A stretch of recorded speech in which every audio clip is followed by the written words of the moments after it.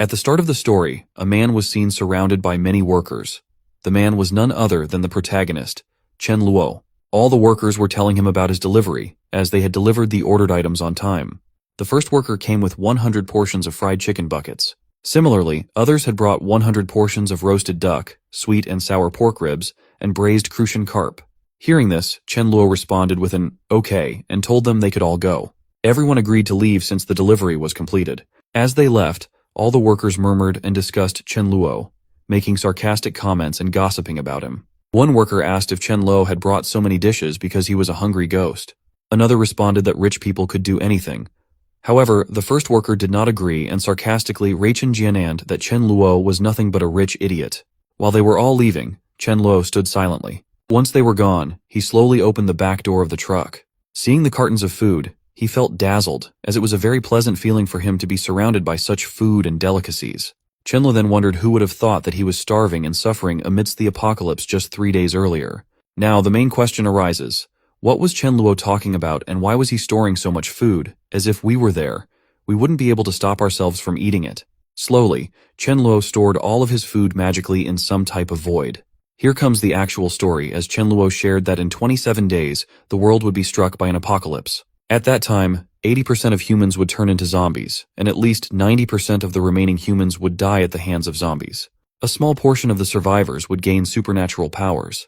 He also shared that there were different types of powers. Some gained physical power, while others gained elemental or psychological superpowers. However, he was the only one who obtained a very rare space attribute superpower and became known as the Void Sovereign. Ever since Chen Luo mastered the ability of void traveling, a skill that excelled in both offense and survivability in battles, he thrived in the apocalypse like a fish in water. Despite his immense power, he always acted pitifully, constantly hiding until all the other survivors eventually died. The world was filled with increasingly absurd monsters, and Chen Luo couldn't find a single human. Eventually, he grew too lonely, and he no longer wanted to live. But here comes another twist. Chen Luo was so lucky that he got reincarnated, or perhaps sent back in time. To his surprise, after sleeping, he found himself back in his home when he woke up. Upon checking, he discovered that he had been transported 27 days before the apocalypse arrived. He was indeed fortunate. First, he obtained a rare power that allowed him to survive, and now he had been reincarnated. But it wasn't the end. Despite all his powers disappearing, one remained. The subspace he had created in his previous life was still with him. In the apocalypse, the most important thing was food and resources, as humans needed food to survive. No one could ever live without it. Happily, Chen Luo had his subspace, which could freeze time and keep the food fresh. Realizing this, Chen Luo became incredibly happy and decided to use his subspace with full efficiency. How could he let such an opportunity, granted by the heavens, slip through his hands? When he successfully stored his food, Chen Luo suddenly received a call.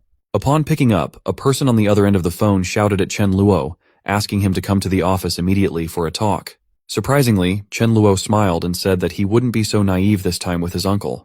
It was indeed a call from his uncle, and Chen Luo was determined not to repeat the mistakes he had made in the past.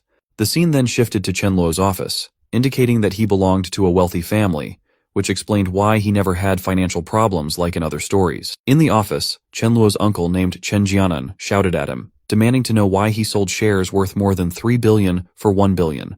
Chen Jianan continued to question why Chen Luo hadn't informed him and whether Chen Luo didn't consider him as his uncle. But Chen Luo remained calm, simply listening to Chen Jianan's words without reacting. Chen Jianan then told Chen Luo that if he was being threatened by someone or facing any problems, Chen Luo should tell him or just blink his eyes, and his uncle would take care of everything. Hearing this, Chen Luo wondered if his uncle was really acting, as he had personally heard from his cousin, Chen Fei, during the apocalypse, that his uncle was the one who planned his parents' death. It was revealed that Chen Jianan had schemed the car accident that killed Chen Luo's parents, and had even embezzled the original shares of the organization that his parents had left for him. Frustrated, Chen Luo realized that he could have remained in the dark for the rest of his life, believing that Chen Jianan was a good person. So, Chen Luo responded to his uncle, saying that no one had threatened him. He simply had a hunch that the price of pork would rise significantly again, reaching 50 catty per pork, which wasn't like a dream. Therefore, the 1 million worth of pork he had bought would increase in value to 5 million. He suddenly got excited and shared that he thought it could be sold at 100 catty per pork, which he didn't consider an impossible task in the future. Hearing all that from Chen Luo, Chen Jianan became furious and frustrated. He started wondering if Chen Luo really believed in such a ridiculous dream, and if it wasn't essentially madness. But Chen Jianan decided to set aside his frustration, and asked Chen Luo why he hadn't sold him those shares for 1.5 billion. Chen Luo tensely denied, apologizing and explaining that he had already sold them and the contract had been signed, making it impossible to buy them back from that young master. Hearing this, Chen Jianan fell silent and didn't know what to say. Suddenly, Chen Luo's phone rang, so he apologized to his uncle and said he needed to pick up the call. Frustrated, Chen Jianan, despite his caring personality in front of Chen Luo, wasn't able to do anything. He told Chen Luo to pick up his phone, saying it wasn't a problem for him. As Chen Luo left the cabin, Chen Jianan wondered how Chen Luo could do something like that. He decided that he must teach Chen Luo a lesson. On the other end, Chen Luo picked up his phone and asked who was calling. The person on the other end replied that they had found the dog Chen Luo entrusted them to search for. It was a black-haired dog with one ear missing, and they had sent a photo to him. The person asked Chen Luo to confirm if it was the lost dog. Excited, Chen Luo wondered if it could really be that dog. He responded with an okay and said he would check it right away. Chen Luo then shared that just after the apocalypse, some busybodies who were bored ranked the super ability users. So naturally, Void was first, which was him, and Fire was first, held by a person with the title of Scarlet Rose. As for Lightning, the first was a dog called Lightning King. Chen Luo agreed with the ranking, acknowledging that any creature that didn't turn into a zombie had a chance to develop an ability. However, he hadn't expected it to be a dog. When there was no food in the apocalypse, that dog was a fresh find for them. Many people had their eyes on the dog, but all failed except Chen Luo, who was the only one cunning enough to eat it. He knew it all too well. Suddenly, while sharing the memory, Chen Luo's mouth watered as he remembered the taste of it. When Chen Luo saw the photo, he became assured that it was indeed the same dog, as the notched left ear was proof. Chen Luo thought that now he had infinite food for this life. So why didn't he make the dog his companion? He would treat the dog well, and they both could enjoy good food and drinks together. Chen Luo then asked the person to send him the address of the dog, as he didn't want to waste any time. He moved forward towards the location, thinking that the dog should wait for him. He hoped that the dog would acknowledge him as its master, as he intended to treat it well. Before going, Chen Luo met with his uncle Chen Jianan and told him that he had some work, so he would leave early. Chen Jianan responded with an okay, and asked Chen Luo to meet as soon as possible again. While leaving, Chen Luo smiled, feeling pity for his uncle, as his uncle wouldn't get another chance to meet with him again because on the day when the apocalypse occurred, Chen Jianan and his son both died. So Chen Jianan left fully, as he wanted just for the time being. The scene then shifted to 1 hour later at Dogmeat Hall, where Chen Luo saw a dog kept in a cage. The dog was making a very pitiful face, seeing which Chen Luo wondered if the dog knew its own appearance during the apocalypse. Chen Luo moved forward toward the dog and smiled, saying that the dog shouldn't worry, as his brother had come to save him. He then furiously turned his face back and asked where the shop's boss was. Chen Luo shouted for the boss to come out as soon as possible. The owner of the shop, named Pasha, came out and politely asked Chen Luo why he had come to find him. Chen Luo pointed his finger toward the dog and asked if Pasha still dared to question why he had come, accusing Pasha of stealing his dog.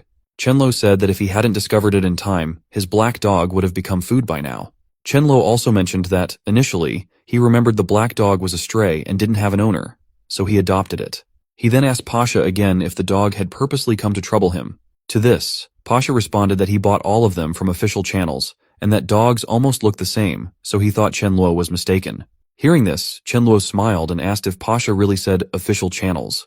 Chen Luo warned Pasha again, asking why he didn't call the police to verify if Pasha really got the dogs from official channels.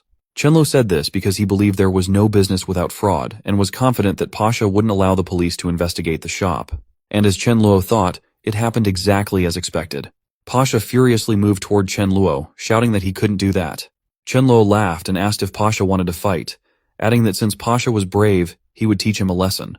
Saying this, Chen Luo grabbed Pasha's hand and kicked it, causing Pasha to fall to the ground. Chen Luo smiled and thought to himself that he had trained so much during the apocalypse, so he didn't need to be afraid of Pasha. Pasha howled in pain from Chen Luo's attack.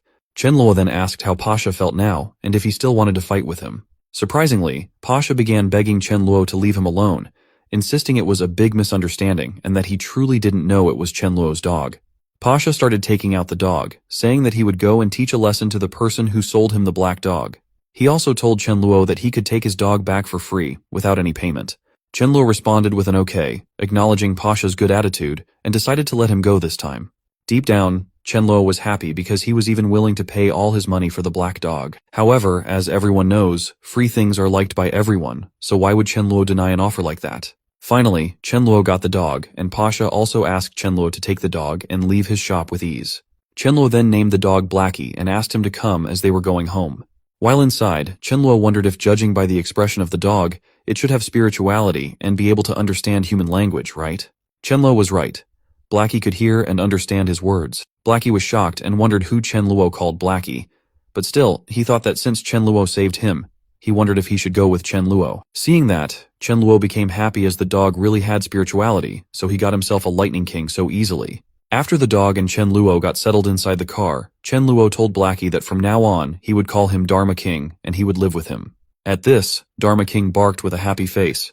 While they were heading back home, Chen Luo contemplated about nurturing their relationship with each other. So he told Dharma King that he would first go and get some supplies for him. On their way, Chen Luo saw a guard and stopped before him. Standing there, Chen Luo wondered about the guard named Sudhaju. He was happy that he got to meet Sudhaju again. Chen Luo then shared that in his past life, before he grasped the void ability, Sudhaju used his body to block the mutants so that Chen Luo could escape, and Sudhaju was killed in the process just to protect him. Chen Luo looked towards Sudhaju again and smiled, deciding that in this present life, he would ensure that Sudhaju had a good life. Chen Luo asked Sudhaju if he wanted to go out with him after he got off from work. Sudhaju responded with a no, explaining that his mother always said boys shouldn't wander and become bad. Hearing this, Chen Luo asked Sudhaju what else his mother said. Sudhaju responded that his mother said there was nothing to show courtesy to, as it was either bad things like robbery. Chen Luo was stunned hearing this from Sudhaju, as Sudhaju was comparing a night-out party to robbery. Chen Luo didn't know how to respond, and deep down, he was wondering that according to the timeline, he and Sudhaju weren't familiar enough. However, it didn't matter, as Sudhaju would be on duty when the apocalypse occurred, so when the incident happened again, they would definitely become brothers. The scene then shifted to some time later, where Dharma was looking very shocked. Actually, Dharma was shocked to see the pool Chen Luo had in his house. Chen Luo took Dharma towards the pool and told him that for the time being, it was his house, and first they would take a shower. In the pool, Chen Luo was washing Dharma's body with a scrubber and soap, and while washing, he was wondering that after being reborn, he didn't want to live like his past life. Also, he didn't want to be the only one who survived. Chen Luo then thought of a general idea. Since supernatural beings would be able to show their talents in the future, why didn't he build a gathering place? Just like what he did for Dharma King, he would do the same for the rest. Chen Luo was even using a blower to soak the water from Dharma's body, and Dharma was impressed by it. He also thought that it was nice, as he could make up for the void ability not specialized in head-on combat. If Chen Luo wants to build a gathering place, he needs more resources, including staple food, fruits, salt, vegetables, seeds, generators, medicine, utensils, and more. Most importantly, water, as all water sources were polluted after the apocalypse, and the viruses contained in them cannot be purified by any means. Chen Luo also shared that if someone wants to drink pure water, then he or she has to wait for the rain. Suddenly, he slapped his forehead, making a weird face, which shocked Dharma, who wondered what happened to him. Chen Luo then shouted that he forgot he firstly needs to prepare a batch of high-voltage electric batons too. Hearing this, Dharma got scared and looked tensely towards Chen Luo. Chen Luo patted his head and asked Dharma not to take tension, as it was for the zombies and not him. Chen Luo then thought that in the starting of the apocalypse, the electric batons were like godly weapons. Excited by the idea, Chen Luo decided to buy a few sets of alloy armors. Hastily, he started scrolling his phone to book the order, while thinking carefully to choose wisely when placing the order. The scene then shifted to some time later, where Chen Luo and Dharma were eating their food. However, Dharma was eating so hastily that Chen Luo asked him to slow down. Otherwise, he would choke. After finishing their food, Chen Luo told Dharma that they had plenty of stockpiled food, so Chen Luo promised him that they would eat delicious food in the future. While talking, Chen Luo casually disposed of the leftover chicken bone. Seeing Dharma doing the same, Chen Luo felt happy as Dharma was copying him. However, Chen Luo was still lost in thought about something when suddenly, to his surprise, someone came to his door and began knocking. When Chen Luo opened the door, there was a beautiful lady standing outside his home. Seeing her, Chen Luo asked who she was. The girl introduced herself as Lady Mayu. Hearing the name, Chen Luo was stunned, as she was the cooking teacher he had hired for himself. Chen Luo apologized to Mayu for forgetting about the cooking class lesson and smilingly asked her to come inside. On the other hand, seeing Chen Luo like that, Mayu wondered that Chen Luo was giving her 50,000 wen just for teaching him cooking, so he must be a rich person. She was also happy that it seemed to her like she didn't have to worry about the employer using any tricks. But after seeing Chen Luo, she felt relieved. She also wondered, given Chen Luo's conditions, how many beautiful ladies outside couldn't be seduced, and whether Chen Luo had thoughts about her. Inside the kitchen Chen Luo showed Mayu that the utensils and ingredients she had asked for were already ready in advance. But deep down, he was wondering that in order to prevent all kinds of uncertainties in the apocalypse, he couldn't just have supplies but also needed cooking skills. Therefore, he needed to spend a lot of money to hire Mayu as a chef. Mayu then got ready and shared that first she would teach him how to cook sweet and sour pork ribs. Chen Luo responded with an okay, but deep down, he was happy, because he knew he only had to pay Mayu's salary for 1 month, a time that would definitely not come in the post-apocalyptic world. Chen Luo was making the food, and Mayu was instructing him on what to do. Mayu asked him to cut the ribs into smaller pieces and blanch them in a pan with cold water for a while. Then she asked Chen Luo to pour oil, but surprisingly, he was pouring too much. Seeing this, Mayu asked if his oil did not cost any money and why he poured so much. Again, when it was time to use salt, he mistakenly used sugar, causing Mayu to shout at him, asking why he couldn't differentiate between sugar and salt. At last, the dish turned out so pathetic that Mayu gave it to the dog, but even the dog wouldn't eat it. Mayu told Chen Luo that he finally made some improvements, but Chen Luo was tense and sad that the food he cooked wasn't even eaten by the dog, so she didn't need to comfort him. Dharma was also barking furiously at Mayu, as he had no grudges against the owner and wondered why she was trying to poison him. Mayu then clarified her motive by saying that at least the kitchen Luo didn't get burned during Chen Luo's cooking. Chen Luo, hearing this, was stunned and didn't respond. Instead, he thought that he was really not fit to cook and that he could only rely on a royal chef. Mayu then said goodbye to Chen Luo and left his house. After Mayu left, Chen Luo started wondering about her skills, realizing they weren't bad. It was such a pity they didn't know each other in the past. He also wondered what happened to her after the apocalypse occurred. Chen Luo was actually thinking about her because he was considering recruiting her as his chef. But in the end, he just hoped for her luck to be good. The scene then shifted to some time later, where Chen Luo was taking a walk. Suddenly, he saw someone and wondered if it was really them. Next, it showed that he saw a duo of sisters named Millie and Milling. Chen Luo shared that these sisters weren't simple. After Milling awakened her fire ability, she became the first person with such an ability, and was called the Scarlet Rose Spirit Flame Princess. What's more amazing was her younger sister Millie, who was a light element ability user.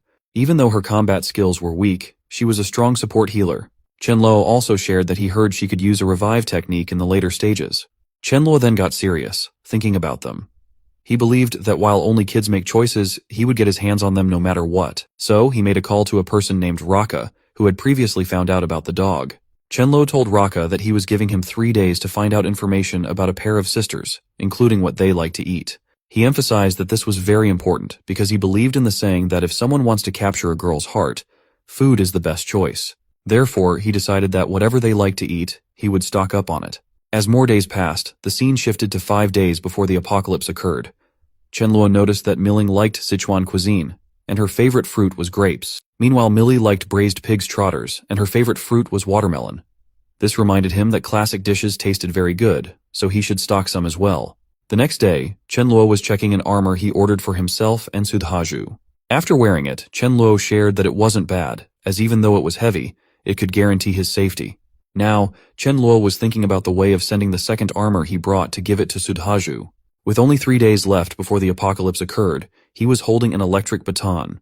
The dealer told Chen Luo that the high-voltage electricity released by the electric baton could stun a person instantly, and it could even incapacitate a person within a few seconds, so Chen Luo needed to use it very carefully. Chen Luo was happy holding the baton because he was thinking that he could easily kill hundreds of zombies with it. The scene shifted to the next day, where Chen Luo was asking someone about a truck as he wanted to buy it. The owner responded with an okay as he would soon tell the price to Chen Luo. The scene then comes to the night just before the apocalypse would occur.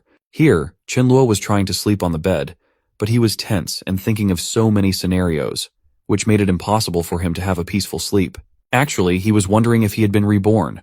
Would the apocalypse still come? If it didn't, then the stocked resources would be a big loss. But soon, he hoped that the apocalypse wouldn't occur so that he could sacrifice himself for the benefit of the whole country.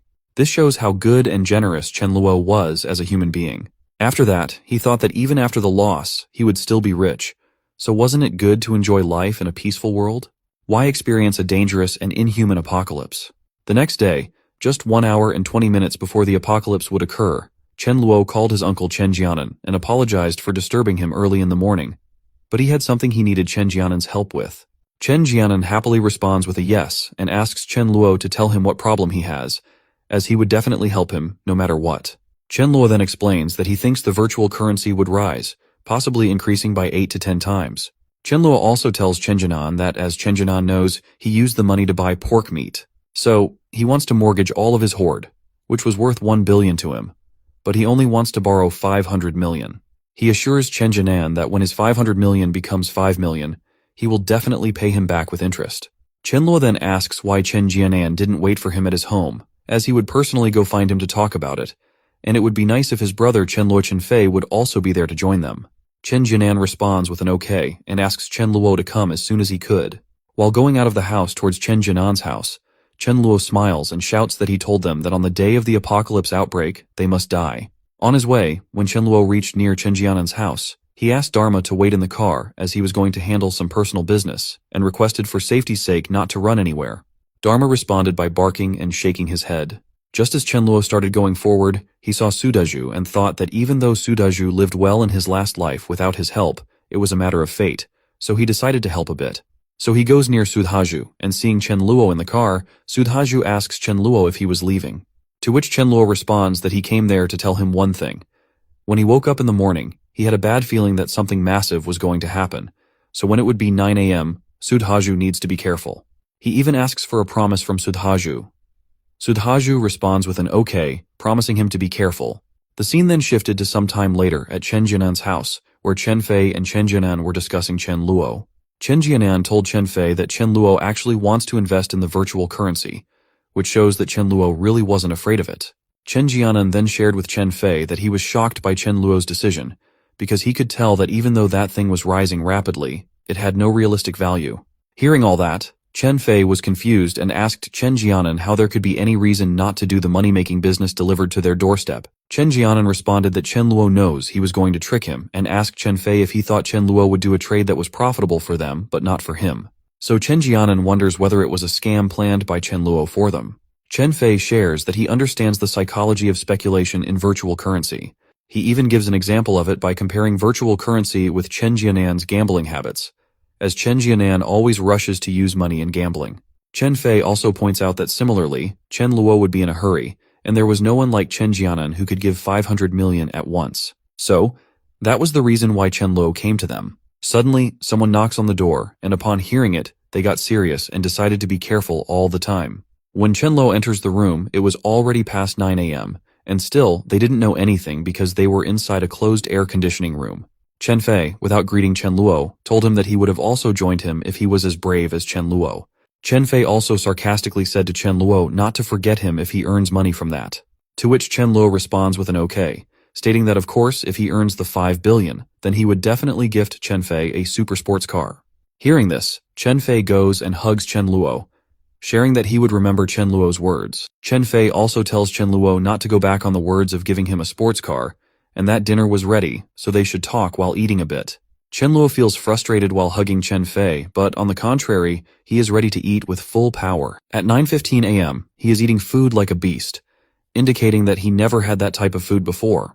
Both Chen Jianan and Chen Fei are confused about what happened to Chen Luo, but suddenly, to their surprise, they hear an anonymous type sound from outside of their room. Chen Jianan asks what kind of sound it could be, as it seemed to have come from the maid's room. He asks Chen Fei to go and take a look at it. Chen Fei agrees and goes to check, while on the other hand, Chen Luo gets serious because he knows that it is none other than the indication of the arrival of the apocalypse. Chen Luo also stands up and tells his uncle Chen Jianan that he would also go and take a look, just in case the maid was injured, so he could help Chen Fei send her to the hospital.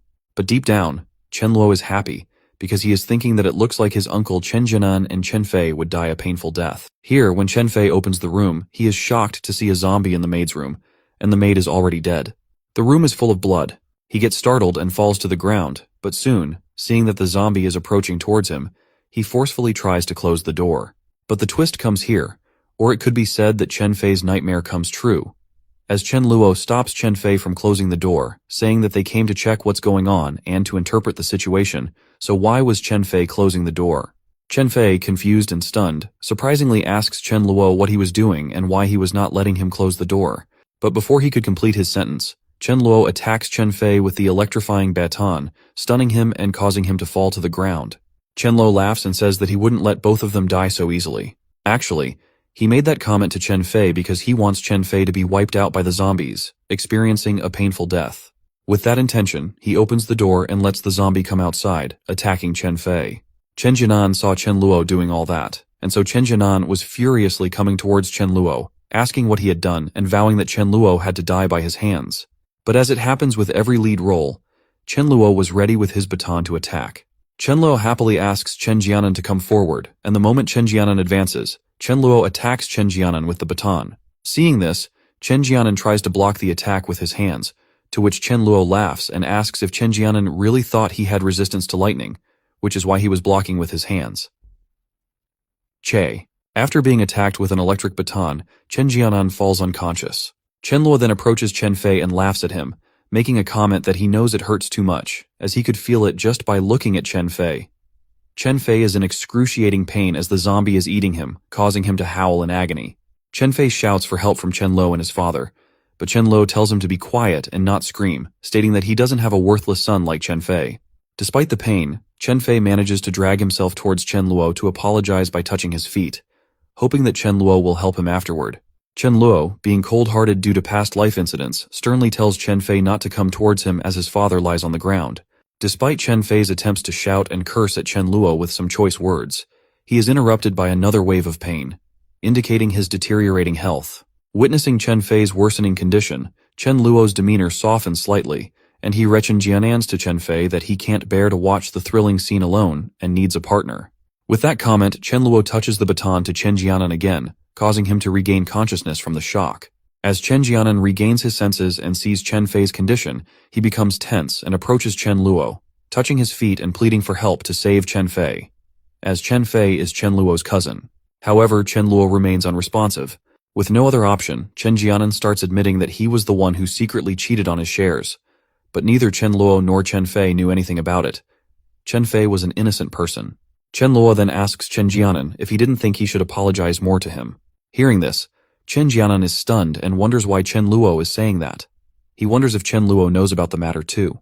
However, Chen Jianan still refuses to apologize for killing Chen Luo's parents. Chen Luo then asks Chen Jianan if he had thought about his answer, as Chen Fei didn't have much time left and couldn't hold on much longer. In response, Chen Jianan furiously demands that Chen Luo save Chen Fei immediately and promises not to call the police if Chen Luo does so. Chen Jianan warned Chen Luo that if he calls the police, Chen Luo's future would be in danger and it could also be doomed. In response, Chen Luo said that he had already given Chen Jianan a chance, but now he wouldn't give him another. Hearing this, Chen Jianan became furious and started shouting, calling Chen Luo an ungrateful bastard who wants to betray his own cousin and uncle, stating that Chen Luo was even worse than a dog.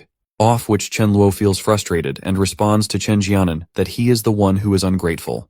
Chen Luo slaps Chen Jianan and tells him that his father saw Chen Jianan fail and never succeeded anything, yet still introduced Chen Jianan to the Chen Luo organization. But what did Chen Jianan do in return? Chen Jianan plotted against his parents. Chen Luo couldn't comprehend how Chen Jianan could utter such shameless words. Until Chen Fei died, Chen Jianan got sad and angry. He responded to Chen Luo that he was Chen Luo's father's brother, and he even contributed to the company. Yet, in response, what did he get? Chen Jianan furiously asks if Chen Luo's father saw him as a beggar for only giving him 10% equity in the company. He questions if that's why he deserved to die.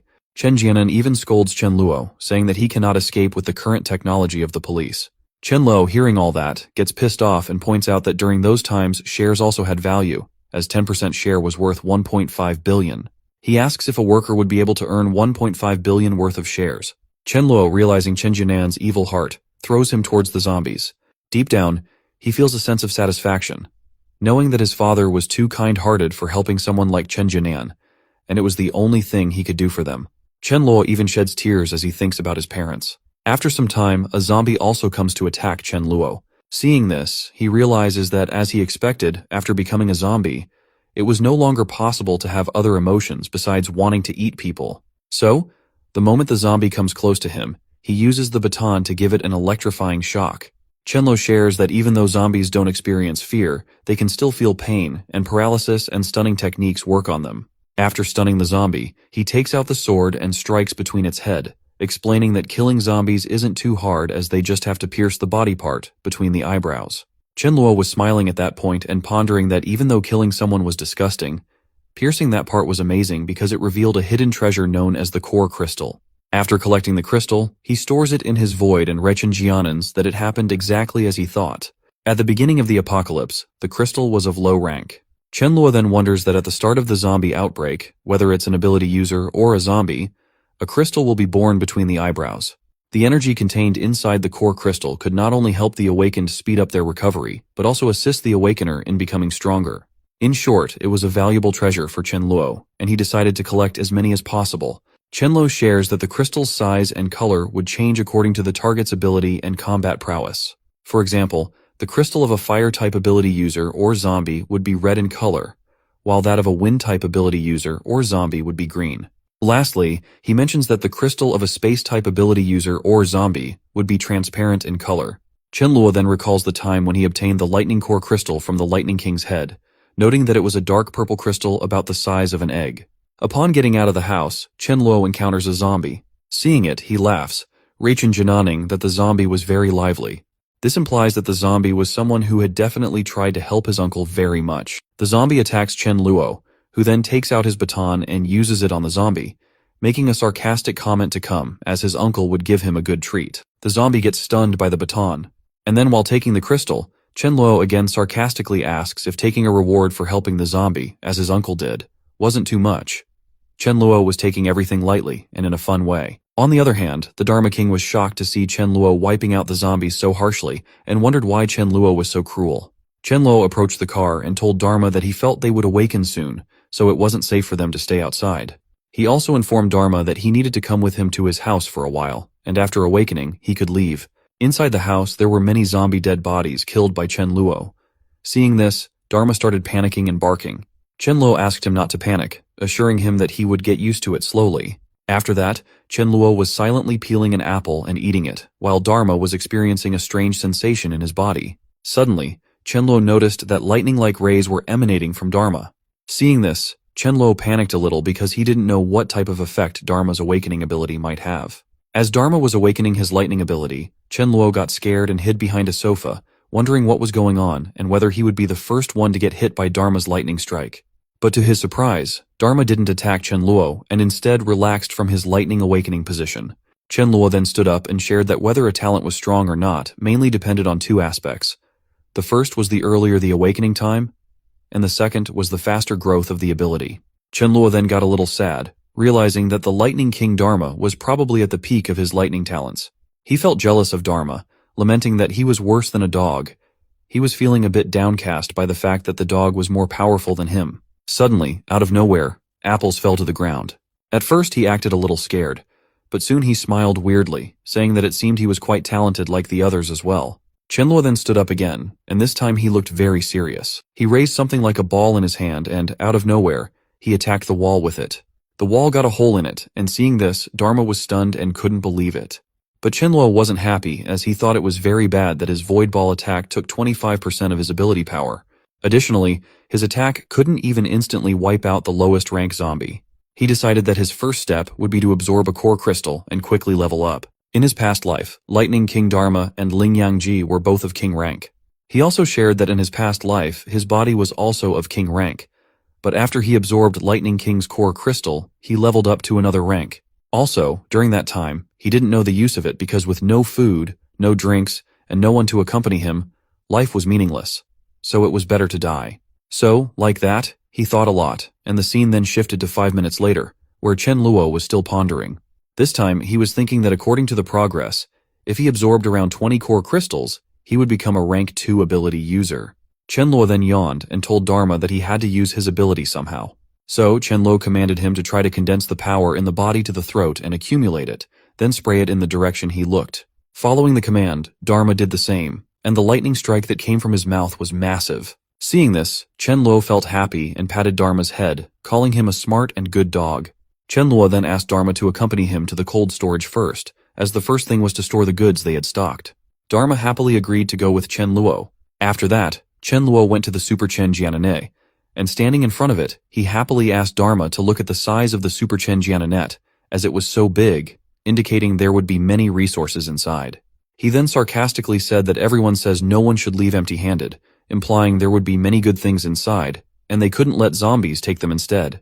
Chen-luo asked Dharma what if they fought the zombies and took all the things, of which Dharma responds with an okay and happily asks to go and begin it. Chen-luo takes out his armor and weapon, then tells Dharma to attack if he could, and not fight head-on, but use his agile body to dodge the attacks. Dharma responds that he understood, so they started fighting together and were easily defeating them, but suddenly when Dharma struck a girl with his lightning power, he got stunned to see that there wasn't any scratch on her body.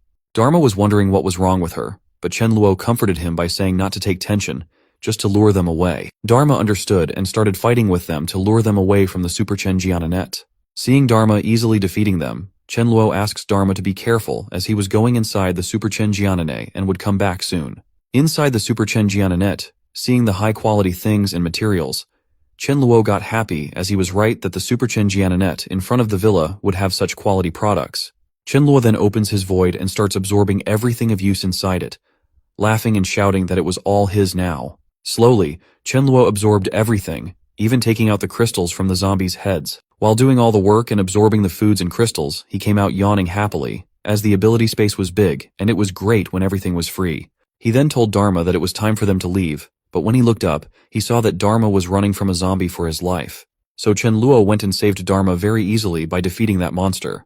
After which Dharma was sobbing, wondering why his master could kill zombies so easily while he couldn't. So Chen-luo patted his head and asked Dharma not to be upset, reassuring him that he was already very good. He just had to work hard, and after some time, he would be the best and coolest dog. Hearing all that, Dharma got happy and was smiling as if he had received something big. Chen-luo then asked Dharma to, let's go to the cold storage. As they were going towards the cold storage, someone in the way asked them to stop from behind. It was a random person who saw Chen-luo alive, so he asked Chen-luo to wait for a moment to talk. The boy asked Chen-luo if he knew what was happening because he called the police, but no one was answering. Chen-luo very calmly responded that it was obvious that it was an apocalypse and a zombie outbreak. Hearing this, the boy got scared, pondering the situation. But soon, he happily asked Chen-luo to be companions with each other, suggesting they could take care of each other in the apocalypse. Chen-luo directly denied the offer, saying that he didn't need it and moved forward. The boy kept shouting for Chen-luo to wait, but Chen-luo didn't stop again. After going from there, Chen-luo was wondering that he planned to accept some underlings, but only elite ones. So, he didn't blame him for being so cold-blooded, as even if he had many resources, they were not infinite, and he needed to be cautious. Suddenly, in the way, he saw something and stopped the car. Actually, there were so many zombies blocking the road. Chen-luo wondered that he remembered they could only reach the cold storage by that specific road, but it was blocked by the zombies. Hence, it seemed like he had to kill them all. Chen-luo then got out of the car and told Dharma to go and stroll around while being protective. They started fighting the zombies, and Chen-luo was using electric batons to kill them one by one. Some zombies even tried to sneak attack him, but Chen-luo was smart, so he outplayed those zombies. Also, one zombie bites off his biceps, but surprisingly, Chen-luo just throws the zombie with his hands and shares that his armor was made of alloy, so how could low-level zombies like them break it? He then sarcastically made a comment that there was no dentist in the city to fill up their teeth, and if they lose their teeth, in the future they could only rely on their tongue to lick. But suddenly, he laughs, telling them to wait, as there was no future for them. Suddenly, to Chen-luo's shock, his electric baton got discharged and stopped producing electricity. At that moment, Chen-luo was stunned and tense, unsure what to do next. The zombies came and started snatching the baton from Chen-luo, so Chen-luo tensely gave them the baton, saying they could take it if they wanted. Surprisingly, he was just trying to buy some time. The reason he needed time was that he had to take out a new baton from his void. So after taking out a new baton, he started wiping out zombies. After defeating them all, he collected all the crystals from inside them. The scene then shifted to some time later, where Dharma also came and stood beside Chen-luo, looking at him confusingly, wondering why they weren't going to the cold storage, why they were holding and waiting, and where they were. Chen-luo then asks Dharma to come and shows him a truck, sharing that the heavy truck was more amazing than alloy armor and an electric baton, as he had kept the truck there for the day of the apocalypse. Hearing this, Dharma got impressed and looked happily towards Chen-luo. Chen-luo asks Dharma to get up on the truck as he would drive it. He then moves forward, and a closed door was coming. Seeing this, Chen-luo asks Dharma to look at what he was going to do. With a truck like that, there wasn't any need for them to get outside and open the door. so he easily broke the door with the truck. Seeing this, Dharma was stunned, whereas Chen Luo was feeling amazing, as it looked like a heroic stunt to him. Upon going further, they met with hundreds of zombies, and there Chen Luo shared that he already knew that those hundreds of zombies would take a long time to kill with the electric baton, also wasting his electricity. Chen Luo then, without wasting time, hit zombies with the truck and slashed them away. Being in an act like that, Dharma was shocked and sobbing, thinking his master was so cruel. On the other hand, there were two boys named Fang and Leng, and one girl named Mia on the second floor of that cold storage. Seeing Chen Luo from above, they were impressed. Leng said that he thinks Chen Luo's truck was much stronger than other vehicles in their cold storage. Mia suggested to Fang and Leng that they should ask Chen Luo to take them out from the cold storage. Fang asks that Chen Luo was unaccompanied, so why would he take the risk for them? Was he their father? Fang also said that he thinks Chen Luo was a ruthless person. Otherwise, he wouldn't be able to do what he just did, and Chen Luo probably knows that their cold storage had resources. So Chen Luo came to take the resources, and once he got those resources, he would leave and wouldn't care about them. Fang then suggested that instead of asking for help, they should try to help themselves, and they could snatch Chen Luo's truck, as it was the most reliable means of transportation, with the truck in their own hands. Leng asks them to look that Chen Luo seems to be wearing armor. Fang again said that they just need to snatch the truck, and they would be safe. So what did they think about it? Leng also furiously agrees with Fang, as Chen Luo came to steal resources from the cold storage, which was unforgivable. So, after some seconds, when Chen Luo was extracting the crystals from zombies, Mia came close to him and thanked him for saving them by killing the zombies. Hearing this, Chen Luo started wondering why they were thanking him, as it seemed like they would ask him to bring them out of the cold storage safely. Chen Luo then asks Mia whether they were the only survivors there. Mia responds with a yes, as only the three of them survived. While Mia was keeping Chen Luo busy by talking with him, both Fang and Leng came from behind and put their hands on Chen Luo's shoulder, by which Chen Luo understood that they were going to try to snatch his things, so he wondered whether it was real that a few moments ago they were trying to thank him, but now they were going to snatch his items. Fang asks Chen Luo not to fight back and not to worry, as they weren't going to harm him. By their act, Chen Luo got furious and wondered that during the harsh environment, it would really magnify the ugliness of human nature infinitely, and kindness was the least valuable and most harmful thing during the apocalypse. Suddenly, to the surprise of Fang and the others, a dog came towards them barking. Seeing this, Fang asks where the dog came from. Leng responds that he thinks the dog wasn't infected yet. While they were distracted by the appearance of Dharma, Chen Luo got the time to open his void, as now he didn't have to worry about exposing his void ability in front of them. So, sneakily, he took out the baton and attacked them with it. Lastly, he said that they didn't have to worry because dead people didn't speak at all. After he killed both boys, Mia got scared and started asking Chen Luo not to kill her. Chen Luo wondered why he wouldn't kill her just because she was a girl. Mia started running, shouting for help. Seeing this, Chen Luo said that she looked like she ran very fast, so he told Dharma that she was his target. Dharma then wasted no time and attacked Mia from the backside. Mia fell to the ground and Chen Luo approached her, stunning her with the baton. He said that it was the reason why everyone says that the one who strikes first has the advantage. After killing them, he asks Dharma to get ready for storing everything. So they got seasoning, seafood, chicken, duck, various types of meat, pig trotter offal, instant vegetables, fruits, and what was even more surprising was that everything was in amounts of more than 9999 tons. Lastly, Chen Luo shared with Dharma that they got 60,000 tons of resources from the cold storage. While going back, Chen Luo told Dharma that they were going home for some rest, and then they would go to the grain storage to loot more. Chen Luo then wondered how Sudaju was doing. Suddenly, Chen Luo saw a boy in front of his truck asking for help and offering him a ride. But Chen Luo noticed that the boy was hiding many things underneath his shirt, and it probably wasn't a good idea to give him a ride. Actually, Chen Luo was taking precautions because his law of survival didn't allow him to let any threat arise, even if the threat was small. Seeing Chen Luo not stopping, the boy continuously asked him to stop, but Chen Luo had already decided that if the boy didn't get aside, he would drive over him. Seeing the truck coming, the boy got scared and moved aside, then started shouting furiously that Chen Luo dared to hit him, and now Chen Luo would regret it because whenever he got the chance, he would definitely retaliate against him. Hearing this, Chen Luo got angry and wondered that in the past, holding a grudge might lead to saying something bad behind someone's back or trying some scheme. But now, in the apocalypse, after awakening with abilities, everyone had the chance to kill people. So Chen Luo asks Dharma, the Lightning King, if he heard that the boy said he wants to eat dog meat. Hearing this, Dharma said that even though he didn't understand human language, he believed that the boy didn't say dog meat, As Chen Luo stopped, the boy went towards him furiously, intending to retaliate, but suddenly he got shocked to see a dog coming towards him. The boy saw that the dog was going to attack, so he tried to attack back with a rod. But Dharma was on the other side, thinking that he didn't care if the boy wanted to eat dog meat or not. If Master said that he wants that boy dead, then the boy must need to die. So, without wasting time, Dharma used a lightning strike on the boy, and the boy became unconscious. Hearing this, Chen Luo asked Dharma to ensure that the boy was dead, so not just to use lightning. Dharma looked confusingly towards Chen Luo. So, Chen Luo responded and made Dharma understand that in battle, if he showed any hesitation, he would die. Only if he adapted to the apocalypse, then he would safely survive.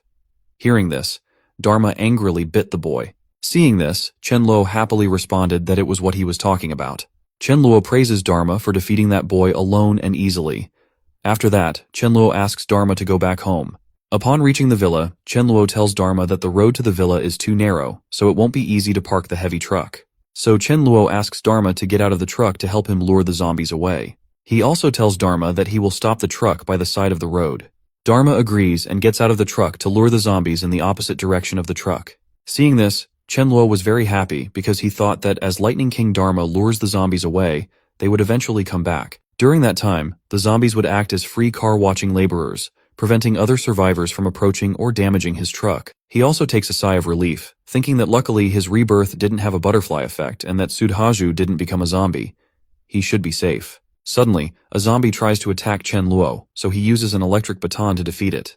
While Chen Luo was fighting, Sudhaju arrived at the villa with a girl. Seeing Chen Luo fight like that, Sudhaju praised him. The girl Rechenjianand that the electric baton was so strong that Chen Luo wouldn't be scared even if he encountered a zombie, explaining why Chen Luo was so brave. After the fight ended, Sudhaju shouted and told Chen Luo about his place. Seeing Sudhaju alive, Chen Luo was happy as it was what he expected. However, he was also surprised to see the girl, and he identified her as Chen Luo Jing. Both Chen Luo Jing and Sudhaju started discussing something with Chen Luo. Chen Luo asked them not to talk about it openly and to move quickly, as it would be troublesome if they encountered zombies. Hearing this, Chen Luo Jing didn't look very happy and made a weird face. Even while making a weird face, Chen Luo Jing responded with a yes. However, deep down, she was thinking that she needed to increase her affection for Chen Luo. With both Sudhaju and Chen Luo protecting her, she could stay safe and wait for rescue from the country. So let's see what actually happens from Chen Luo's side. Just when Chen Luo entered the villa and started fighting zombies, he was wondering about Sudhaju. Chen Luo wonders if Sudhaju fled to the interior of the villa area during the zombie outbreak, or if Sudhaju climbed over the wall and hid in a villa. He then feels very frustrated that he couldn't recall which villa Sudhaju might have hidden in, as he only remembers the surrounding area. Chen Luo then decided not to think too much and use that trick. Suddenly he started shouting Sudhaju's name, asking if Sudhaju could hear him and if so, where he was. Seeing Chen Luo like that, Dharma got stunned and wondered what his master was doing, as it would lure zombies out. On the other side, Sudhaju was hiding in the villa, and upon hearing the voice, he realized it was none other than Chen Luo. Chen Luo Jing asked Sudhaju not to go, as Chen Luo was acting crazy and not afraid of luring out zombies. She believed Chen Luo not only wanted to die, but also wanted them to get killed. Hearing this, Sudhaju also wondered. With brother Chen Luo's smart brain, did Chen Luo not know that it's dangerous to shout? And why was Chen Luo using that method to find him? Chen Luo again shouted Sudhaju's name and asked about his whereabouts. Sudhaju had no choice but to get out and meet with Chen Luo. Upon hearing this, Chen Luo Jing said she would also come with him and pleaded with Sudhaju not to leave her alone. The moment they got outside, they saw Chen Luo fighting with zombies. Chen Luo Jing again tried to provoke Sudhaju. Then came the moment when Sudhaju praised Chen Luo, and Chen Luo Jing was shocked to see Chen Luo like that. So, actually, what Chen Luo really thought after seeing Chen Luo Jing was how could he forget about this girl? As in his previous life, she was a burden and almost got them killed. Chen Luo also shared that Chen Luo Jing was very scheming.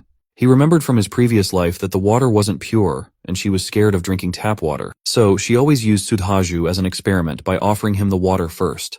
Even after when Chen Luo got partnered with Sudhaju, Chen Luo Jing tried to show affection to both of them in various ways. First, she went to Sudhaju and told him that she felt very safe beside him, unlike brother Chen Luo.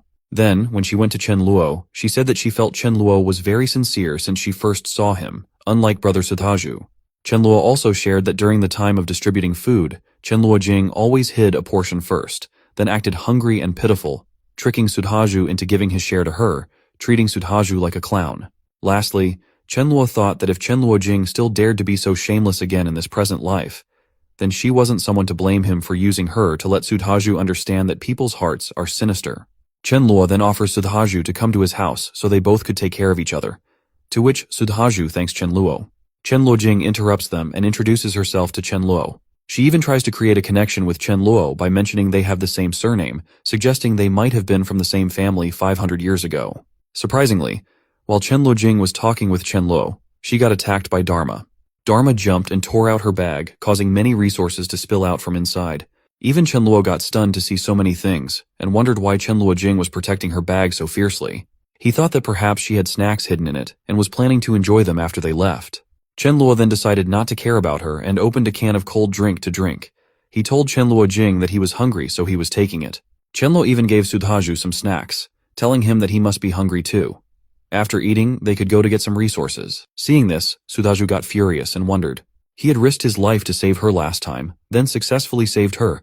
But what about her? She had food all the time, yet she still dared to lie to him, saying that she didn't have any. Sudhaju realized that she planned not to share with them, so he decided to not care about her anymore. Chen Luojing got tense seeing them eating, and with a tear in her eyes, she approached Sudhaju, asking that he couldn't be allowed to eat as it was her food. So Sudhaju put it down and gave it back, but Chen Luo used his leg to make her fall down on the ground. After falling down, she howled in pain and shouted that bullying a poor girl, were they guys still considered as men? Hearing this, Chen Luo smiled and wondered aloud, let this girl go and ask the zombies whether they care if someone is a guy or a girl. But he also thought that exposing this much wasn't enough to make Sudhaju understand human nature, so he needed to make her expose more. Chen Luo smiled and asked Chen Luojing why she needed to cry, as they would only have energy to find food after they ate, right? So, this time she didn't have to come with them, as they had eaten her food. And when they come back, they will give her double the amount of food they had taken. Hearing this, Chen Luojing thought that no matter what, she couldn't make Chen Luo and Sudhaju her enemies, so she had to accept it. Afterward, Chen Luojing apologized, saying it was her fault as she had just reacted instinctively. When she was younger, she had starved a lot, and she didn't really mean to do whatever she just did.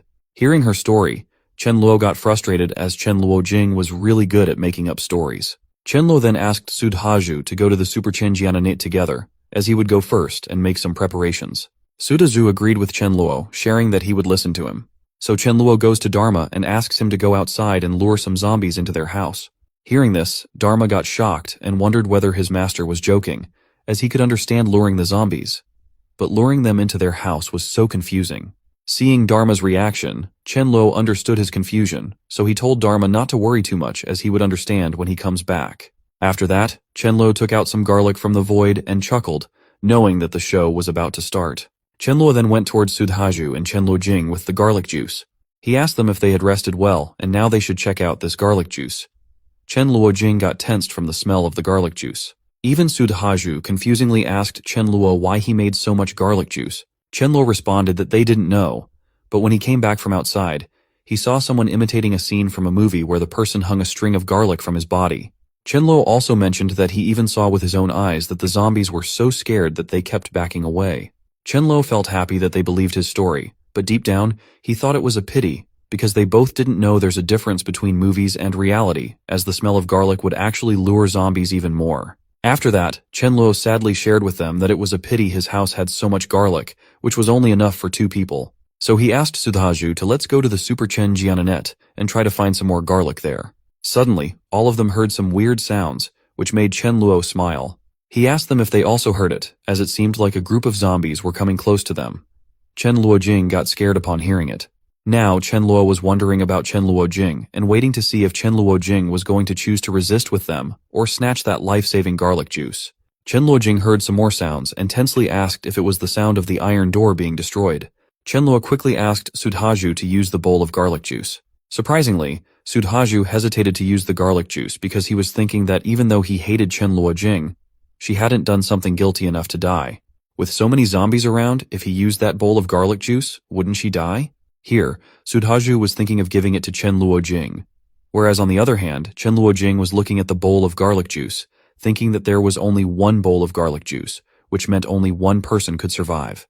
Here, Sudhaju was going to take the bowl and give it to her, but seeing him coming close to the bowl of garlic juice, without thinking twice, she snatched the bowl from the table and poured it all over herself, deciding that she should be the one to survive. Seeing her do that, Sudhaju got pissed off as he had even thought of giving it to her, but from now on, he wouldn't think about her. Chenluo came there and asked Sudhaju if he saw that or not, so it's better not to treat people well in the apocalypse because some people were not fit to be humans. Hearing this, Chenluo Jing understood Chenluo's motive and asked if Chenluo tried to set her up. Chenluo smiled and asked her if he set her up. Didn't she make that decision herself? Or did he force her to pour the garlic over herself? Chenluo then laughed and told Chenluo Jing that zombies were very sensitive to the smell of garlic, so she was now dead for sure. Hearing this, Chenluo Jing got tense and started shouting, asking Chenluo if he lied to her about the juice and whether there was something wrong with her just wanting to live. Chenluo responds that it wasn't wrong to want to live, but she was wrong to use people's kindness and bully him, especially when it came to Sudhaju. He also asks her that just as she said they also want to live, so sacrificing her for that, whether it was wrong. After that, Chenluo started taking out armor and weapons from his void, thinking that Chenluo Jing would be dead soon, and dead people wouldn't reveal secrets, especially talking about Sudhaju, so he would tell Sudhaju himself that the ability he awakened was void. Seeing Chenluo taking out the armor, Chenluo Jing got stunned and asked about it. She realized that Chenluo had prepared it a long time ago, which was the reason why he didn't pour the garlic on himself. Chenluo then told Sudhaju to go and find a room to hide, as he would only be a burden to him. Sudhaju responded with an okay and left to hide. Even Chenluo Jing came close to Chenluo and, in a romantic gesture, she asked Chenluo to let her off this time, promising that in the future, he could do anything he wanted with her.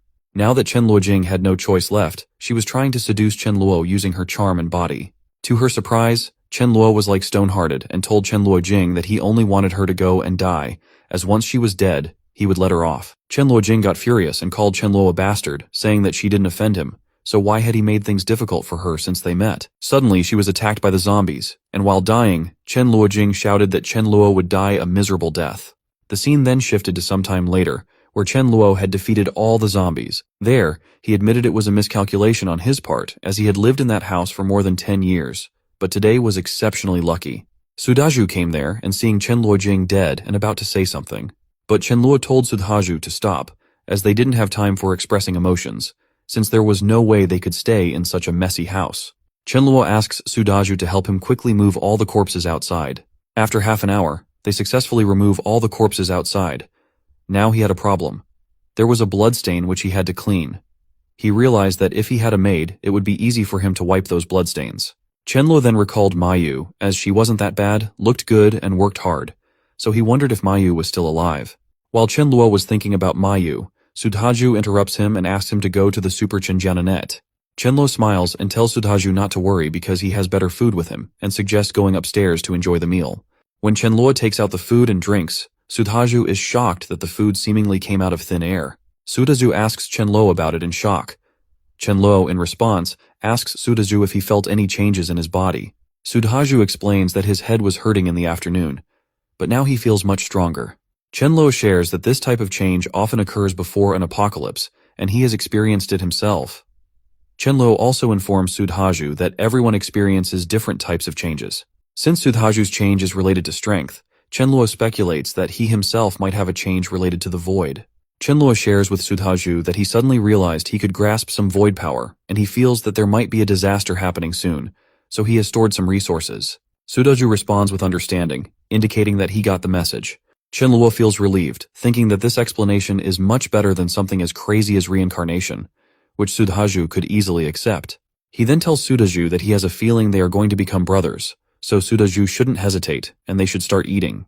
Sudhaju mentions that there is too much food, and they couldn't finish it all, suggesting they save some as just 2 or 3 dishes were enough. Chenluo responds that it's fine because even after they finish eating, Dharma, the Lightning King, hasn't eaten yet. Hearing this, Dharma asks not to mention it as leftovers, recalling his days as a stray dog when even getting some swill to eat was considered lucky. He thanks Chenluo but sadly asks if cleaning bloodstains was now a dog's task. In reality, Chenluo had asked Dharma to clean the bloodstains. After eating, Chenluo tried to create a void sword, but it disappeared just 5 seconds after being generated. While lying on the bed, he laughs, thinking about how he observed 42 core crystals, which wasn't a joke, and he even managed to create a void sword. Chenluo shared that in his past life, he could only grasp the void sword when he was at level 7, and according to his current progress, in his past life, he only grasped the void passage at rank 9, so he might be able to use it when he reaches rank 4 now. He also wonders if the elemental blade he used when he was at the king rank could be accessed earlier in his present life, which feels great just by thinking about it. In the next morning, Sudhaju happily tells Chen Luo that whatever Chen Luo said really worked, as he feels much stronger after absorbing 7 core crystals. Even Dharma barks 9 times in front of them. Seeing this, Chen Luo smiles and asks if Sudhaju really ate 9, Jiananing that it wasn't that bad. He even makes a sarcastic comment that luckily it wasn't 99. Otherwise, Dharma would be shouting for a long time. On the other hand, Sudhaju is shocked that a dog absorbed more crystals than him. Chen Luo then opens his void and takes out an armor to give to Sudhaju, asking him not to look down on Dharma as he is very talented. He suggests trying on the armor after eating breakfast because afterward they have to go to the grain storage. Sudhaju responds with an okay. The scene then shifts to sometime later when they head towards the truck. Seeing the zombies walking around the truck, Chen Luo gets happy, as zombies are really free laborers who help him guard the truck. Sudhaju, seeing the zombies, asks Chen Luo about wiping them out, but Chen Luo stops him, saying that those zombies are free laborers, so Lightning King Dharma will lure them away. Just as Chen Luo speaks, Dharma starts luring away the zombies, to which Sudhaju asks why he feels like the dog has more use than him. Chen Luo responds by asking Sudhaju not to compare himself with a dog, as there are things that a dog can do that he can't, and vice versa. He reassures Sudhaju that they all have their own usefulness. Hearing this, Sudhaju surprisingly asks Chen Luo if there really was some work that a dog can do, but he can't. Chen Luo responds with a yes and asks if Sudhaju dares to eat feces, just like a dog would. Chen Luo says it as a joke, but hearing it, Dharma gets stunned and furiously turns away, shouting that it's slander as he didn't eat anything like that. The scene then shifts to the grain storage, where Chen Luo is slashing away the zombies by hitting them with the truck. Seeing this, Sudhaju praises Chen Luo for taking the truck. Chen Luo shares that he feels strange because there were quite a few staff members in the grain storage. They shouldn't all be dead. Also, the sound outside was so loud, so why did no one call for help? Sudhaju also suggests that it's a big place, so there might be an underground basement, and people could be hiding there, which is why they didn't hear anything. Hearing this, Chen Luo finds it knowledgeable. He stops in front of a passage and shares his thought that it might be the passage leading to the basement. Chen Luo asks Sudhaju to go together and check it out. Upon moving further, they find a skull of someone. Seeing this, Chen Luo is stunned because while normal zombies gnaw on humans, they wouldn't eat everything until only one bone is left. Chen Luo wonders if some zombies got mutated inside and tells Sudhaju that he wonders whether it was an ant or a rat. Chen Luo thought that both were gregarious, so they should be in such large numbers.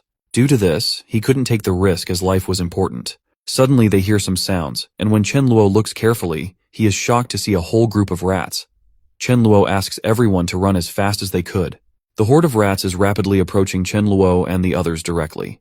When Chen Luo and Sudhaju are trying to run, Dharma is trying to stop the horde of rats. Seeing this, Chen Luo asks Dharma to take care of his own safety, so Dharma also runs with them. Surprisingly, a slightly mutated rat appears, and upon seeing the humans, it becomes excited, considering them delicious food. It jumps towards Chen Luo for an attack, expressing its desire to see how they could escape. Due to the sudden attack, Chen Luo falls to the ground. Seeing this, Sudhaju helps him up and expresses his belief that they are now doomed.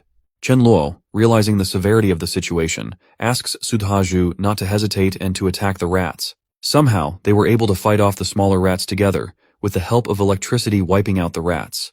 However, Chen Luo was tensed about the Rat King, as it was clearly a mutant. Surprisingly, the Rat King was also smiling as it watched them. Chen Luo shared that whether survivors, zombies, or creatures, all combat abilities will grow slowly, but there will always be individual mutants who will overdraw their life potential and make their strength skyrocket. Chen Luo then wonders that even though they grow stronger, their longevity decreases. He even shouts at his destiny, feeling unlucky to encounter one so early. While fighting with the small rats, Sudhaju falls to the ground. Seeing Sudhaju fall, the Rat King thinks it's the best time to attack. Sudhaju tries to use a baton, but the Rat King throws it away, deeming it useless. Then the Rat King starts a continuous attack on Sudhaju's armor. As the armor reaches its limit, Sudhaju gets tense, realizing that just one more attack from the Rat King could puncture it. Chen Luo rushes over and shouts for Sudhaju to watch out. He explains that the Rat King is at least level 3 or 4, so he has no choice but to use normal methods as he can't kill it in such a short amount of time. Chen Luo uses some food to distract the rats with it and wonders that if he hadn't broken through to rank 2 last night, all of them would have definitely died in the basement. On the other hand, seeing Chen Luo with the baton, the Rat King wonders if Chen Luo's electric baton would hurt him or not. If it does, then he plans to first bite off Chen Luo, and then bite off Sudhaju. The twist was that the thing the Rat King was understanding as a baton wasn't actually a baton. It was Chen Luo coming with the Void Sword, hoping that the Rat King would be killed by it, as it was his last hope. The moment the Rat King realizes that it's a Void Sword, he gets tensed and wants to run. Seeing this, Chen Luo smiles and asks the Rat King whether he wants to run away, telling him to stop daydreaming. Upon defeating the Rat King, Chen Luo finds a core crystal inside the Rat King, bigger than the others, and feels happy about it. After that, he tells Sudhaju that he thinks the 2 front fangs of the Rat King are pretty good, so it should be easy to make them into a weapon in the future. Chen Luo admits that he wasn't strong enough, so Sudhaju should try pulling it out. Sudhaju agrees with Chen Luo and asks him to move aside and let him try. After struggling for a while, Sudhaju somehow manages to take out 1 fang. Chen Luo praises Sudhaju, saying it wasn't bad, and then suggests they go further into the basement. The scene shifts to some time later, where Chen Luo is storing the grains. Seeing this, Sudhaju is amazed and asks how big Chen Luo's void space is. Chen Luo responds that it isn't as big as the grain storage. After storing everything, Chen Luo approaches Sudhaju and tells him that Sudhaju can't tell anyone about the stocked resources. Chen Luo emphasizes once again that no matter what happens, Sudhaju must remember not to tell anyone. Sudhaju assures Chen Luo not to worry, saying he understands and that even if he were beaten to death, he wouldn't reveal the secret. Suddenly, the lights go out in their surroundings. Sudhaju asks why it suddenly became darker. Chen Luo responds that it should be a blackout, and they should quickly finish what they came there for and go back. The scene shifts to some time later, when they all reach back at Chen Luo's home. Chen Luo says that the fight against the Rat King was too dangerous, so he thinks they should stay at home and become stronger first. He also shares that judging by the speed he absorbs crystals, it would take 2 or 3 days to reach rank 3. So in these 3 days, if anyone gets bored, they could play games and watch movies. Sudhaju responds that he got it, and he has no problem with it. Chen Luo happily agrees, saying, okay, so now it's decided they should go and eat. The scene then shifts to 3 days later, where Chen Luo tells Dharma that it would be good for him to learn how to wash the bowls. Hearing this, Dharma gets tense, hoping that Chen Luo won't be too harsh on him. Chen Luo then shares that he had been training for 3 days, which was quite tiring, and asks Dharma if he reached level 2 last night. Dharma happily responds with a yes. Chen Luo then shares that there's a saying that if someone wants to get stronger, that person needs to train. So he suggests that Dharma should go and find zombies to check if he could train and use new lightning skills. Dharma got a little bit sad and was slowly going to open the door, but suddenly he got stopped by Chen Luo. Hearing this, Dharma got happy, wondering whether Chen Luo was stopping him because he knows that Chen Luo was worried about him, or if Chen Luo was at least going to tell him to take note of his safety. To his shock, Chen Luo arrives with 2 bags of garbage, asking Dharma to throw them out. Dharma, hearing this, gets furious and says that Chen Luo is really a bastard and doesn't understand him as a dog at all. So Dharma takes the garbage furiously, showing his anger. Seeing this, Chen Luo rechinjianans that it's an immature act, as when Dharma can clean, throw rubbish, and handle all chores, then he would be a matured dog. As of yet, Dharma didn't know how to take initiative to do tasks without Chen Luo ordering him to do so. Even Sudhaju, witnessing the incident, thinks that Dharma is pitiful. After that, Chen Luo thinks that he really needs Mayu now so she could take care of their daily life. He then remembers that Mayu lives in a nearby 5-star hotel staff dormitory. So Chen Luo decides that when he becomes level 3, he will go find Mayu. At night, Chen Luo's mind suddenly gets a shock. Upon waking up, he realizes that it took him half a month to break through in his past life.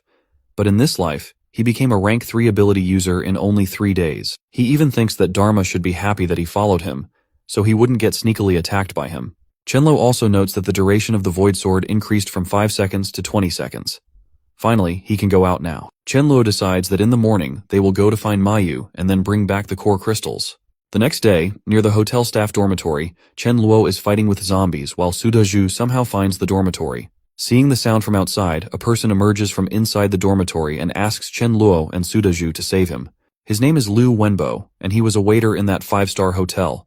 Chen Luo is happy to see Liu, as finally, after killing zombies for half an hour, he sees someone alive. Without wasting time, Chen Luo directly asks Liu if he saw Mayu. The scene shifts to Mayu, who is being beaten by a girl named Lin Lie. The problem arises because Lin wants Mayu to leave the place, but Mayu isn't agreeing, as she also wants to live there. She asserts that she is also a living person who needs space. Lin Lie gets angry over Mayu's refusal, so she pulls Mayu in anger. A man named Lilan, the business tycoon, arrives and interrupts them. He expresses concern that the remaining vegetables may not be enough for all of them to survive. He warns that if Mayu doesn't listen, then they should throw her out. Lin Lear agrees with Lilin, stating that Mayu was disobedient, so they should throw her out. The hotel manager, named Harry, tells Mayu that as she can see, they don't have enough space, so for the sake of everyone, they can only sacrifice her. Harry calmly asks Mayu to go by herself and find some other place to hide. Mayu tensely asks if Harry is joking, pointing out that outside is fully filled with zombies, and she questions how she could escape from that. But before she could do anything, the guards start taking her to throw her out of the room. While being dragged away, Mayu says that she knows Harry was clearly asking her to go and die. In response, Harry furiously shouts at Mayu to stop murmuring and just get lost. Mayu gets thrown out of the room. Afterward, Lin Lear says that it's the consequence of someone refusing her. The zombies start coming towards Mayu. At that moment, Mayu makes herself understand that she has to hold herself back and not cry to avoid giving them a reason to laugh. She realizes that she is so angry that she's willing to pay any price to find someone to help her kill the group of bastards. Suddenly, the zombies attack her, and Mayu feels pity for herself as she now doesn't have any chance for taking revenge. Out of nowhere, Chen Luo arrives and saves Mayu from those zombies. Mayu tries to thank Chen Luo, but Chen Luo puts his hand on her mouth, asking her to be quiet. He tells her that after he and Sudaju clean up the mess, they will talk. Chen Luo praises Dharma for defeating that boy alone and easily. Slowly, Sudaju and Chen Luo wiped out all the zombies in the surroundings. Seeing Chen Luo and Sudaju clearing the zombies, Lin Lear became happy as she was finally saved after hanging on for 5 days. When the zombies were defeated, Lin Lear and the others came out. Lin Lear thanked Chen Luo and Sudaju for saving them and introduced herself as Lin Lear. But deep down, Lin Lear was hoping that Chen Luo and Sudaju would become her fans.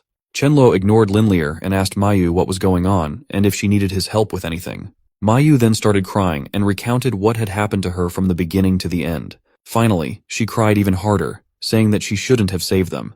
So basically, in the beginning, Mayu saved them and provided a space for them to live, but now they were all ganging up against her. Chen Luo, upon hearing this, got a little frustrated and Reichen Jianand that this was why being kind was hard. To Chen Luo's surprise, Lilin approached him and asked if Chen Luo could send him back home safely. Then, Lilin offered Chen Luo a job at his company after the crisis was resolved, with a monthly salary of 2 lakhs. Hearing this, Sudhaju furiously asks Lilin what he would do if he were rich. Out of nowhere, he hits Lilin with a powerful punch, saying that he hates people who betray others' kindness the most.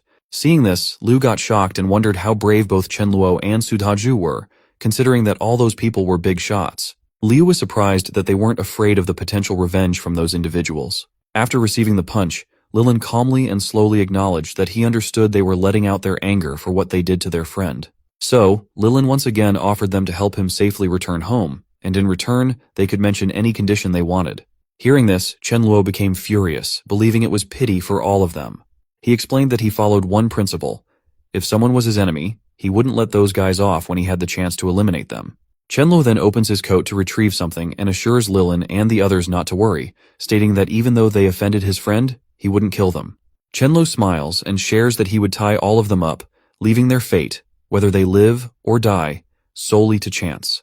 Lilin furiously responds, stating that it was no different from killing, and questions how both Chen Luo and Sudaju could be so ruthless. Sudaju counters by asking if they all had forgotten this issue when they abandoned Mayu, even though she was in a zombie-like state.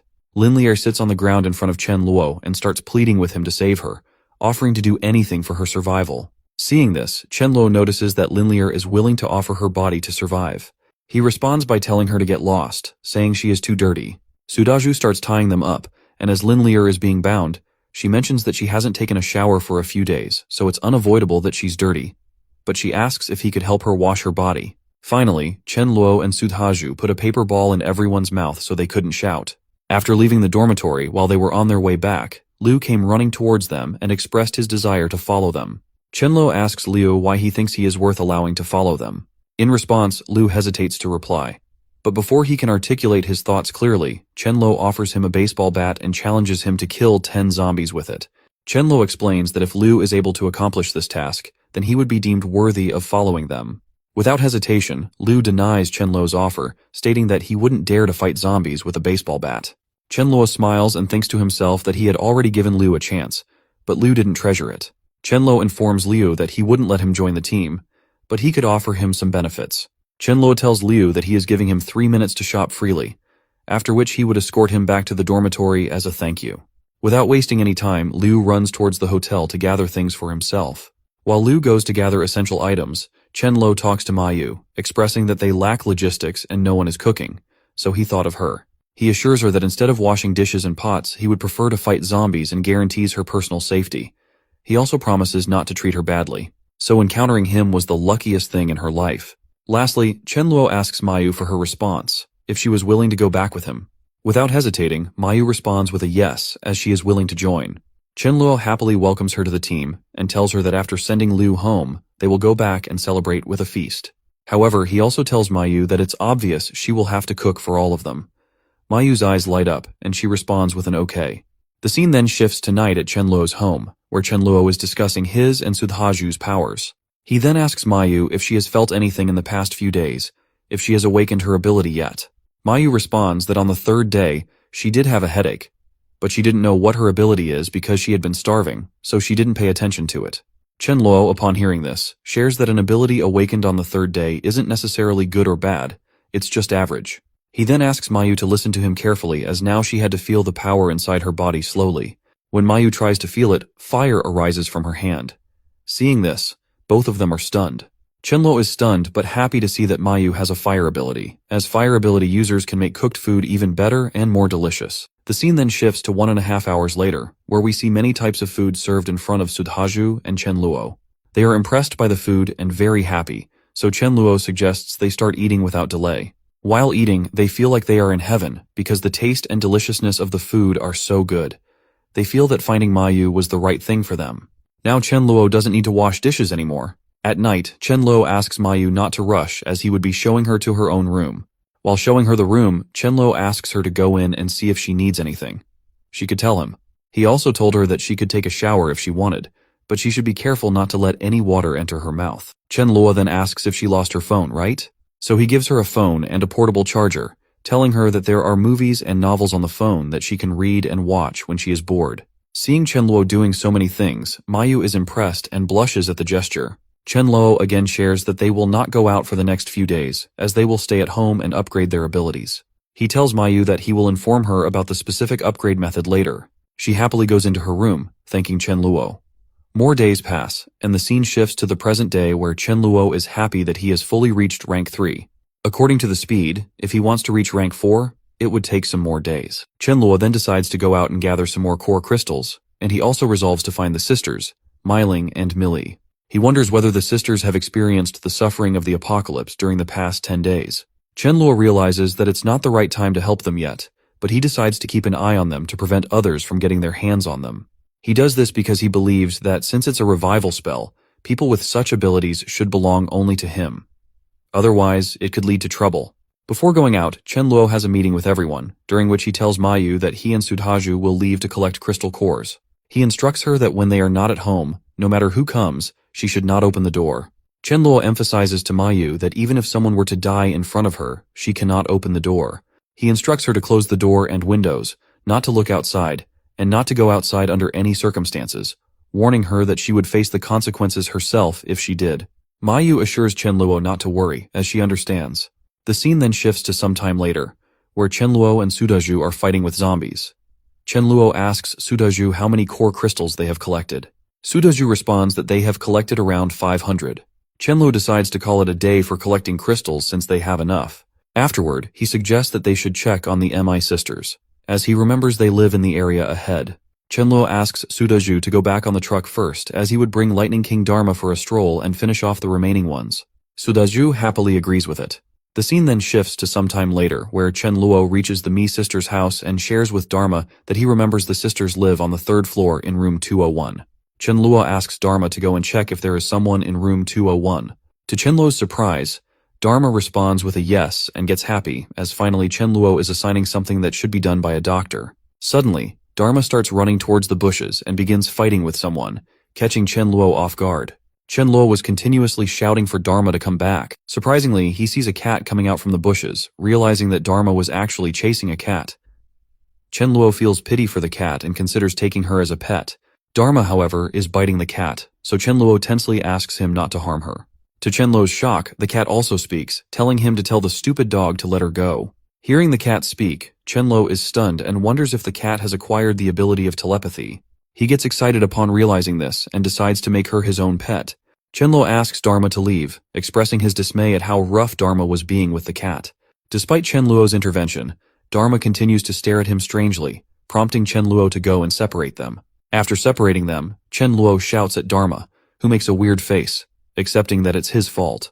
As Chenluo holds the cat, she tells him that she didn't provoke Dharma, nor did she attack him, yet the dog bit her, which was unfair. Chenluo responds with a yes, agreeing that the dog's behavior was bad. Suddenly, the cat sniffs something and confusingly asks Chenluo if he has dried fish, as she thinks he does. Chenluo is shocked to hear this and wonders how the cat knows, whether it's her intuition or something else. Still, Chenluo thinks that he shouldn't mind her eating it, as after eating his things, she would be his cat. Suddenly, a girl's voice comes from above, asking for her rice. When Chenluo looks up, he is surprised to see that it's Millie. Chenluo realizes that the cat's name is Rice, and it belongs to Millie. However, he wonders why he had not seen the cat in his previous life, and why the sisters never mentioned her before. While Chenluo is lost in thought, Millie comes down and asks Chenluo to give back her cat. Chenluo smiles, thinking that it was still worth it coming to her place. Millie snatches her cat from Chenluo's hand and apologizes to Rice for something. Seeing this, Chenluo thinks that it looks like the two sisters didn't stay together because if Milling were there, she definitely wouldn't let Millie come out alone. Millie says goodbye to Chenluo and starts to leave. But surprisingly, the cat starts acting strangely, telling Millie to let her go because Chenluo had dried fish and he wasn't a bad person. Somehow, the cat manages to free herself from Millie's lap. Rice goes towards Chenluo and tells him that she hasn't eaten dried fish for a week already, so please give her some. At that moment, Chenluo wonders what to do, debating whether he should use the chance to persuade the younger sister, Millie, to join him. Chenluo lifts Rice up and tells her that the Super Chenjianane definitely has dried fish, and he will take her there. Then, Chenluo tries to ask Millie why they don't cooperate and search for resources together. Millie hesitates in answering him, but Rice asks her to accept it, as she can feel that Chenluo doesn't have any bad intentions, and they can trust him. Millie is still hesitating, and seeing this, Rice furiously tells her not to agree and to stay alone at home, as she will go with Chenluo. Rice even pulls Millie, saying that she was still the same and should wait for her to bring the food home. Hearing this, Millie feels ashamed and responds with a no, saying it was nothing like that. Lastly, Millie agrees and tells Chenluo that she will go with them, but they have to wait as she has to get something. After a few minutes, Millie comes back wearing a helmet and holding a wooden rolling pin in her hand. Millie tells Chenluo that she's ready, but gets shocked to see Sudhaju and asks Chenluo who he is. Chenluo responds that Sudhaju is his buddy, and according to the game, Sudhaju is equivalent to a warrior. Chenluo even introduces Dharma, explaining that the dog is a lightning king and can use lightning strikes. Hearing this, Millie is surprised that a dog could use lightning, and realizes that not only Rice has a special ability, but other animals do as well. Chenluo then introduces himself as Chenluo, explaining that his ability is equal to that of a void magician. After the introduction, Chenluo asks about Millie. Millie responds that Chenluo should know about Rice's ability, as Rice can communicate with people. Millie then introduces herself as Millie, explaining that her ability is equivalent to that of a priest. Suddenly, Rice shouts that there are zombies coming towards them. Chenluo asks Millie to be careful, to which Millie responds that she can buff them with strength. So Millie uses her ability, and Chenluo feels amazed, as even though Millie was only at level 1, his power increased by 1/3. However, as fate would have it, Sudhaju is fighting, and Chenluo is left wondering about the ability. Due to his distraction, Chenluo wasn't paying attention to the zombies, allowing one to dodge him and go for attacking King Millie. Chenluo quickly reacts, asking her to move back and let him handle the situation. To Chenluo's surprise, Millie responds with a no, stating that she doesn't need his help because she hasn't fought any zombies before. She sees it as an opportunity to train her combat skills, as she knows she will have to face it sooner or later. Chenluo was impressed because Millie seemed weak on the outside, but was strong on the inside. No wonder she survived until the end. However, Chenluo knew that the power of the rolling pin was limited against zombies, so he asked Sudhaju to pass the iron rod to Millie. While passing the rod, Sudhaju shared that he knew she could do it. After holding the iron rod, Millie tried to make herself believe that she could do it and that she didn't need to be afraid. At the moment a zombie put its hand on her, she hit it with the rod. Even after the zombie was defeated, she kept hitting it. Seeing this, Chenluo became tense and wanted to tell Millie that the zombie was already dead. However, to boost her self-confidence, he remained silent. After defeating the zombie, Millie even vomited at the sight of its dead body. Chenluo praised her and gave her a water bottle to help her feel better. Millie responded with a, "Thanks." Meanwhile, the cat, Rice, was angry and wondering why they were wasting time instead of searching for dried fish. The scene then shifted to some time later on the second floor of the mall, where Chenluo and the others were fighting zombies. After they finished fighting, Chen Luo asked Millie to get a bag and fill it with whatever she wanted, as much as she could. Millie responded with an okay. Rice also came near Chen Luo and asked for help opening a packet of packed fish. Chen Luo wondered why he felt that the cat's abilities should be more than just mental power, as a special ability like telepathy cannot typically be mastered so early in the apocalypse. So he thought of somehow adding the cat to his team. Then, Chen Luo told Rice to eat less of the packed fish because he had fresh ones as well. He also told Rice to come back later, as he would cook him a braised fish at that time. Hearing this, Rice got happy and started celebrating, saying that she would definitely come with him. On the other hand, while Millie was filling her bag with food, she didn't notice that a mutated zombie was coming toward her. But Dharma was quick to sense the presence of the zombie and started barking to alert everyone. Hearing the bark, Millie turned around and was shocked to see the mutated zombie behind her. She tried to retreat, but her feet got stuck in something, and she was unable to move from that spot, with danger looming over her. Even the zombie, upon seeing Millie, became happy because he had been hungry for some time and now had something to eat. Millie threw something towards the mutant zombie to distract it. After distracting the zombie, she tried to run, but accidentally bumped into Chen Luo. Chen Luo had actually come there to see her, but upon seeing the mutant zombie, he was surprised. Seeing the zombie, he remembered that from its appearance, it was a devourer, which he had seen many times in his past life.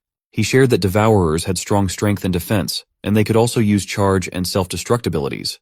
Chen Luo interpreted that, judging by its size, the devourer was of level 3. He asked Millie not to get scared and to stay behind him for her own safety. Chen Luo began preparing his void sword, but before he could finish, Dharma used a lightning strike on the devourer.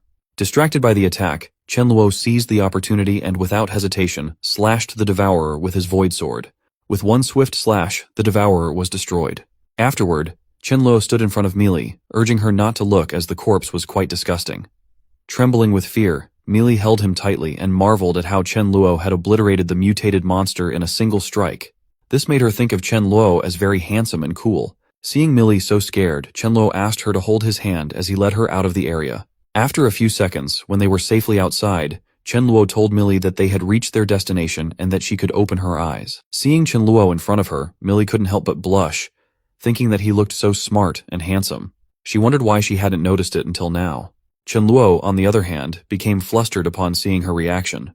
At that moment, Chen Luo was pondering that he never thought the appearance of a devourer would assist him in the classic hero saves the beauty scenario, but it was still effective.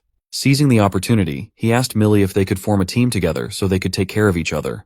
With Chen Luo so close, Millie was blushing with embarrassment, and without thinking, she responded with a yes. Chen Luo then suggested that since they had gathered resources, they could go back and eat together. To Chen Luo's surprise, Millie apologized and explained that she couldn't come because she had to go home and wait for her elder sister, Milling. If Milling came home and saw that she wasn't there, Milling would start panicking and get worried about her. So Millie asked why Chen Luo didn't go back first, as she would wait for her sister and then go home. Hearing this, Rice reacted frustratedly, questioning why Millie had rejected the idea. Rice suggested that Millie could leave a note at home so that Milling wouldn't get worried if she saw it.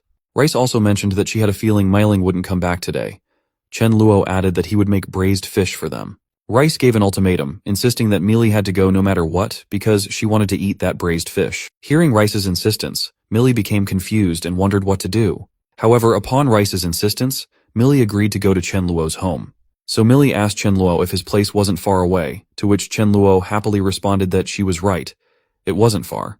The scene then shifted to Chen Luo's home, where Millie and Rice were stunned to see the delicious foods served in front of them.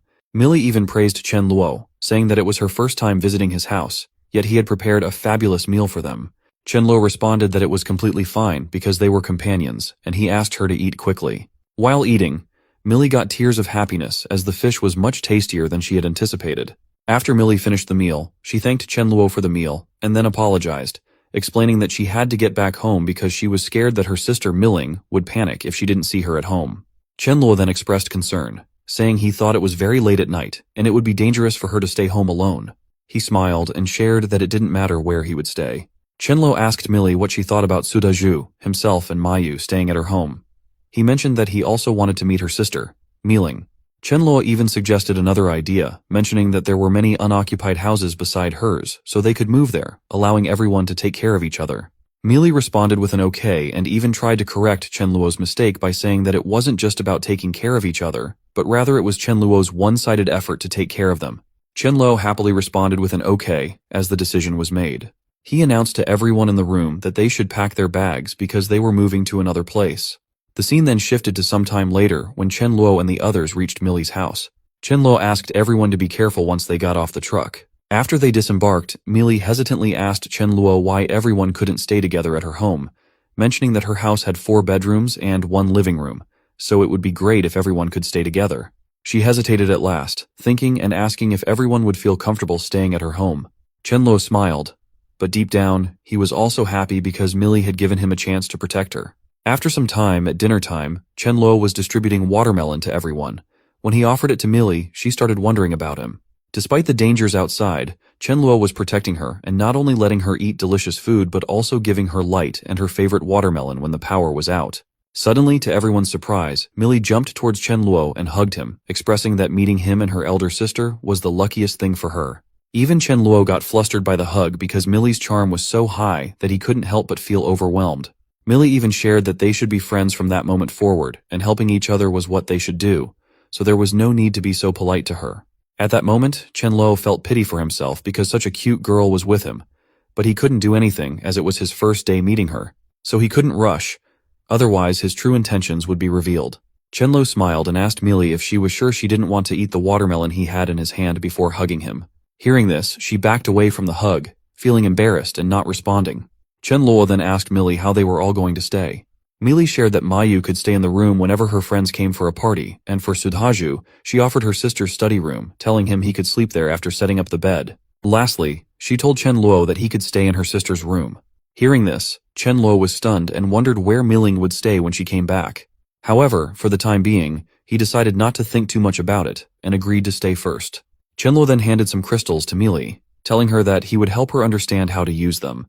He explained the process to her and then asked if she understood. Millie, looking confused, responded with a hesitant yes. Chen Luo then asked her to go back to her room and try it out, as he was going to rest. Millie agreed, wishing Chen Luo a good night. However, to Chen Luo's surprise, when he opened the door to his room and entered, he was shocked to see Rice inside, asking him why he came back so late. Even Rice got close to Chen Luo and started acting like a cat, telling him that she would sleep with him that night and with Millie the next night. Chen Luo was happy and began playing with her, knowing that cats enjoy playing with their owners. He told Rice that she was a naughty cat, so he would pamper her for the night, but she had to sleep with Millie next. Rice responded with an okay. In the morning, the scene shifts to somewhere else, where zombies were being attacked by someone with fire abilities. Here, new characters are introduced, 2 boys and Meiling, the elder sister of Millie. The boys' names were Zhang Zhen and Wang Xinwu. They were both classmates of Meiling. While fighting zombies, they were getting scared and asked Meiling why she didn't fight the zombies instead of them. Hearing this, Meiling got furious, wondering if they would stop hiding behind her back or not. When more zombies approached, they got scared and hid behind Meiling for safety. Meiling tried to fight them off, but after a while she realized that using the fire ability was draining too much energy. Even though she had become rank 2, she couldn't continuously fight the zombies. The scene then shifted to sometime later at Millie's home, where Meiling came back and was meeting with Millie. Chen Luo was happy to see Meiling back, and witnessing the sisters' reunion in front of him made him enjoy the moment. Suddenly, Chen Luo saw Zhang and Wang and wondered who those 2 guys were. On the other hand, Zhang and Wang were discussing with each other in a secretive manner. Zhang mentioned that Meiling was the campus beauty, but Millie wasn't any worse than her sister Meiling, so they were right to accompany Meiling.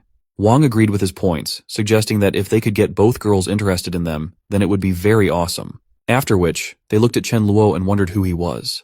Wang asks Zhang why that boy is with Millie. Zhang responds that he wasn't sure because he didn't think that Meiling had an older or younger brother. On the other side, Meiling also confusingly asks Millie about Chen Luo. Millie then introduced Chen Luo, as when Meiling wasn't there for her care, Chen Luo took care of her. Meiling responds that she got it and was thinking that Millie was looking fine, as it seems that Millie had been well taken care of. On the other hand, Wang thought that Meiling was hard to interact with since her younger sister was also good-looking. Zhang also wonders if he should change the target from Meiling to Millie and take her down first. So Zhang got in front with a packet of bread and told Millie that he knew she was hungry, so she should take that packet of bread. Seeing this, Wang got tensed and took out a sausage, saying that Millie didn't need to be polite with them, and offered her a sausage for eating. Zhang got furious over Wang and was wondering whether Wang was planning to have a hard time after this. Millie got tensed by their sudden offers of food and told them sorry, as she wasn't hungry, so they could keep their food. Chen Luo was also smiling, thinking that those 2 kids were mad as their intentions were too obvious. So Chenluo asks them why they both don't go up first and catch up with old times later. Millie also agreed with Chenluo and asked Miling to go back home as it wasn't safe for them to stay on the road. Miling, hearing it, thought that she was very dumb to find those two burdens, and she couldn't let them continue being burdens for her and her sister, so it would be nice as they could have a break-up meal. So she also agreed with Millie and Chenluo about going back home. Hearing this made Zhang happy, as finally his cohabitation life with campus beauty will begin now. And Wang also got happy thinking that if he and Miling lived together, wouldn't they become closer and his plan would succeed? Both were fully wondering about just being with Miling, as they weren't paying attention to that. They were just being a burden on her by not fighting and getting their respect down in the eyes of Miling. Miling asks Millie whether there was food at their home. Hearing this, Chenluo wonders that, of course, they had food until they followed him. Otherwise, they wouldn't have had to dream about it. So Chenluo came up and asked Mayu whether they had some rice to eat. If yes, cook some. At that time, he was thinking that since Miling was Mill's sister, not giving her anything to eat wouldn't be polite. On the other hand, Mayu got confused and wondered if they weren't going to prepare barbecue. Upon getting inside, Zhang tells Chenluo that it's tough to live for everyone at a time like that, but he's still raising a dog. Wang also agreed with Zhang, saying that he just heard Chenluo say that they only have some rice. So if it's all eaten, what are they going to do? Hearing this, Dharma got furious as he heard that they were both dreaming about eating him. Seeing Dharma like that, Zhang tensely shouts that the dog is so fierce and asks what the dog hurts. Mealing, so they must cook him and eat it. Wang also shows bravery by saying that they should leave that work to him and just get ready to eat that dog's meat. Off, Chenluo told them that it was enough of them and that they didn't have enough food to feed the dogs. But soon Chenluo makes a sarcastic comment, saying that, by a dog, he means both of them, so they get lost. Hearing it, Zhang got furious and asked Chenluo to watch his words to see if he had ever fought with a zombie before. Off, to which Chenluo responds with a no. Zhang, hearing it, smiles and describes Chenluo as a coward who only dares to hide at home. Zhang then goes to Miling and asks if she knows they followed her, suffering a lot, and she even knows how dangerous it was all the way.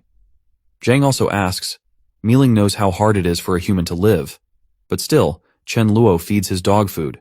Wasn't it a waste of food? Wang also shouts and asks that they staved all along the way, so shouldn't they be the ones to eat it? Zhang clarified that they weren't eating all of it, as everyone could eat together. Miling got angry hearing their shut and asked them to be quiet, as they thought she didn't know why they followed her or how much they had done.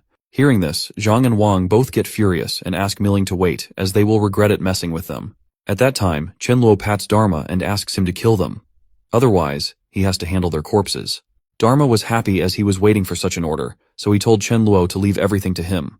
Miling saw Dharma going towards Zhang, and Wang got confused about why the dog was following them and whether he was seeking death. After that debate, Mayu came to Chenluo and told him that it wasn't any problem, as if she were cooking now, it would take at least an hour.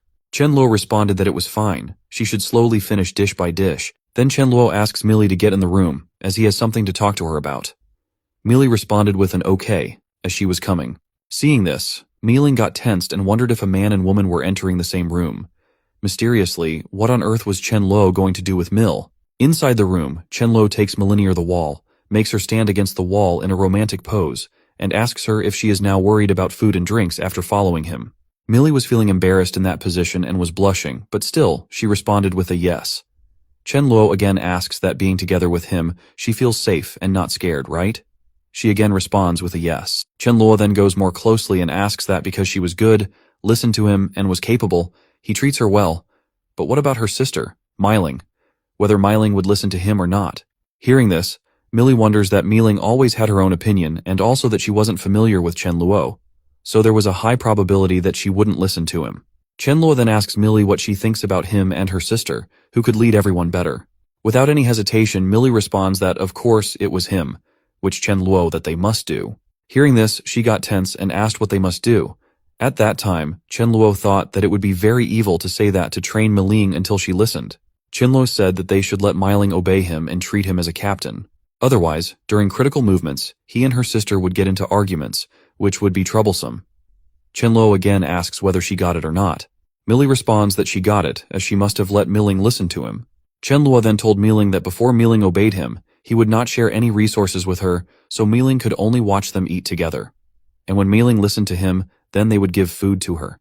He even asks her to remember that they were doing it for Miling's sake. Millie agreed because it was for her sister's good. On the other side, in the kitchen Luo, seeing so many vegetables, Milling asks Mayu why she has taken so many things, how many dishes she is going to prepare, and whether Mayu isn't caring about the future. Hearing this, Milling understood and was told that she thought it was wasteful to talk to her, so she was going to talk directly with Chen Luo.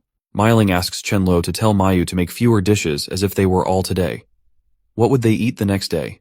Chen Luo responds that it was the day of Meili and her reunion, and if Meili was happy, then they must celebrate.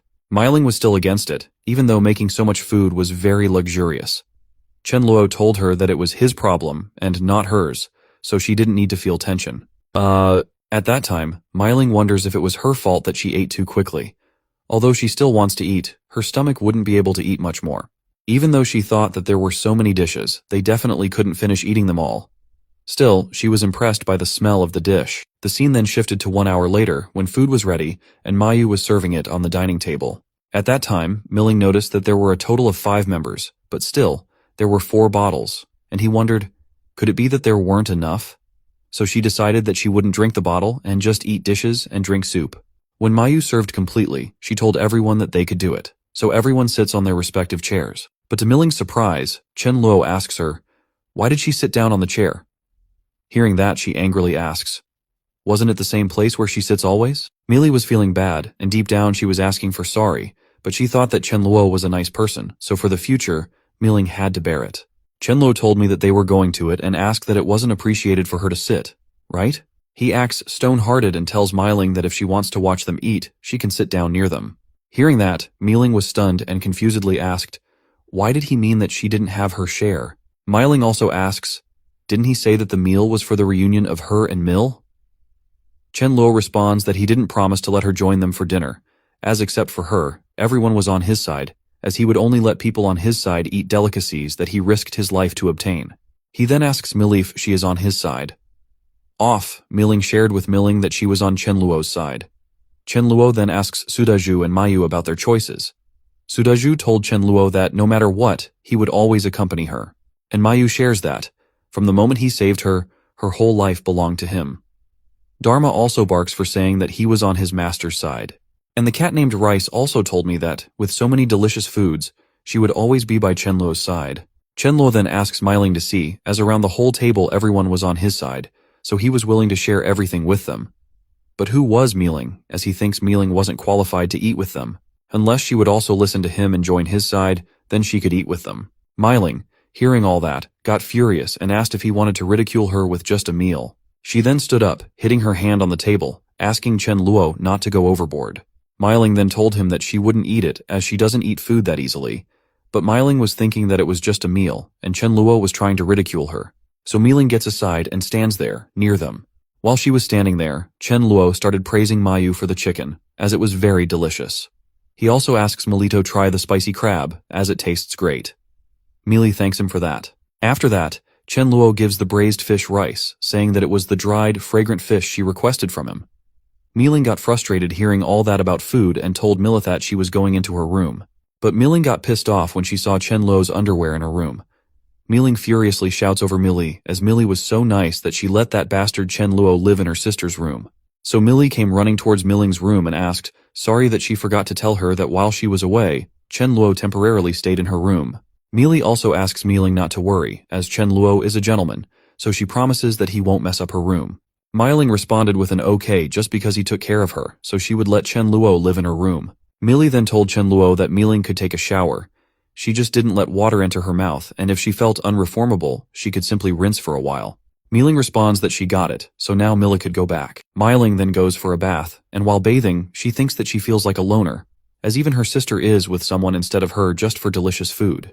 She also wonders how many things could be kept inside a small fridge, and lastly, she thinks of making Chen Luo see who takes the last laugh. After bathing, when Milling was wearing clothes, she heard Chen Luo asking everyone why they didn't eat some fruits, like grapes. Hearing this, she got pissed off, as out of so many fruits, why were they all eating her favorite fruit, grapes? Milling started getting cravings for grapes, but somehow she made herself rigid against it, thinking that it was the apocalypse, so the grapes must be the frozen ones. They were not fresh or tasty, and she wasn't hungry at all. Milling then comes out of the room and calls Millie. Seeing Milling Chen Luo, he was amazed and was praising her beauty, as even she made him have dirty thoughts for her. Milling came to ask Melito come with her to her room, as she had to talk with Mill. While Millie was going, Chen Luo asked her to come back quickly as the grapes were too sweet, so he would save some grapes for her. Also, Chen Luo said that when eating grapes, no one spits out the grape skin, and when not eating grapes, it spits out the grape skin. Chen Luo was saying that to attract Meiling towards him for eating grapes, and she was even having fun doing that, but Meiling knows that Chen Luo was doing it on purpose, due to which she was getting frustrated with him. In the room, Meiling pushed Millie onto the bed, held her hand tightly, and asked whether Millie hadn't gotten so bold as she was teaming up with a stranger to get on her sister's nerves. Meiling then started tickling and asked Millie to speak about what was going on and why Millie didn't help her at the dining table. Millie started laughing due to tickling and asked Meiling to stop, as she would tell everything. Millie then told me that they had become a team with mutual understanding, and to prevent any disagreement during critical moments, everyone agreed that Chen Luo should be their captain. She continues to say that Chen Luo was afraid that Meiling wouldn't listen to him, so he purposely did that to her. Millie also told her that even though he shared this thing with her beforehand, she thought it was reasonable. Hearing all this, Meiling got tensed and asked whether Meiling got brainwashed. Meiling furiously said that if Chen Luo showed sufficient combat ability, she would naturally listen to him, but he used such a lowly, cowardly method instead. Meiling then laughs and asks Millie, "Did Chen Luo think he could use a meal to make her join his side?" Millie tensely asks what Meiling plans to do, as it wouldn't be good if she continued to go against Chen Luo. Meiling responds that if Chen Luo wants her to listen to him, then he must show strong combat ability, and she would fight against him and see who was going to have the last laugh. Meiling then got ready and started getting outside. Seeing which Millie tensely asks, "Where was Meiling going?" "Off." Meiling responds that she didn't dare to eat someone's thing, as she naturally needed to go out to the district to search for food and drinks. Millie tried to stop Meiling, saying that it was too late and that Meiling encountered a danger. But Meiling wasn't hearing, so Millie asked Chen Luo if her sister was going out, to please persuade her. First, Chen Luo asks for a sorry from Millie if he doesn't have any miserable reasons to stop her sister, but if Millie is worried, she could let Rice go with her. As with Rice, Meiling could get alerted to any danger in advance. Hearing which Rice was doing that wasn't being with Chen Luo was good. Why was Meiling so willful? Even Chen Luo asks Dharma to follow Meiling, off which Dharma gets annoyed as he doesn't want to go outside on such a hot day. Seeing that Chen Luo is sending the pets, Millie asks whether she could also go to help her sister. Chen Luo responds that she can of course go, but she has to take note of her safety and even asks Melito take a baton with her. While everyone went, Chen Luo was wondering why he shouldn't use such a way to deal with Meiling. Chen Luo then remembers past lives, as in past lives. Meiling always shouted at him for stealing vegetables, and even beat him for that. So that's why, because of Meiling kicking his butt in his past life, Chen Luo was taking revenge, which wasn't overboard at all. But soon he thinks that it wasn't good, as he had too quickly made Meiling join his side. The scene then shifted to 10 minutes later, when Meiling came back and shared that she had braised beef cup noodles and 2 eggs for the night, even though it wasn't as great as someone's meal, but she was satisfied.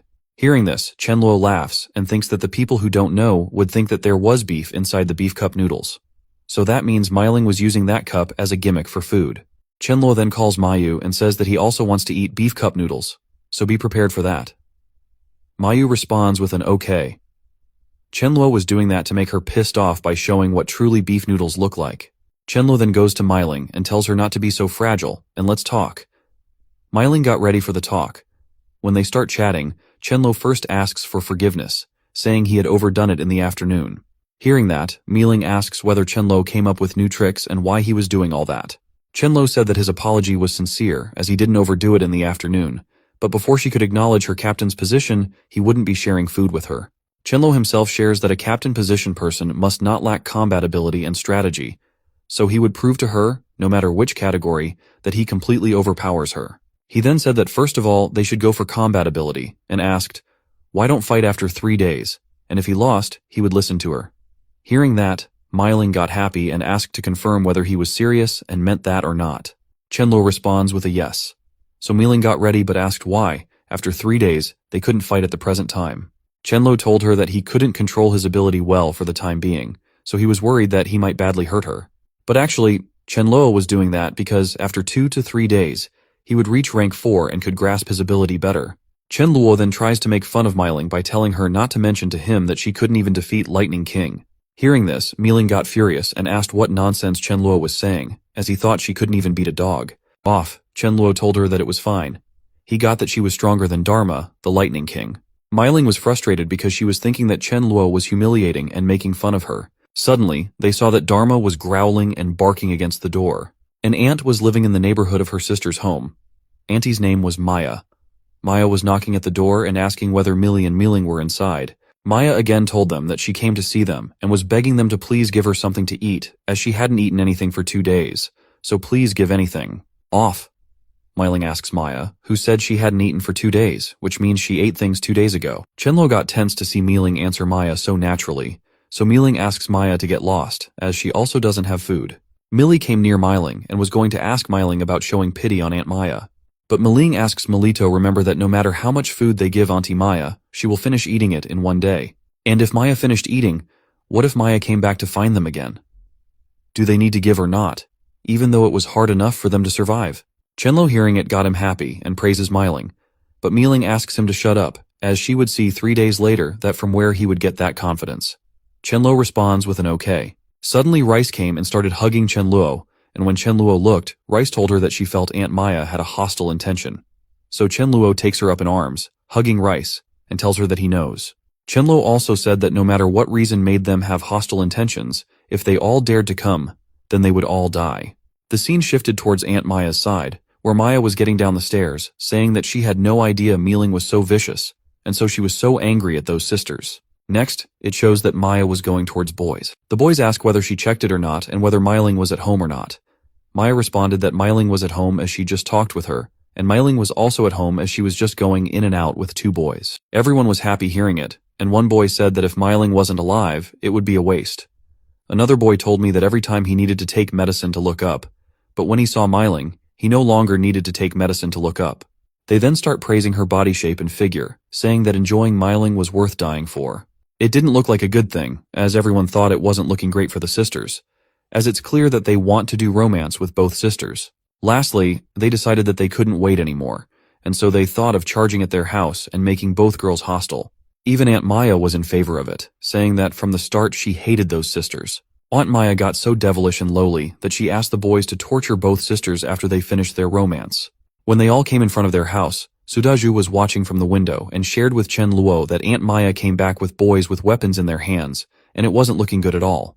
Chen Luo, hearing it, decided to kill them, so he told Sudhaju to go and wipe them, but remembered that everyone should not die in the corridor, otherwise they had to clean up the mess. Sudhaju responded with an okay, and was getting ready with his weapon. Mealy by herself came and told him that she would give some to Sudhaju. Sudhaju shared that he would come back quickly and go outside. After him, Dharma also barks, as he was also coming with him. While Sudhaju and Dharma went to fight, everyone was watching them from above.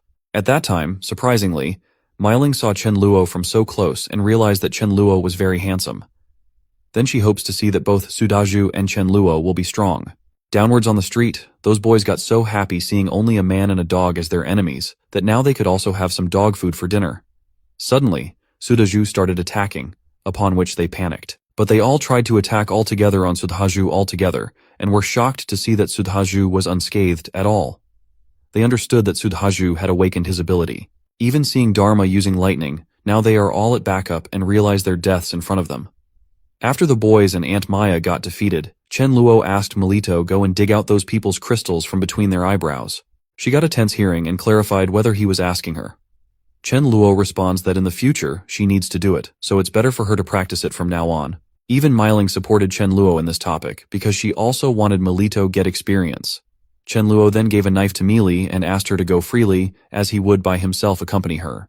Mealy was tensed, as now her sister and Chen Luo were teaming up against her. She even tries to pursue Dharma for help, but he denies it. So lastly, Mealy had to do it by herself. Even she vomited in that process. But Chen Luo was happy to share that she would get used to it, so no need to worry. After that, they all go for dinner, and seeing beef noodles, Mealing is shocked that beef noodles could be eaten like that. Chen Luo offers the food to Mill, but she denies it, saying that she doesn't have an appetite. Mealing was frustrated that even she couldn't eat at her sister's place. Similarly, the next day in the morning and afternoon, seeing them eating so much food made me frustrated and wonder how this much food could be stored in their fridge. In the night, Mealing lost her patience and went to check the fridge and was stunned that it was full again.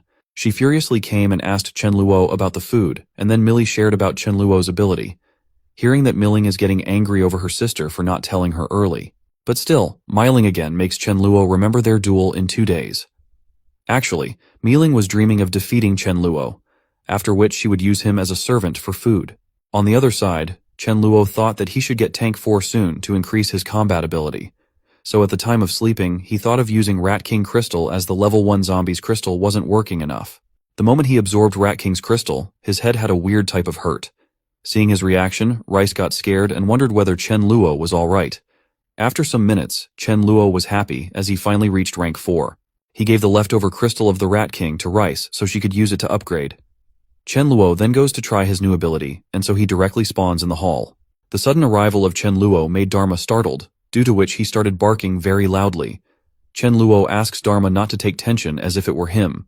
Dharma also got pissed off as he was guarding the door, even though Chen Luo scared him off. But due to that bark, Mealing wakes up and asks Chen Luo whether he purposely made Dharma bark to make her lose her sleep. Chen Luo laughs at Mealing as she thinks too highly of herself.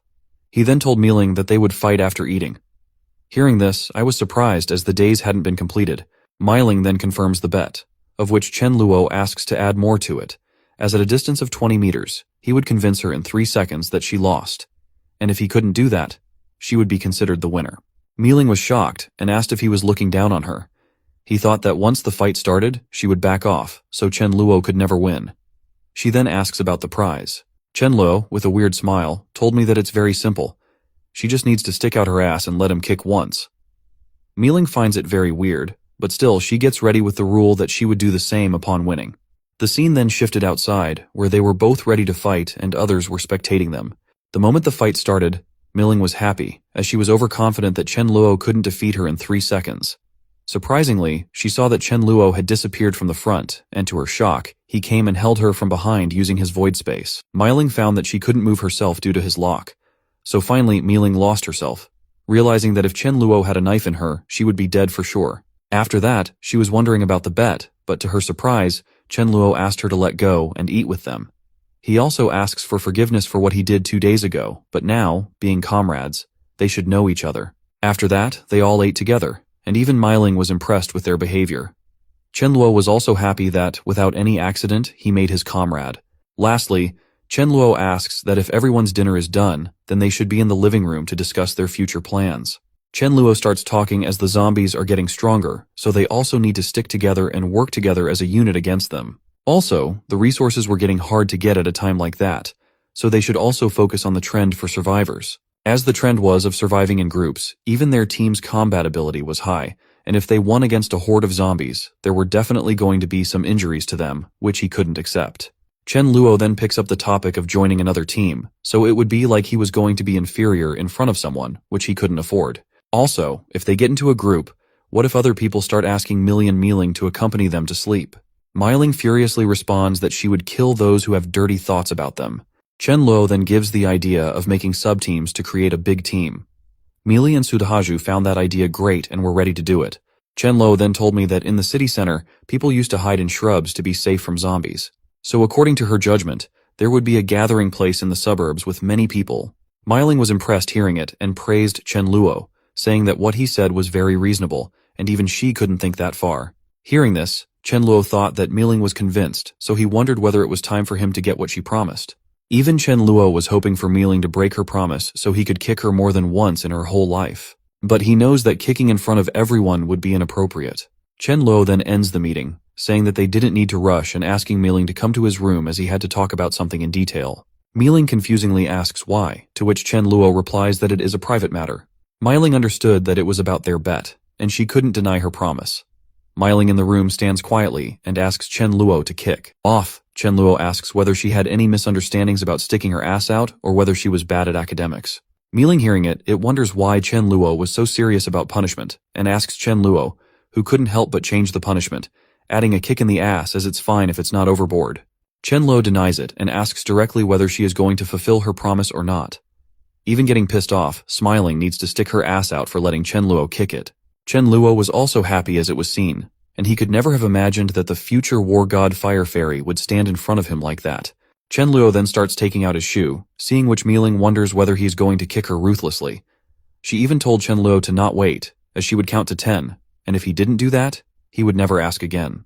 So Chen Luo wonders whether it was right to kick her ass, as he feels that if he kicks her ass, he's going to be single for his entire life.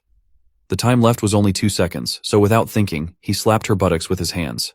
Mealing got embarrassed and asked why he used his hands. Off, which Chen Luo asks sorry as he forgot and asks to let him kick again. Miling in anger goes close to Chen Luo, pinches her hand and shares that if he dares to tell anyone, he is going to be killed by her.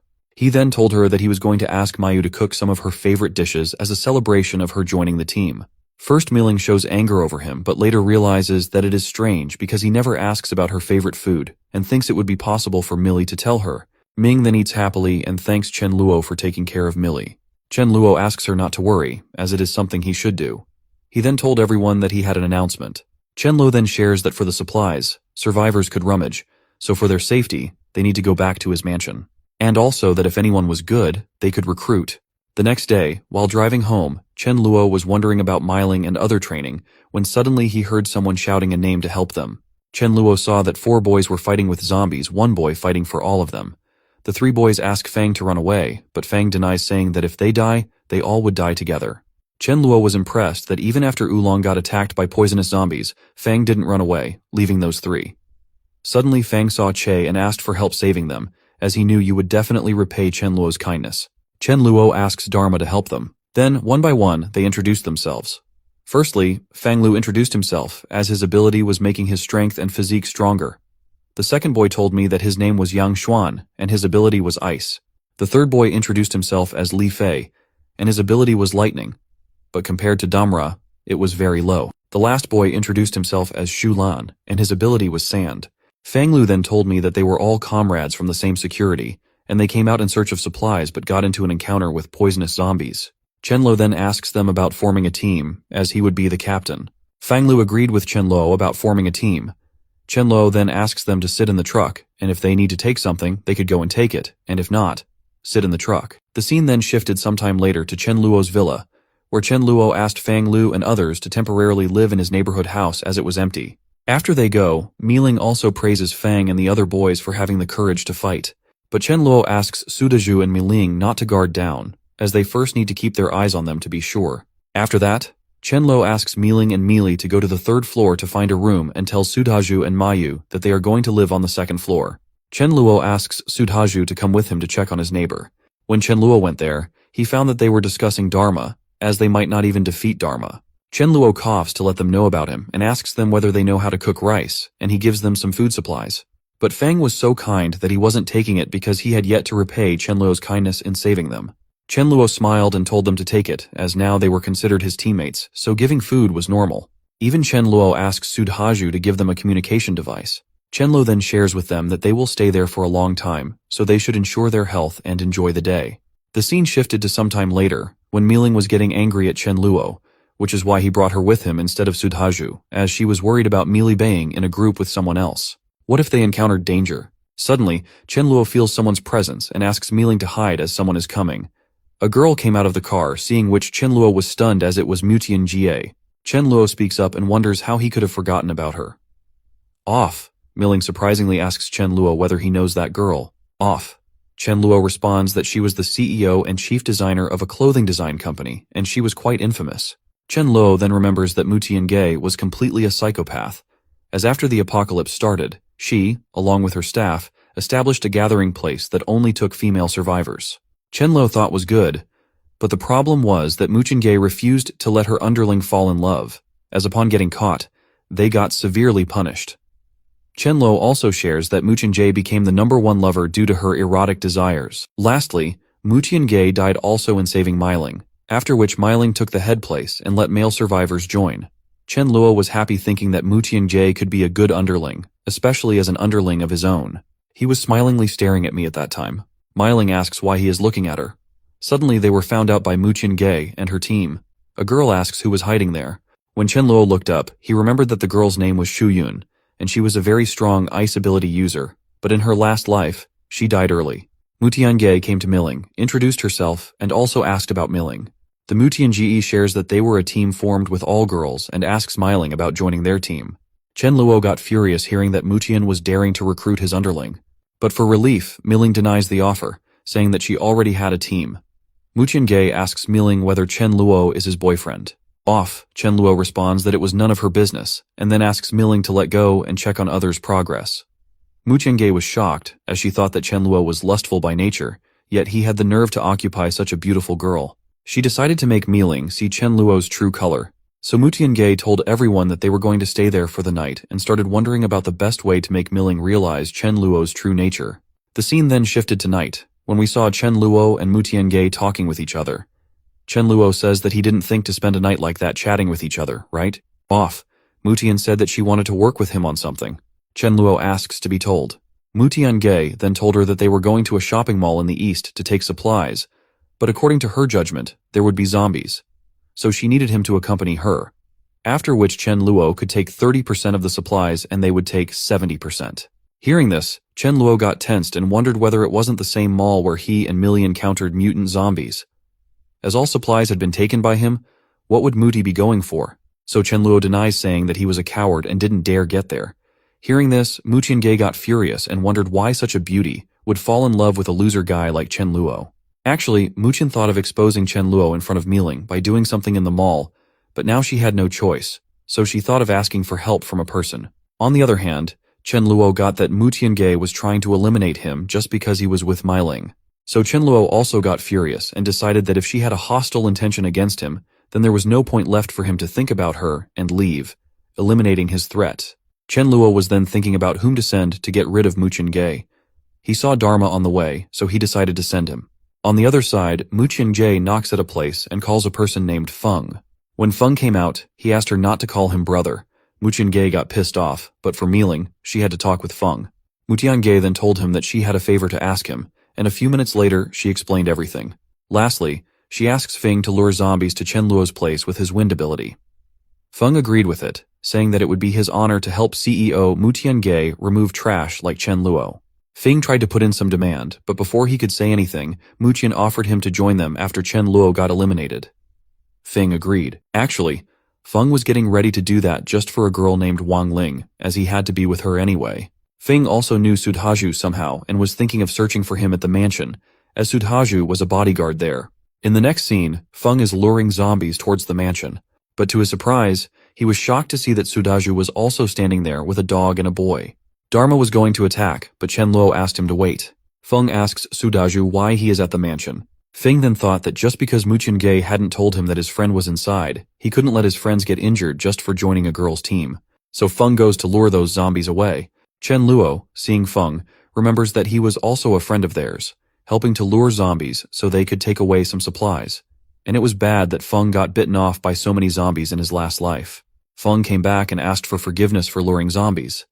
Off, Sudhaju responds that he knows Feng wouldn't do it purposely to harm him. Chen Luo there asks Feng whether Mu Tiange asked him to bring zombies to their mansion. Right? Hearing this, Feng was stunned and asked, how did he know? And soon realized that the trash guy she was talking about was Chen Luo. Chen Luo then asks if Feng knows anything else. Feng tensely responds that it was only him and her at that time, and she only said that she would come at a critical time. Suddenly, Chen Luo saw Mu Tiange coming with her teammates on a bus. Everyone looked at something else, and Chen Luo noticed that hearing the sound, a level 5 zombie became a mutant zombie and came towards them. From behind, Mu Tiange was coming, thinking that the zombies were lured by Feng. Actually, she came there to save Mealing, so she asked everyone to charge at zombies. Zombies also start fighting back, and surprisingly, they are using fireballs to attack them. The girls got scared, and Mu Tiange tensely asked everyone to get off the bus as the bus had a full tank in it. Mu Tiange then wonders why there are such strong zombies, but somehow she asks everyone to attack together. So Mu Tiange attacks with her sword, but Zombie dodges it and starts running towards Mu Tiange. Seeing this, she got scared, and without thinking, she dragged her comrade in front of herself as a shield. Chen Luo, seeing that, was stunned and decided that Mu Tiange deserved to die and also needed to get the mutant crystal. On the other hand, the girls were shocked to see Mu Tiange using their own people to block the zombie attack and weren't able to believe it. At that moment, Mu Tiange got stuck in a bad situation, but suddenly she thought of using Chen Luo to block the zombies. Mu Tiange was running towards Chen Luo, but to her surprise, Chen Luo furiously punched her so hard, asking whether it was right to use her own comrades as a shield. Mu Tiange was stunned seeing the power of Chen Luo, but now it was too late as she got attacked by the zombie. Shu Yun asks the girls to run away, as she would buy time for them. Seeing this, Chen Luo was impressed by Shu Yun and decided to save her, as this type of courage was very rare. So Chen Luo fights with that mutant zombie and slashes it in pieces in one go. Seeing this, everyone was shocked that the zombie got defeated in one slash only. Chen Luo asks Xu Yun to quickly throw away the gas as if she were waiting for it to explode. And the moment she threw it away, the gas tank blasted into the air. Upon getting saved, she started crying that the fight was finally over. On the other hand, Chen Luo takes out the crystals from the zombie's head and approaches Xu Yun, asking her to stop asking, as he would help her get up. He also asks Xu Yun to comfort her sisters as the dead also need to be buried. Off, Xu Yun felt impressed and said thanks to Chen Luo for the help. Chen Luo then asks Xu Yun what they all plan to do after this. Off, Xu Yun realizes that Chen Luo is right, as they need a plan because survivors need to continue living. After some time, Xu Yun came to Chen Luo's room and asked whether he was inside. Chen Luo hearing it got him happy as he was waiting for her, as it wasn't in vain to bait 50 tons of rice for contacting her. Actually, at the fighting place, he told Xu Yun that if they all joined him, he could guarantee that they didn't need to worry about starving to death for a short time. So Xu Yun asks for time to discuss it with her sister, so he could find him later for the reply. In the present, Xu Yun told Chen Luo that their remaining 20 people wanted to join him. Chen Luo responds that to join, they must obey some of his rules. First, they all need to obey his orders all the time, and if someone didn't listen, he would be ruthless with them. Second, he didn't distinguish between men and women, so they all would get treated equally while fighting. In the third rule, Chen Luo asks everyone that if they want to find a partner, they have to find one within their team, as being an outsider isn't possible until they marry and join the team. They confusingly ask the reason, off which Chen Luo shared that he didn't want his men to get abducted, and most importantly, to prevent people with ill intentions from exploring girls' bodies. So, Xu Yun and others got along with it. Chen Luo thanked everyone for joining and told them that he had a surprise for them. After some time, the girls were shocked to see so many supplies for them. Some even start sobbing in happiness. Yuanchen and the other boy felt that they were going to get a girlfriend soon, as there were only 7 men over 20+ girls. Feng there asks Chen Luo to let him join their team. Chen Luo then noted down everyone's ability and power, and lastly, he got that there were 6 with physical attributes, 4 with fire attributes, 2 with lighting attributes, 4 with ice attributes, 2 with earth attributes, and 1 with light and nature. Upon the light attribute, Chen Luo remembers that it was the girl that Feng liked, Wang Ling, and interprets that he would pay more attention to Wang and that Xu Yun had the potential to be at a king rank. Chen Luo then told Fang Yu and Xu Lan that he would take the team for training, so until that time, they had to guard the home. If someone came, they could beat him, but if there were many people, they should wait for him to come. The scene then shifted to some time later, when everyone was going to the training place in the bus and truck. Actually, Chen Luo chose that place because it had roughly 300 to 400 zombies only, which he thought would be great for training. Chen Luo then orders Feng to lure some zombies and says that it shouldn't be more than 30 at once.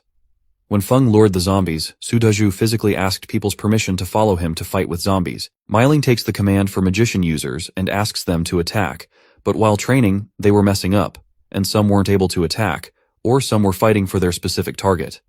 Some start crying while fighting. Seeing which, Chen Luo got tensed as the accuracy of the girls was so pure, but he was doing all that because of his boys.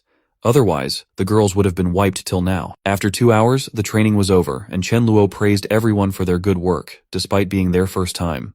Chen Luo then orders everyone to go quickly and choose some suitable clothes for themselves. While everyone was picking clothes, Chen Luo secretly picked up a black cloth and hid it in his void. Meiling saw that Chen Luo was stocking black clothes.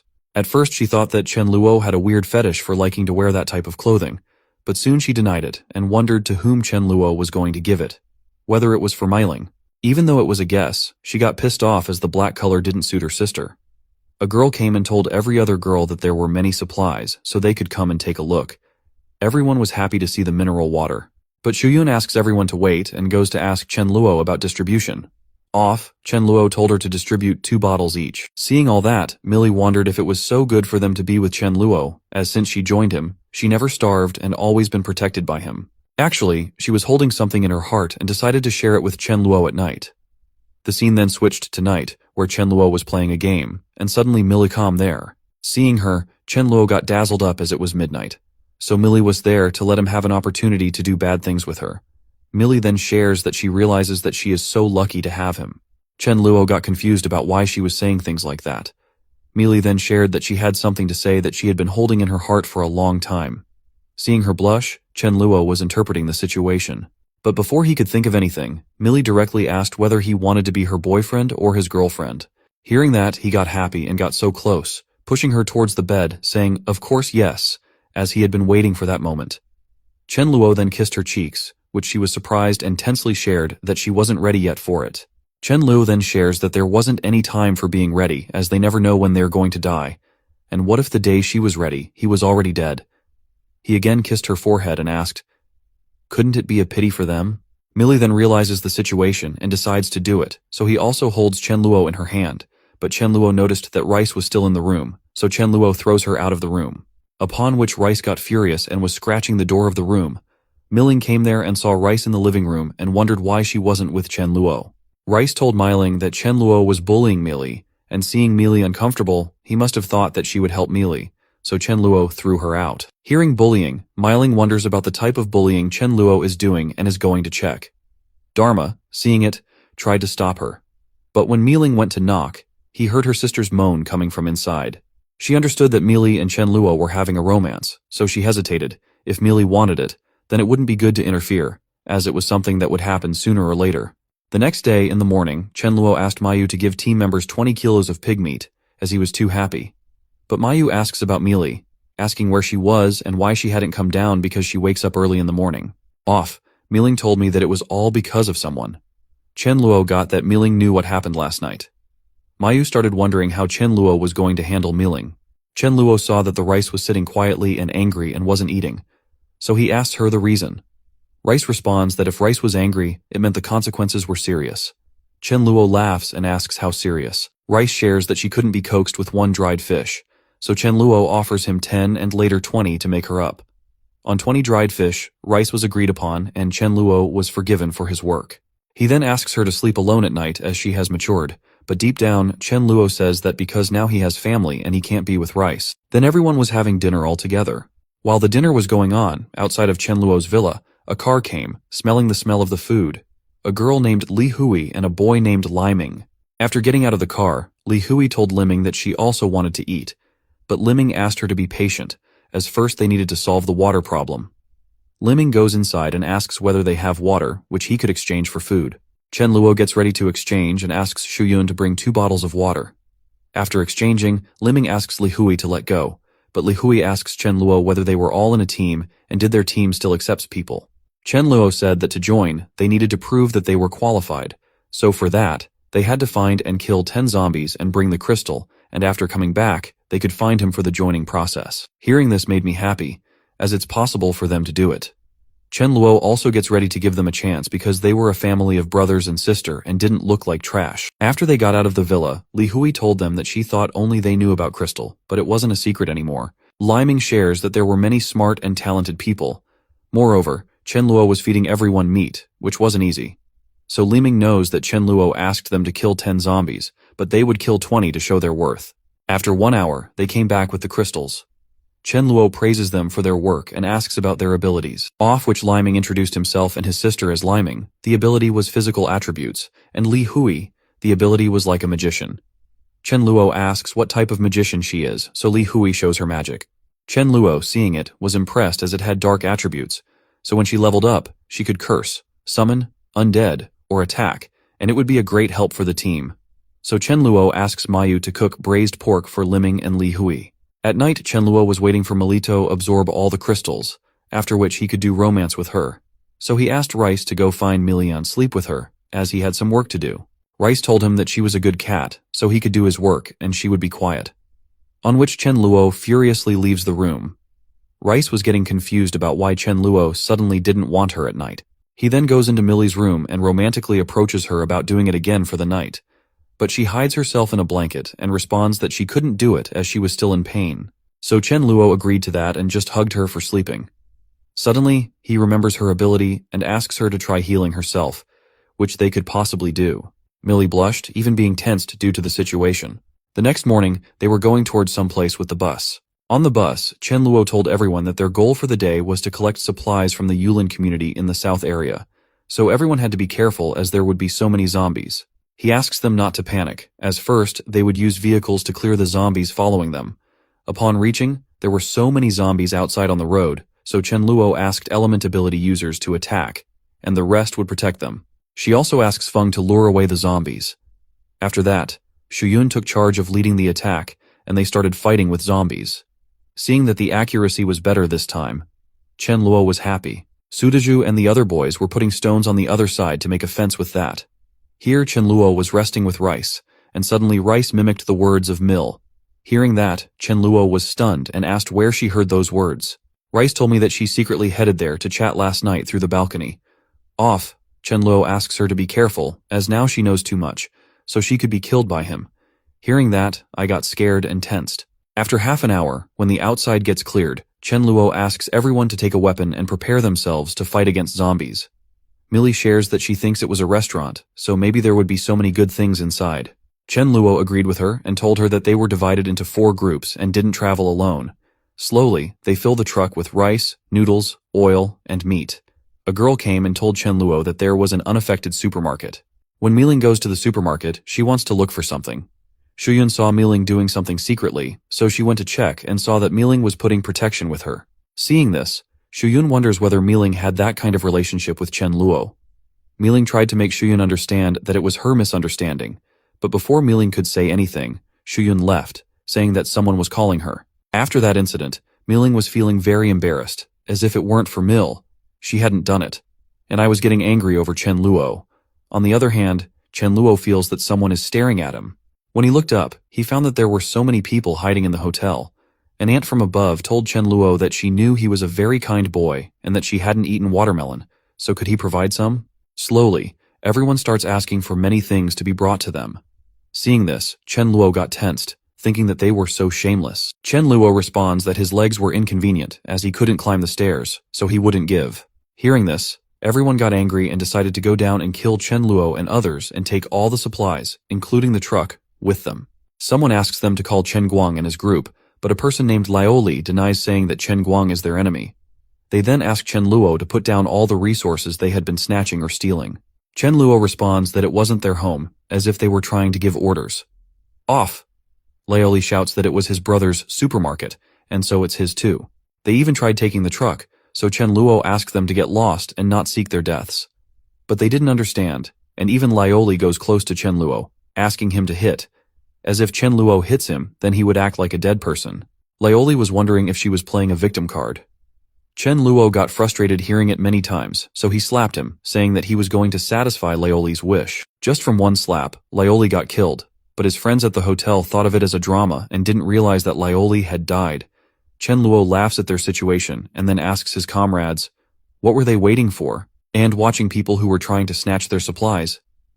Just go and wipe them. Till now, the hotel person realizes that Lioli died, and so they try to scare Chen Luo and others by saying that they know magic. But the moment Fang and others started attacking, all of the hotel guys ran away. But soon they ran away. A boy came with 2 people's Chen Luo. Seeing him, thought that he remembered that face and soon realized that it was Chen Guang. He hung with him when he was weak. Chen Luo Guang laughed and told them that those old craps were his neighbors, so he gave them a face, but never thought they would die by Chen Luo's hand. Chen Luo asks whether Chen Luo Guang wants to take revenge for the old crap. Chen Luo Guang asks Chen Luo not to misunderstand, as they come to make friends, and asks for a favor. Chen Luo asks, what type of help did Chen Guang want? Chen Luo Guang shares that there were many supplies in the neighborhood, but 2 days ago, a husky became a zombie. So when they were together, that husky hid, and when they were alone, that husky attacked, and as he could see, Chen Luo had so much manpower. So together, they could wipe that husky. Chen Luo asks about the reward, off which Chen Luo Guang shares that he would give 300 cats of rice and 5 barrels of water. Rice came to Chen Luo and asked him not to worry, as she could feel that they didn't have any hostile intentions. Chen Luo agreed and asked Chen Luo Guang to lead the way and Dharma to come with him. He also told his underlings to take care of the supplies. He would come back soon. Chen Guang was surprised and asked whether Chen Luo was really going alone. Off. Chen Luo asks whether Chen Luo Guang couldn't see the dog behind him. Chen Luo Guang noticed that Chen Luo was living a prosperous life and even had so many girls. Millie came to Chen Luo and asked if she could also come with him to help. Seeing which Chen Luo Guang feels pity for himself, for why was he still single, and Chen Luo has a dog, a cat, and even a wife. Then they all proceed further. And in a way, Chen Luo Guang asks Chen Luo if he has any way to deal with that husky zombie. Chen Luo responds that he is going to use a dog against a dog. Chen Luo Guang was shocked and asked if was Chen Luo really going to use the dog, as well as whether Chen Luo had any grudges against the dog for letting him go alone. Chen Luo asks Chen Luo Guang not to worry, as everything will be fine. Upon going further, they found a heavy smell of blood. So Dharma got those husky zombies in front of him, and Chen Luo asked Dharma to charge. Chen Luo used his speed to dodge the husky attacks and easily wiped that husky away with his lightning strike. Chen Luo Guang and his friends were stunned to see the speed. Even Chen Luo was impressed by Dharma, as Dharma learned new skills without him telling them. After Dharma defeats the husky, Chen Luo asks Chen Guang to hand over the resources he promised. Chen Guang was still stunned by the speed. Chen Luo Guang asks Chen Luo whether he would like to join forces with him, as his teammate has killed more than 10 zombies, and they even have food for more than half a month. But, as we all know, Chen Luo wants to be the leader. So Chen Luo responds to Chen Luo Guang that he didn't think they were all fit for him to join forces with, as he could easily wipe them out in one go. Off. Chen Luo Guang said that it was the reason he wanted to join with him, as only weak people want to join with powerful people. Chen Luo shared that they could join, but they all had to listen to him. Before Chen Luo Guang could reply, one of his comrades came and told him that his teammate Zhang Liang had been injured by a zombie that could shoot fireballs. Chen Luo Guang ran towards his teammate to see him. Chen Luo also asked Milito go with him to see the person. When Chen Luo reached Chen Luo Guang, Chen Luo asked if there was any way to save Liang. Chen Luo asks Millie to take care of the situation, and Millie, with her power, heals Liang. While going back, Chen Luo asks Chen Guang to consider his proposal. So Chen Luo Guang asks his comrades to ask Chen Luo to join forces, but Chen Luo demands that they all listen to him and think of him as a captain. One by one, everyone agreed to that demand, and after that, they went and told Chen Luo that they were all willing to listen to him. Chen Luo again shares that upon joining, they had to listen to him and fight zombies. Chen Luo then asks them, since they joined forces, whether it was okay for them to live at his place. Chen Guang and others agreed. The scene changed near Chen Luo's villa, where some boys were beating someone for not letting them enter the villa. Actually, they came to search the villa for supplies. After some time, Wei and others were approaching Chen Luo's villa, seeing which Shulan asks Fang what they should do as there are many people, and if they fight head-on, they are going to lose. Can Lu think of acting as if they couldn't see them, but Fang Yu denies it because they couldn't just see and get things robbed? Fang Yu gave them the idea that they should go and warn the survivors approaching the villa, and if it became the situation to fight or the survivors attacked them, they would run from there. But for their happiness, Zanlu saw that the bus of Chen Luo and others was coming back towards the villa, so they didn't need to be afraid. They go to face those Wei and others who came to their villa. On the other side, Chen Luo also noticed that there were so many vehicles, which meant so many survivors had come. But upon reaching the villa, he was surprised to see that the survivors had come to his entrance.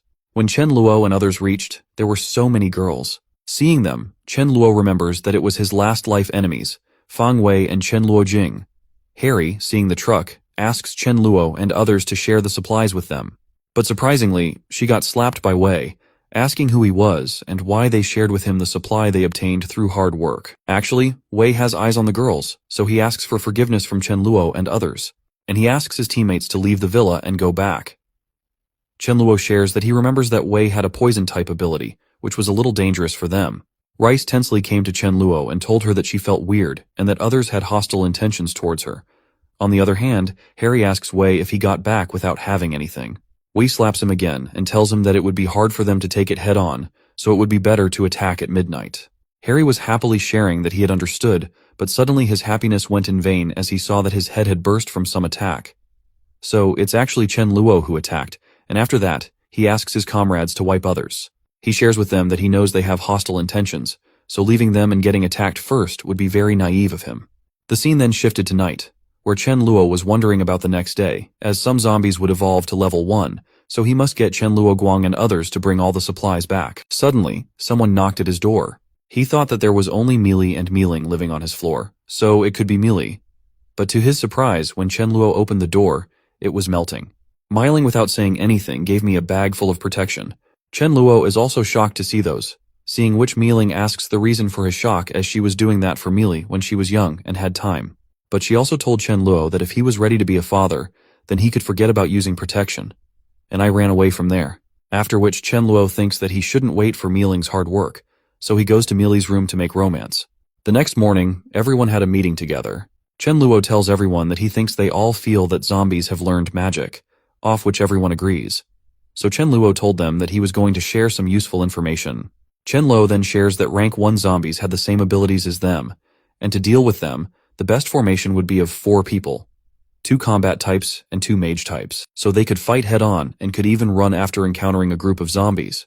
He then told me that he was going to show some ways of dodging attacks, and for that, he asked Shu Yun and Mi Ling to attack him. So, both girls attacked together, but to everyone's surprise, he easily dodged both attacks. Chen Luo explains that it's impossible to avoid a spell after seeing it, so to avoid and dodge them, they had to predict the trajectory by seeing the gesture of the attacker. So with this trick, they could easily defeat rank 1 zombies. Mi Ling again asks Chen Luo to dodge her attack, but this time Chen Luo won't be able to dodge it because now Mi Ling has predicted his trajectory of dodging. Chen Luo praises her, and deep inside, he is convinced that she is really a fire fairy. So, Chen Luo also asks them not to take tension as zombies don't have wisdom to predict, and if someone encounters a zombie with wisdom, then he should run away from there.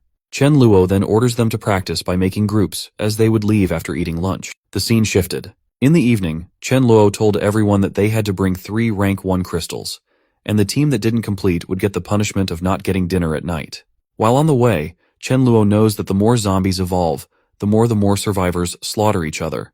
Suddenly Chen Luo and Mili noticed that some guys were threatening a girl and her father. Seeing that Mili told her that she was her classmate and, moreover, that she is her best friend, and asks Chen Luo whether they can do something. Chen Luo responds that if she were her best friend, then they would definitely help. Chen Luo just said Dharma's name, and he got it, and he went to attack the threateners. Seeing Dharma, those boys were happy as they were going to have dog meat for dinner, but to their surprise, they got a sneak attack by Miling and Sudhaju. The threatener side also came, and they had a fight in which Yan Li got killed. So furiously, Chen Luo and others killed 3 to 4 guys who killed Yan Li. Suddenly the boss named Lu Yuan came and told Chen Luo that those who took the initiative had already died, and even Chen Luo wiped out one of his people. So Lu Yuan asks Chen Luo to end the matter. But Chen Luo denies, saying that it wasn't enough in revenge for Yan Li, as they all should die. Lu Yuan asks Chen Luo to be reasonable, but Chen Luo still denies it. Lu Yuan then shared that he had never seen someone as arrogant as Chen Luo before, and asked whether Chen Luo was sure to fight as they had killed zombies. So Chen Luo and his team went back before it was too late. At that time, Chen Luo thought that if he wanted to suppress his subordinates, he should show them his combat ability, as he had never fought since the new member's arrival. So Chen Luo asks everyone to go back, as he would fight alone.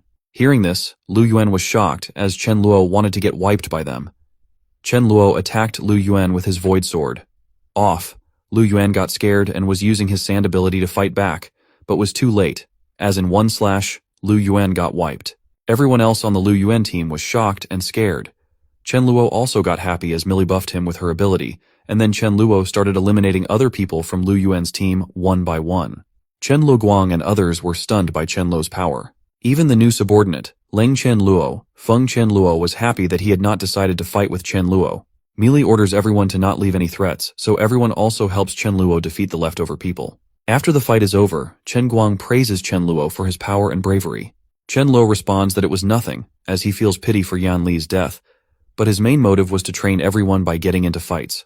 Moreover, no matter what, if anyone bullies his teammates, he's going to make them pay. Chen Luo then asks everyone to collect the resources, and because it'll soon be afternoon, whoever knows cooking should go back and cook. The scene then shifts to some time at Chen Luo's villa, where 2 boys named Miao Hui and Shida come searching for resources, and seeing Dharma, they get dazzled. They thought about having a good meal of dog meat for dinner by capturing Dharma. Shida, without waiting, went to attack Dharma, but Miao Hui stopped him, saying that they couldn't outrun that dog, so they had to lure the dog somehow. But look, what a crazy and cheap thought Miao Hui had. He thought of a plan, as he would shit out there because dogs like to eat shit. Really, which dog likes to eat shit, and how can he think of using shit as bait? It was ridiculous. Hearing this, Dharma's patience left as he was ignoring those guys. But the idea of using shit to lure him made him angry, so he used his striking on them to wipe them away. Seeing the lightning, both tried to run away, but it was too late for them. And lastly, they died. Chen Luo came there and asked Dharma what he was doing, that those guys were intruders. But Chen Luo got tense hearing the reply, as Dharma responded that they were both shit. Chen Luo then wonders whether he should recruit more people if he encountered a team of 100. They would be eliminated by numbers because he couldn't save them. And with his current underlings, after 2 to 3 months, he didn't know how many would still be alive. Chen Luo then thought that he had so many resources that he could recruit some more members. He decided to make a recruitment notice outside of the villa. After some time, it shows that there was a hoarding in which recruitment news was written, and Chen Luoguang was sitting at that place to talk with the upcoming survivors. Some boys went from the car, saw the board stop, and started discussing. A boy named Liu Qi asks Wang Chao what he thinks. Wang Chao responds that they should join, but the problem is that only he and Liu Qi meet the requirements, and the rest are of level 1. So they decided to go and asked about whether they wanted to make their family members also join. When they ask Chen Luoguang responds with a sorry, as only blood-related family members were allowed, but a level 1 could also join by giving 3 level 1 crystals. Luigi came there and told them that he was a healer, so they could take it as an exception. Chen Luoguang was amazed as it was a rare power, so he told them that it was possible, but they had to listen to their captain's orders. So they went to Chen Luo, and Chen Guang told him that there were some people who wanted to get recruited, and one of them was a healer named Lui Qi. Hearing the name, Chen Luo recalls that he heard that name in his previous life. Lui Qi was a famous healer. Rice told Chen Luo that they didn't have any hostile intentions, so Chen Luo allowed them and asked Chen Luoguang to show them the rooms and let them settle down. At night, Chen Luo in his room was happy that he recruited a famous level 2 healer without doing anything, and so he felt so lucky. Chen Luo then takes out a crystal and sees it, thinking that if nothing bad happens, then he could reach level 5 easily. Actually, after becoming rank 5, he could easily fight with a large number of zombies without getting hurt, and even a level 1 zombie couldn't hurt him. And for his happiness, he reached rank 5 by absorbing that crystal's power. He was happy to become ranked 5 within a month, but he knows that he still has a long way to go, so without any opportunities, it would be difficult for him to grow. But soon he decided to think about it later, as first he had to celebrate his happiness with Mill, so he told Rice that he was going to spend time with Millie. Rice got frustrated as she had to sleep alone again. The next day, Chen Luo said that now they're gonna have a collective action, and he also gonna join them and aim for the vegetable market on Xingfu Road. He also orders Chen Luoguang to take his subordinates and Dharma King to guard the home, after which, they leave the villa to reach the destination. On the way, Chen Luo shares that the market they were going to had a small cold storage, grain and oil store, and agricultural products, and due to the large flow of people, there would be so many zombies. So they had to act in groups to fight with zombies. He also told them that due to the use of spells together, it would be hard to avoid through anticipation and positioning, so the 4-person group theory wouldn't work, and therefore they had to act slowly. He then orders Jiang Feng to lure the zombies, and everyone has to wipe them one by one. Millie even begged Feng to help him. Feng then started luring zombies. At that time, Chen Luo shared that as long as everyone was 20 meters away from zombies, they wouldn't get hurt, so they also had to use it in the future whenever they encountered more zombies than now, but also be careful as if there were too many, then run. Otherwise, he wasn't responsible for their deaths. Everyone starts cleaning up the path to the vegetable market door. After an hour, Chen Luo reported that 100 zombies had cleared, so Chen Luo decided to go below and lure the zombies. Actually, Chen Luo remembers that in his previous life, he heard that the vegetable market had a sand-mutated zombie, and its combat ability was ranked 4-5. So he was wondering about the hiding location of that zombie. Suddenly, Chen Luo feels that something is being given to him at a very fast speed. When Chen Luo turned back and saw that, he got happy as he encountered that zombie so quickly. Chen Luo uses his void space, goes towards the backside of that zombie, and slashes out his head. After which, he takes out the crystal from inside. Everyone is stunned to see that Chen Luo killed that mutated zombie in one go, but to their surprise, Chen Luo starts running and also asks them to do the same. He was doing that because a horde of zombies was coming towards them. Chen Luo also orders them to prepare spells while running, turn back to attack with a rough aim, and then again start running. After some time, somehow they did it. They wiped out 200 zombies in very little time. They were interpreting that, being together, they could kill and wipe out any zombie type. But Chen Luo told them that the main premise was that they all had to keep up with the pace of zombie evolution. Everyone was still celebrating, so Chen Luo shouted at them to stop being stunned and take the supplies in the truck. On the other hand, Chen Luo thought the outage of cold storage lasted so long, which meant the meat inside would be smelly. But he was still fine as he had his void, so for the time being, he would store it, and later he could serve it as a fresh dye to his void. The scene then shifted to 2 hours later, when Chen Luo was heading back to the villa. But somehow, someone named Sulong saw their bus and came in front to stop them. Seeing that, Chen Luo asks that boy to get aside and not block the way. Suddenly, Chen Luo noticed that a boy was also coming with a bike towards them. When the boy took out the helmet, Chen Luo was surprised, as the boy's name was Xiao Hao Ran, and he would be known as an invincible iron fist in the future. Actually, Xiao Hao came there to talk with Sulong. Xiao Hao asked Sulong if he heard that Sulong got a live chicken, so whether Sulong would give him one as his mother couldn't live long and before she passed away, she wanted to drink a bowl of chicken soup. Xiahao also told him that as long as Sulong would help him, he could sell his life to him. But Sulong denies that offer, and even Sulong's comrades started making fun of the fact that Xiahao wanted to get fed for his entire life. Chenlo hearing it got him happy as it was such a good trade to do, so Chenlo goes toward Xiahao and asks that he have chicken. As a chef, he could fulfill his request, so what about selling his life to him? Xiahao got ready and demanded that the chicken be of high quality. Chenlo then orders Sudhaju and Mili to exchange vehicles with Xiahao and go with him to help him get his mother to Villa, and until then, he will drive that bike. When they reached Xiahao's house, Chenluo noticed that Xia's mother had cancer. Chenluo got sad as Mili's skill wasn't able to heal Xia's mother. Chenluo then told Xiaohao that he would arrange for the chicken soup when he came back. Upon reaching the villa, Chenluo asks Shuyun to take care of the room allotted for Xiaohao and his mother, and also take care of her personally. Until then, he will go and find someone to cook chicken soup. Chenluo finds Mayu and asks her to make a chicken soup more delicious with his housekeeping skills and tells her the ingredients she needs. Hearing this, Mayu got angry and asked, "Do you think she didn't make it delicious?" Chenluo responds that he meant it had to be more delicious than ever. Mayu then told me that it would take 3 hours, so Chenluo added some more food to be cooked. He did that because he thought maybe Xia's mother wanted to eat with her son. After 3 hours, many types of chicken dishes had been served in front of Xia's mother. His mother thanked Chenluo and started to cry with happiness. Xia's mother told Chenluo that she knew he was a good person and asked her son to value him, so he should never let down Chenluo. Then an emotional moment happens between mom and son. Chenluo gets out of the room, and after some time, Xiaohao comes to Chenluo and is sadly told that his mother has gone, but it is good that she didn't need to suffer more. He also told Chenluo to watch his performance for the time being. Chenluo then starts wondering if, with Xia's talent and ability, it's just a matter of time before he becomes an invincible Iron Fist. He then realizes that the team's strength is getting stronger, so he needs to start managing the team's rationality. He decided to establish a set of rewards and punishment regulations, and establish a hierarchy to mobilize everyone's enthusiasm. Chenlu then recalls the hierarchy system of gathering places, as the duty ranks were divided into leader, deputy leader, elder, elite, ordinary member, and new member. And there would also be a place for special members like Sudhaju and Mili. Chenluo decided to give elite rank to those who reached level 3, and the rest, all ordinary members.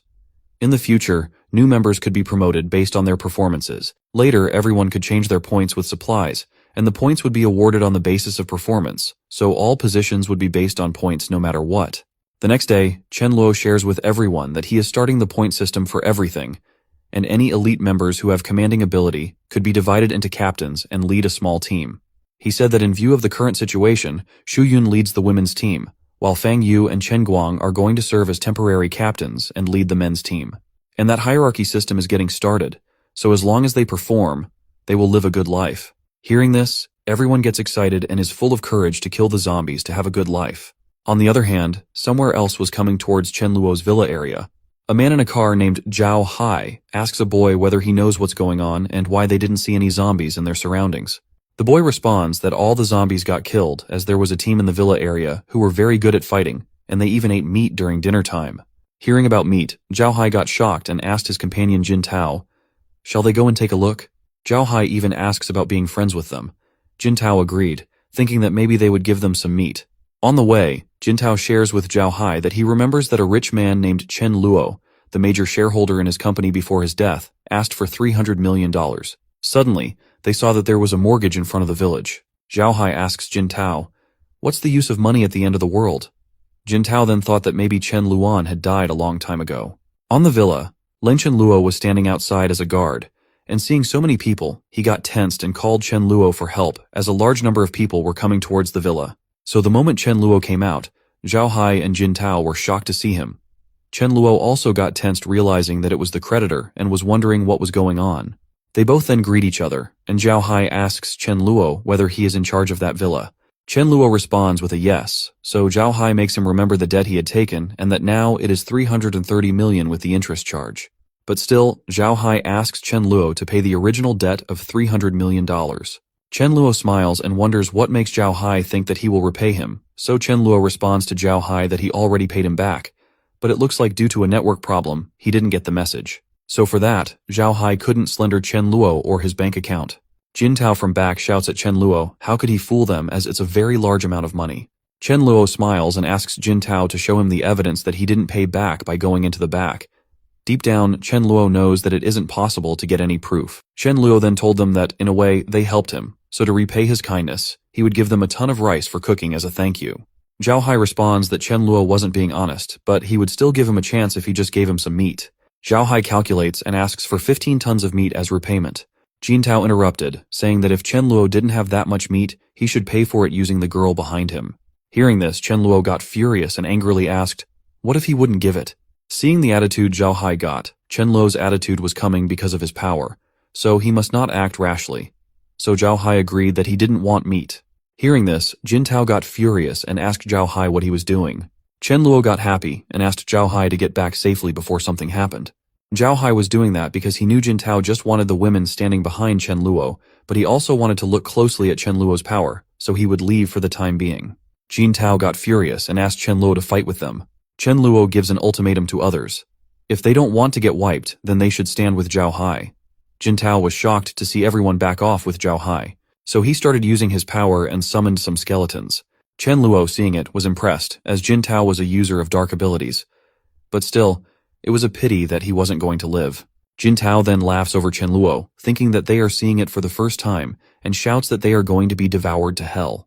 Chen Luo got furious and told his comrades that this time they had to fight, and upon clearing one enemy, they would get 5 points, and for capturing Jin Tao alive, they would get 100 points. Suddenly, Dharma came there and started barking. So Chen Luo asks from Rice what Dharma is saying. Rice said that Dharma said he also wanted a point system for the dogs, and if not, he would sue Chen Luo for discrimination against dogs. Hearing this, Chen Luo got pissed off, as when did he not give meat to Dharma that Dharma wanted? So he told Dharma that he would get a point similar to others. Dharma was happy sharing that he was on for fighting.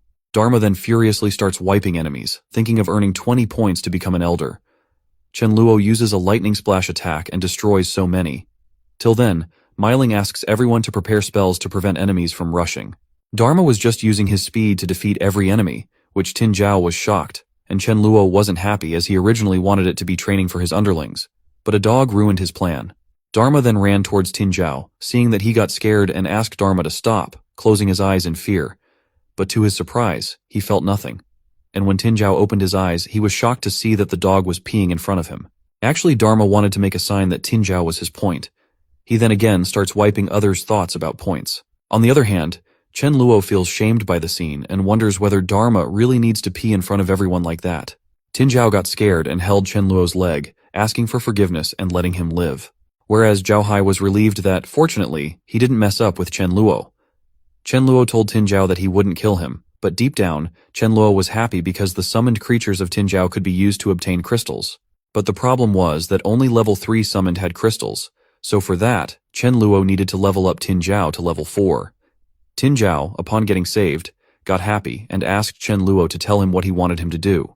Chen Luo then told Tin Zhao that he was very optimistic about him and asked Chen Guang to lock Tin Zhao in a room and treat him as a new member. After that, Zhao Hai came to Chen Luo and asked for forgiveness for offending him so many times and gave him a gun as a gift for previous disrespect.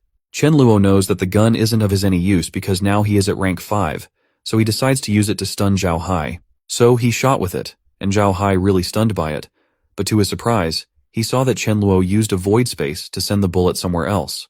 Due to that incident, Zhao Hai got to understand that Chen Luo was at a very high level, and in comparison, he was nothing in front of Chen Luo, so he needed to be careful. Zhao Hai tensely came to a handshake with Chen Luo, saying that his strength completely changed his perception of him. Chen Luo also told Zhao Hai that they could both work together in the future if he didn't have any bad intentions. Then Chen Luo asks the comrades of Zhao Hai whether there were any members of dark, earth, or natural elements present, and also whether the auxiliary elements would be considered, so whoever wants to join could consider it. Chen Luo then looks at Leng Chen Luo, hoping for him to say something as a leader, he had to maintain his integrity. And surprisingly, Leng Chen Luo got it with one look. He came forward and told everyone that they had 3 meals a day and occasionally meat, so for joining, it all depends on their strengths. Hearing this, many got happy and started telling us about their abilities and how pleasing it was to let them join. Chen Luo then asks Zhao Hai whether he has any problems with it, which Zhao Hai denies due to his fear of Chen Luo's power. Everyone was now serious and telling Chen Luo their abilities and level, wondering whether they could join or not. So Chen Luo shares that they just had to wipe 10 zombies and bring the crystals as proof, and just after this, they could all join. Everyone leaves happily from there to fight zombies. After that, Zhao Hai told Chen Luo that if he wanted to meet him, he could come to Jinlong Garden and that he hoped that Chen Luo would help him in the future. The scene then shifted to night, where Mila told us that she thinks the new members were performing well, so why didn't he let them clear the nearby zombies? According to her calculation, they were all enough to kill all the zombies, and possibly all zombies would get eliminated before evolving. Chen Luo responds that there were many survivors who wouldn't want to fight, and moreover, if everyone gathered together and encountered a mutant zombie, everyone would die. But deep down, Chen Luo knows that it was half of the reason because he wants the zombies to get mutated, as it was the only way to get evolved by getting crystals of high power. Otherwise, they would have no choice but to wait for death when those powerful monsters arrive. The next day, in the morning, Chen Luo was asking everyone to be careful as the zombies were getting smarter. Chen Luo said that because he knows, zombies are going to level up. After they were gone, Chen Luo wondered if, due to natural selection, death and injury were inevitable. What's more, if someone didn't go through enough battles and absorb enough combat experience, they would die in the end. Suddenly, Rice shares with Chen Luo that she had an ominous feeling that Miling was going to get injured, but her life was not in danger. Chen Luo remembers that Miling, Mil, Sudhaju, and Dharma were working together, so under normal circumstances, there wouldn't be any possibility of injury. Chen Luo tensely asks Rice whether it is life-threatening. Off, which Rice denies. Then Chen Luo wonders whether he should follow them or not. But soon Chen Luo thought that if he went for help, then they weren't going to grow. And even if Miling reached king level, she wasn't going to be the spirit flame fairy. Chen Luo then pats Rice for being such a powerful cat. But deep down, he was wondering that only level 10 spiritual power users could detect a danger in advance, which means Rice got to that level of things. So he thought of giving Rice some more powerful crystals to let her level up fast. The scene then shifted towards Miling and others, where they were fighting with zombies. Miling shares that she remembers that in the past, with one punch, zombies easily got killed. But now she thinks level 2 zombies were more powerful, so the crystal effect should also be better than level 1 crystal. Sudaju responds that he didn't feel like that, as level 2 wasn't much greater than level 1. Lastly, after clearing up everything, Mila said that she thinks they gained a lot today. But there was a problem coming to them, as a mutant zombie was looking at them from far away. The zombie learned that they were very different from humans he had eaten in the past. So he decided not to rush and asked other zombies to get towards them and attack. Dharma felt the presence of other zombies and told everyone by barking. Millie asks them not to panic, and Miling and Sudhaju decide to kill the zombies one by one. They tried to attack, but there were too many zombies, so Miling decided to take some rest. But the mutant zombie uses his power to speed up zombies. Seeing the zombies walking so fast, they got tensed and wondered what happened suddenly. So now Miling and others have no more choice, rather to fight. They started fighting, but the mutant zombie left Millie alone, so he thought of attacking from behind. But Miling saw that mutant zombie and came in between the zombie and Miling to save her. Due to this, Miling got a scratch on her arm, but without wasting time, she attacked back. So the mutant zombie thought of escaping from there, thinking that it wasn't safe. Sudhaju then asks Miling to take on the ordinary zombies, hoping that he will hold on to the mutant zombie and then they both will work together. Millie also gets ready to buff Sudhaju, and when Dharma came back, they were shouting so much, hearing which Dharma got stunned and wondered what was happening as he had just been gone for a while. When he saw that they were fighting with mutant zombies, he also attacked, thinking that if something happened to those three, Chen Luo would make a lot of dog meat. Because of Dharma's attack, the mutant zombie's attention got directed towards him, and Sudhaju got a chance to attack, but still, after a slash at the head, the mutant zombie didn't die. So Dharma started attacking the mutant zombie, and the zombie was trying to run away. But Dharma makes him fall down, and then they all attack together to make it go to hell. After defeating them, they got tired, so Miling asked them to end today's search, whereas Dharma was happy to obtain a pink crystal from that mutant zombie. The scene shifts to sometime later, when Dharma goes to Chen Luo for the crystal and asks Rice how many points he would get for the crystals. Chen Luo saw the pink crystals and noticed that it was level 4. Chen Luo shares that Dharma would get 100 points for it. Hearing this, Dharma got happy, but soon his happiness turned into frustration when he saw that Chen Luo asked Rice to absorb that crystal to become level 4, upon which he furiously asks what Chen Luo just gave a crystal he worked so hard to obtain to a cat. Chen Luo then told Dharma that if Dharma wanted to give him the crystal, he would give him the points, but if Dharma wanted to use it, he had to take away the points. Off, Dharma denies that he didn't need crystal, he just needs points. Chen Luo smiles because he knows how to handle Dharma easily. He does that because he wants Rice to have that crystal, as in the past, she helped him at the time of Mila by predicting the future. but he was tensed because he hadn't told him about the Sudhaju injury. So Chen Luo wonders whether it was due to her level or Sudhaju's injury, which wasn't so big. That's why Chen Luo decided to upgrade that heaven-defying ability anyhow. The scene then shifted to some days later, when Dharma came to Chen Luo and asked others to look at him. So when they looked at him, Millie asked whether it was her imagination or if Dharma had grown bigger. Meiling responds that he has really grown bigger. Off. Sudhaju asks whether it was because of Mayu's food, but Dharma barks furiously. So Rice shares that Dharma said it's because he got to level 4 and his body underwent a change. Everyone was stunned by that news, and even Meiling felt frustrated realizing that her progress was actually worse than that of a dog. Rice said that Dharma asked about the number of points Chen Luo would give him for the upgrade. Chen Luo was curious to know why Dharma needed so many points, so he asked, "Off?" Dharma said that he wants to become an elder, and then one day he slowly gets to deputy chief, so in the future everyone will call him Dog Chief. Hearing this, Chen Luo got furious and kicked him, saying that he thinks Dharma wants to take his position. Suddenly he got a call, and after talking on the call, Chen Luo shared that Zhao Hai sent someone over again, and they were saying that they wanted help. When Chen Luo goes to meet them, a boy offers an envelope and tells them that his name is Song Ling Hai. So he comes there to pay homage to him with that envelope. Song Ling Hai also said that Zhao Hai asked him to give the envelope, no matter if Chen Luo accepted to help or not. Chen Luo then asks Song Ling Hai to tell them what happened, off which Song Ling Hai shares that it was a supernatural being named Jiang Wu, who suddenly appeared on their side to fight them. Even Zhao Hai didn't want to conflict with Jiang Wu, but there was something wrong as Jiang Wu kept shouting that if Zhao Hai didn't become his little brother, he would keep destroying them. Song Ling Hai also says that Jiang Wu single-handedly destroys their 10 men alone, and his teammates have level 2 powers. Hearing this, Chen Luo was stunned and wondered how Jiang Wu was defeating 10 people alone, and interpreted that Jiang Wu must be of level 4. Chen Luo then thought about the way Jiang Wu evolved and whether it was his talent, but he himself denied, thinking that it must be that Jiang Wu was lucky, like Ling Chen Luo, to get a level 4 crystal. Chen Luo then wonders that if he wiped that Jiang Wu, he would get a level 4 crystal, and with that, he could also become level 6, or maybe level 7. Chen Luo then asks so many questions from Song Ling Hai about Jiang Wu's power, and lastly, he decides to help Zhao Hai and go check out Jiang Wu by himself. Check told Song Ling Hai that he would come back soon, just after packing bags. Inside the villa, Chen Luo asks Rice if she thinks it would be dangerous for him to go out this time. Rice responds that she doesn't know yet. Chen Luo tensely asks what, saying whether it would be good or not. After thinking for a second, Rice responds that he could go with peace of mind. So Chen Luo takes Rice with him and asks Dharma to take care of the house. In the car, Chen Luo was impressed with the car. Upon hearing the song, Ling Hai told Chen Luo that he could take it when he came back home. So when Chen Luo gets to their place, he just needs to tell them, as Zhao Hai wouldn't deny it. Upon reaching, Zhao Hai thanks Chen Luo for coming. And when Chen Luo saw Jiang Wu, he laughed, as Jiang Wu was just relying on some abilities. So Chen Luo attacks Jiang Wu. In one go, Jiang Wu was defeated. Seeing this, everyone was stunned by Chen Luo's power, and even Jiang himself wasn't able to believe it. Chen Luo then searched for the crystal, but wasn't getting it. Song Ling Hai asks whether Chen Luo is searching for something. If yes, let him help, as he is very good at hiding things. Surprisingly, Song Ling Hai easily thought about the place. Jiang Wu could hide that thing, and soon he got a crystal. Song Ling Hai happily gave that crystal to Chen Luo.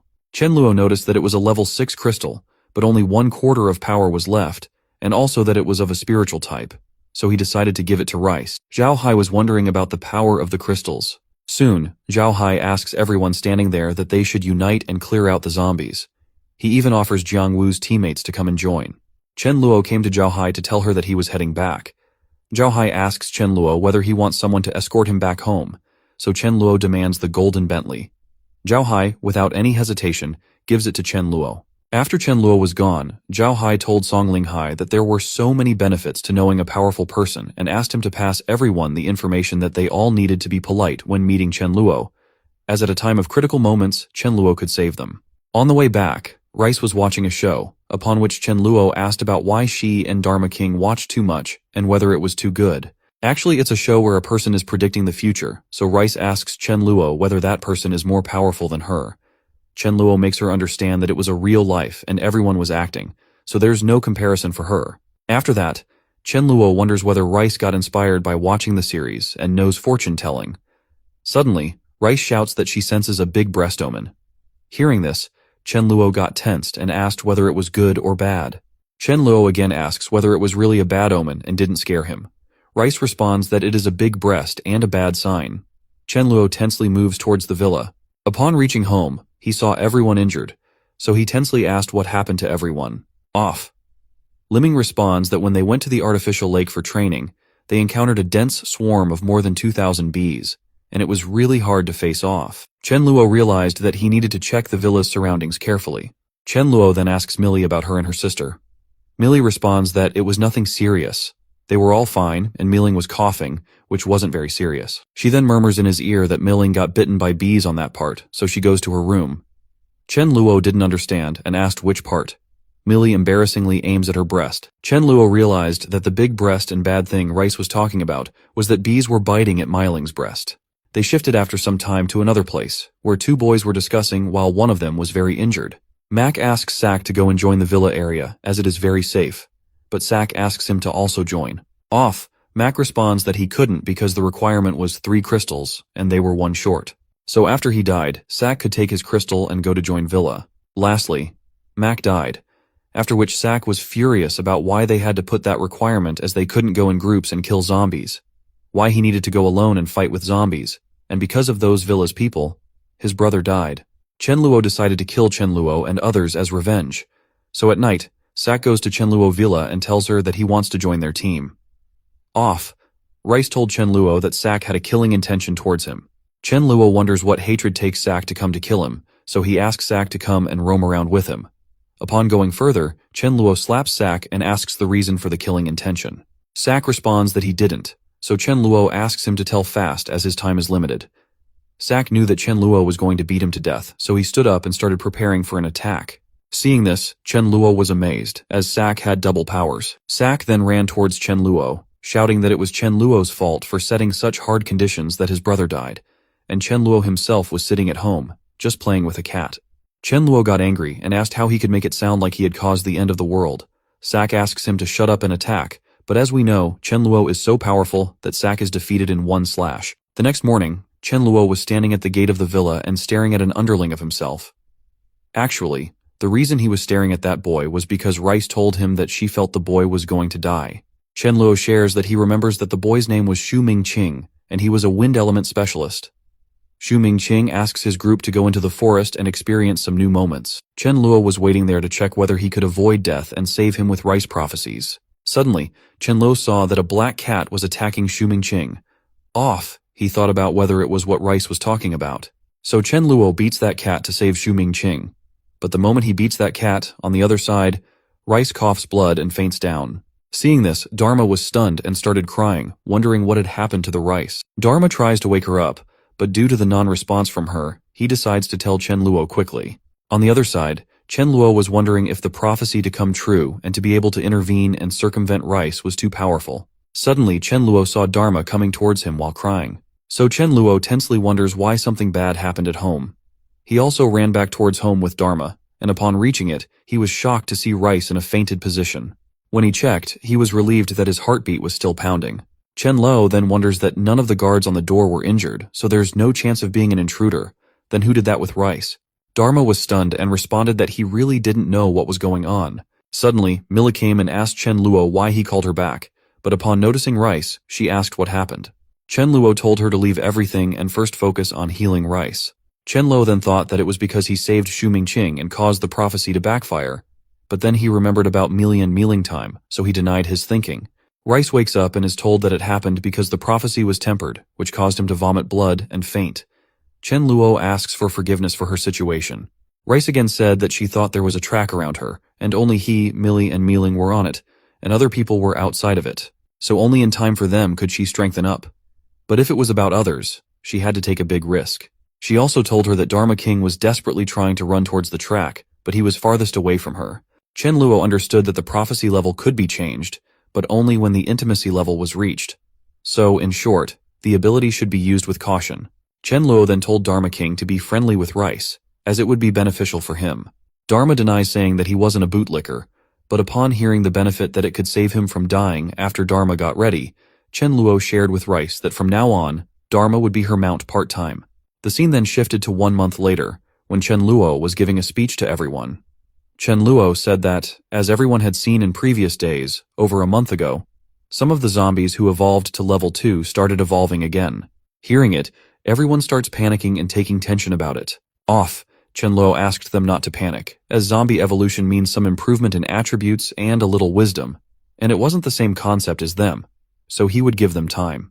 He then told them about the rule change, as now they need to get only 1 level 3 crystal for the next few days, and after that, they need to get 2 level 3 crystals. Till then, his one underling came and told him that someone from Zhao Hai's side had come again, saying that he had some news with him. Chenluo then disbands the meeting and goes to meet the person who came. When Chenluo went, he saw that it was Song Ling Hai. Song Ling Hai shared that someone organized a trade fair next to the toll station on National Highway 99, and he said that he wanted everyone to discuss how to overcome difficulties.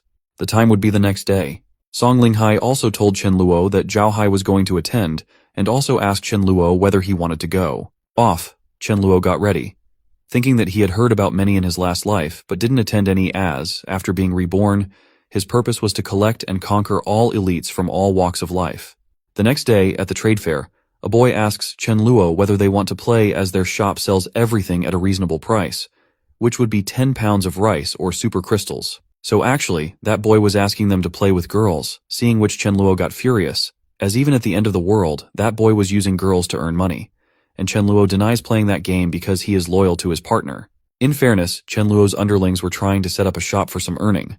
They told everyone that they didn't need so many people so they could go around in fairness. Chenluo also told them to buy and play whatever they wanted, and if they saw something good, they had to contact him. Chenluo asks Sudaju, Fang Yu, Shou Hai, and Chen Guang to follow him. Upon going further, Chenluo noticed that there were many people gathered up for something, so he decided to take a look. Chenluo then throws away some people to make space for going into that crowd and notices that it was Jiang Long, and he still had the chicken, which Xiao Hao begged for. A boy named Zhou Mingliang was having a chat with Jiang Long. Actually, Zhou Mingliang wanted that chicken, for which Jiang Long was asking for money, but Zhou Mingliang denied it, saying that his brother's head got burned by Jiang Long. Still, he wants money. Zhou Mingliang was ready to give 100 kilos of rice and nothing else, but Jiang Long wasn't getting ready for it, so Chenluo interrupted them and told them that he would give them 20 level 2 crystals for that chicken. Hearing this, Zhou Mingliang furiously asked Chenluo whether he was looking for trouble, but Chenluo didn't pay attention to him, so he furiously went to touch Chenluo, but before he could do that, he got launched by Xiao Hao. Zhou Mingliang asks Xiao Hao to get away, as he is the one who bullies others, and if Xiao Hao gets into the matter, he is going to be killed. So Xiao Hao asks Chenluo to let him handle the whole situation, which Chenluo agrees because he wants to make Jiang regret his decision for his whole life. Slowly, in some seconds, Xiao easily defeated many of them, and seeing his speed and lunge power, everyone was tensed, thinking what to do. Lastly, many ran away from there without fighting. Jiang Lung saw Xiao Hao fighting, was stunned, and wondered if he knew Xiao Hao was a boxing champion, but didn't expect that the gap would be that big in terms of superpower. And as Chenluo wanted, Jiang really regrets his decision not to give him chicken. Chenluo then, without asking Jiang Long again, does the trade and takes the chicken away with himself. But the chicken was pecking up on Chenluo, so he held his feathers and took out one feather from him so it could feel pain. Chenluo then makes the chicken scared by saying that he could remove all his feathers. Suddenly, Chenluo heard an announcement asking people to go to the toll station on the east side of the meetup, and it was best for every group leader to bring 2 people with them. So Chenluo chooses Xiao Hao and Sudhaju to go with them, asking others to move freely. In the meetup, when Chenluo reached Zhao Hai, he asked Chenluo to sit near him. Zhao Hai then shares about the organizer, whose name was Ye Gaofei, the heir of the Ye group, who was engaged in foreign trade. But deep down, Chenluo was wondering that for him, Ye Gaofei wasn't important, as what was important was the president beside Ye Gaofei, named Long Yu, a metal-based superpower that could transform into various forms of weapons to assist others. He also shared that Long Yu was also a king in his previous life. Chenluo then wonders if he gets him, whether he will ask him to turn into a sword or staff. Ye Gaofei then started sharing that his name was Ye Gaofei and that there were 1,252 survivors in his base, with 812 at level 2, 56 at level 3, and 4 at level 4. Hearing this, Chenluo got a little upset, and in his group, only 4 people and a dog and a cat had reached level 4, so the Gaofei is powerful and holds high-grade crystals in his hands. Ye Gaofei then shared that he was going to share 2 good news stories. The first was that upon reaching level 4, they didn't have to worry about water, and even level 3 could use it a bit. Chenluo knew that it was true, but the problem was that polluted water sources would permanently reduce human potential, and whoever drank it would be unlucky. Ye Gaofei then takes out a crystal and tells him that the second great news was the crystal he was holding in his hand of level 6 and that he didn't know the specific grade, but as with a level 6 crystal, they could get upgraded to level 4 quickly. Hearing this, Zhao Hai was stunned and relaxed, saying that it meant Chen Luo had used more high-power crystals to be so powerful. Ye Gaofei then also shares many things about the crystal and evolution. Seeing this, Chen Luo wonders why Ye Gaofei was telling everything and being so kind. Ye Gaofei then shares that he was telling everything because he didn't want to see everyone killing each other, so he was gathering everyone to unite and form a collective. He also said that he wasn't forcing anyone to join, as the collective would be formed collectively to establish an elder council. Any powerful leader could become an elder, and all decisions would be taken by voting. Chen Luo understood that it wasn't just a show. It was that Ye Gaofei wanted to recruit followers. Other groups start discussing and wondering about joining the Gaofei. Suddenly a girl came and shouted that their leader, Ye Gaofei, said that time was voluntary, but if someone didn't want to join, whenever they would meet while obtaining supplies, no one could blame them for bullying the minority. Suddenly, everyone started murmuring about something. It was actually that they got a pamphlet from Ye Gaofei requesting to make an alliance and be together. Chen Luo understood that the Gaofei was distributing the pamphlet to every member of the group because of the temptations of others, as even if the leader denied it, they could probably join privately. Ye Gaofei then ruthlessly told everyone that if they were interested, they could come to him and sign up.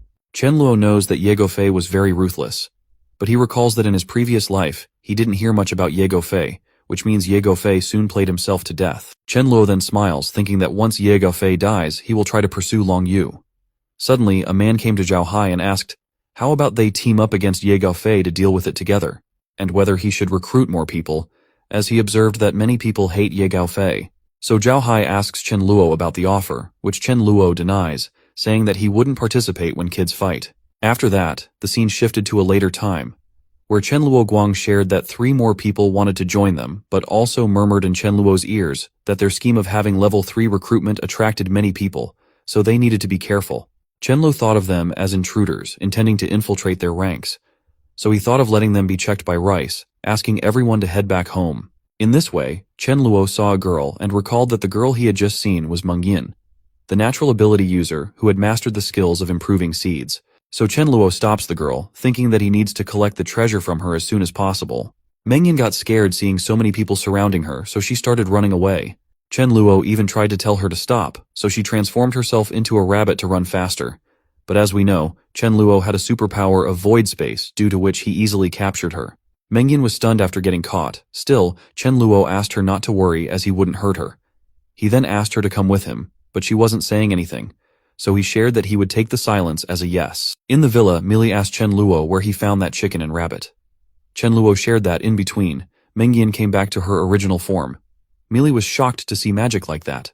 Meng Yin was getting angry at Chen Luo, but Chen Luo called Shu Yun and asked her to take care of Meng Yin and give her some food. Meng Yin denied she would starve to eat but wouldn't eat something given to them. The scene then shifted to after some time where Chen Luo saw that Meng Yin was having breakfast. So Chen Luo tried to taunt her, but she was very straightforward in giving replies. Chen Luo then calmly sat beside her and apologized for bringing her forcefully and told her he saw her using her ability, so he knew she was a natural ability user and his base was in great need of someone like her. He then shared with her that as long as she grew vegetables, she would get meat for dinner every day.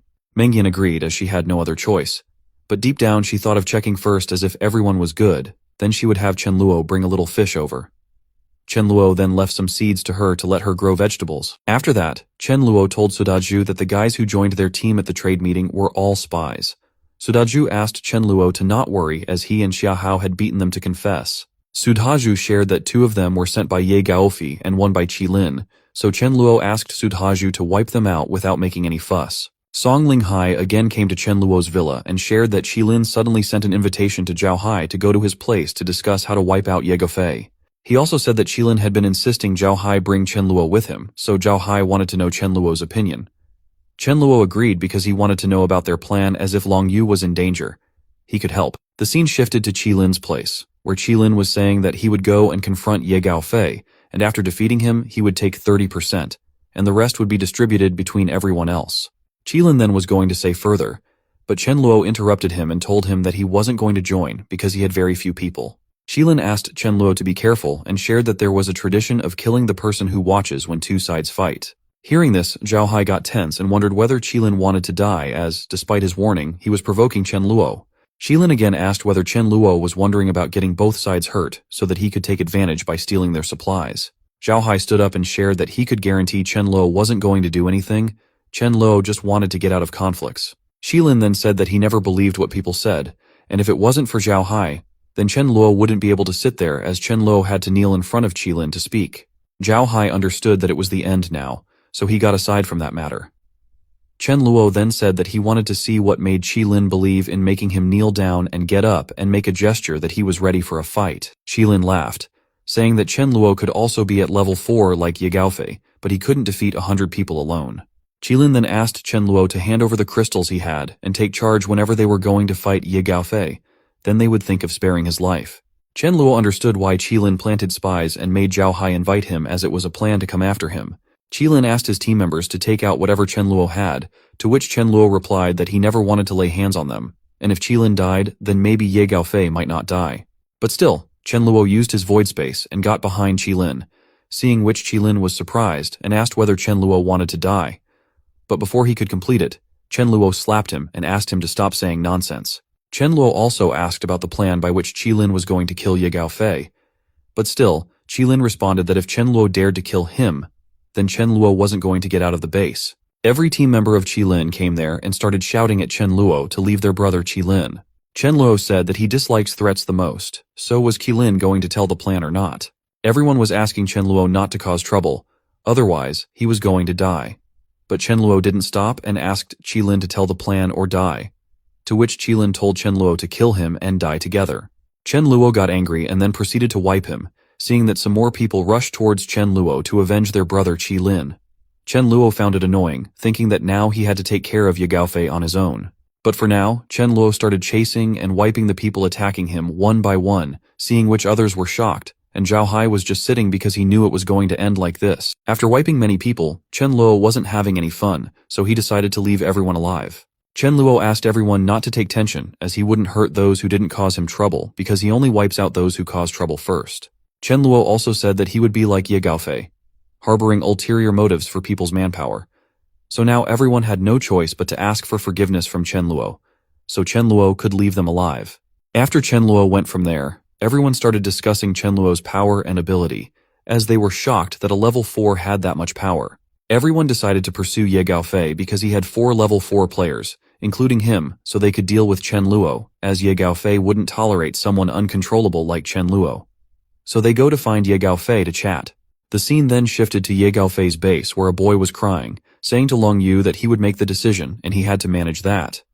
Long Yu asked what happened, to which the boy shared that 3 days ago he went to kill zombies, and when he came back, his wife was missing. And now someone secretly told him about his wife, and he found her in a pit. Lastly, the boy said that it was Yu Lingjie who had done that with his wife. Long Yu first confirmed it, and then got furious and went to Yu Lingjie to get some answers. When Long Yu was searching for Yu Lingjie, he heard someone saying that unfortunately, the girl died without playing much, and now he had to find someone else. Hearing this, Long Yu furiously opened the door and asked what was going on. Yu Lingjie got scared and asked what happened, to which Long Yu furiously went towards Yu Lingjie shouting that he asked what happened as he forcefully had an affair with someone else's wife. Ye Gaofei stopped Long Yu and asked him to calm down. Ye Gaofei then said that he heard about the incident and Yu Lingjie was at fault, but he didn't think that punishment warranted death as Yu Lingjie was still greater than others and could give more value. Hearing about the value, Long Yu said that he knew he had greater value than Yu Lingjie, so he was going to kill him. Yu Lingjie got scared and asked Ye Gaofei to save him as he was taking the blame. Long Yu was shocked and asked about the reality. Yu Lingjie asked that Ye Gaofei was busy during the day killing zombies, so what's wrong with having some fun with women at night? Hearing this, Long Yu got furious and shouted at Ye Gaofei, saying that he didn't lead everyone to kill zombies, gather resources, and strive for a better future for the nation. Instead, he was spending time with women. Long Yu got pissed off, so he decided and announced in front of Ye Gaofei that he was going to leave, and from now on, their paths were different. Yu Lingjie asked Ye Gaofei to do something, otherwise they would be in trouble if Long Yu exposed the truth. Ye Gaofei tensely asked how he could take action against Long Yu, as in the base, there were some people who had a good relationship with Long Yu. Ye Gaofei had an idea, so he asked Yu Lingjie to go spread the news that Long Yu was a madman who preys on the weak and lost his humanity, and that he would spare Long Yu this time as a reward for his previous contributions. But Long Yu should take his brothers and leave the base. So Long Yu left the base with his people and wondered about the place they should go, as he was too naive to think that everyone would follow along to kill zombies. Meanwhile, after some time, the people from Qilin's side came to Ye Gaofei and shared that there was a person named Chen Luo who was joining the force to go against Ye Gaofei. On the other hand, Xia Hao came to Chen Luo and told him that he reached level 4. Chen Luo then shared that once the physical strength reached level 4, the crystals continuously emit power to temper the body, and this kind of power would allow him to control where the tempering occurs. So Chen Luo asked Xia Hao to temper the rest of the strength on his fist. Suddenly someone interrupted their talk, saying that Zhao Hai had come and was asking for refuge as Ye Gaofei was after him. Chen Luo asked them to let Zhao Hai in. Chen Luo then asked Zhao Hai how did Ye Gaofei find his base, to which Zhao Hai responded that it was the Qilin's guys whom Chen Luo had spared. Hearing this, Chen Luo got angry, as whenever he spared future troubles, it caused him problems. Zhao Hai asked Chen Luo to prepare as early as possible because Ye Gaofei and others were coming very furiously. So Chen Luo ordered everyone to be ready to defend against the enemies. After some time, many cars were coming towards the villa, and Ye Gaofei was happy because he had gathered many people, just saying that it was for the sake of fostering unity and better survival. Ye Gaofei provoked them by saying that some people were selfish and didn't want to see them unite, causing trouble, so they had to get rid of this restless factor. After reaching Chen Luo's villa, Ye Gaofei announced that this time they had over 2,000 people, 76 at level 3, 1,500 plus at level 2, and 2 at level 4. He also asked everyone to surrender, as those who surrender would be their brothers in the future. He even tried to offer tempting deals, but surprisingly, no one came out. Chen Luo, upon hearing the offer, laughed, as even ordinary members of his villa ate more than that, and he noticed that Long Yu was not with them. So he wondered where Long Yu was, and should he and his team go first. Here, Ye Gaofei went furious as no one was listening and responding to him. So he asked Zhang Hao to take his people and attack Chen Luo. If Zhang Hao was able to kill them, Ye Gaofei himself would reward him. Zhang Hao tensely asked why his people. Hanya asked why he wasn't willing.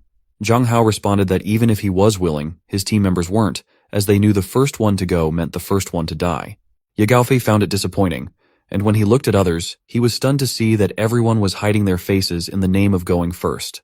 Meanwhile, on the other side, Chen Luo was getting angry, wondering whether they would attack or not, and whether these guys were clowns sent by monkeys. So, Chen Luo just throws away the core of the fruit he was eating, surprising everyone and making them wonder where the fresh fruits were coming from. Ye Gaofei then goes to Hanya and asks why she went to attack without him enhancing her defense. That way, the attack couldn't harm her. With a pleased face, Ye Gaofei asks Hanya if she would help him. Hanya agrees and orders an attack on everyone. Luwen tells everyone that whoever doesn't follow them will be electrocuted. The moment they get inside, Chen Luo's side starts attacking them, but they use earth shields to dodge the attacks. When Hanya opens the gate, she sees a tall, mountain-like ridge between the gate and the villa. She wonders what it's for, and meanwhile, they get attacked by Shuyun and Mealing. Even Dharma attacks Hanya. Slowly, everyone starts dying, and Ye Gaofei realizes that Chen Luo's side is stronger than his. Before Ye Gaofei can run, he gets chased by Dharma, who uses electric balls to attack him. Dharma also uses kicks and punches to take Ye Gaofei down. Seeing Ye Gaofei die, everyone starts crying and surrendering, asking Chen Luo for forgiveness. Chen Luo asks them to bring Hanya's partner to him. Luwen, crying, asks Chen Luo not to kill him as he is a priest. Chen Luo agrees, but in return asks Luwen to tell the truth about whether Long Yu was guarding the base. Luwen responds that Long Yu got kicked out of the base because of bullying and being domineering. Chen Luo is surprised as Long Yu wasn't that kind of person. Luwen agrees, saying it was Ye Gaofei who framed Long Yu. After that, Chen Luo asks Zhao Hai to bring the people he had in the past and help clean the place, then keep an eye on the door. Chen Luo promises that when he comes back, they will have a treat. Chen Luo then asks everyone to get in the car as they were going to Ye Gaofei's place to get supplies. Dharma asks about points, and Chen Luo tells him to guard the place. They will discuss that after they return. Song Linghai asks Zhao Hai about joining Chen Luo, but Chen Luo surprises everyone by saying that the world has changed and just relying on skills won't cut it. Zhao Hai's members are hesitant to join Chen Luo because they would become juniors.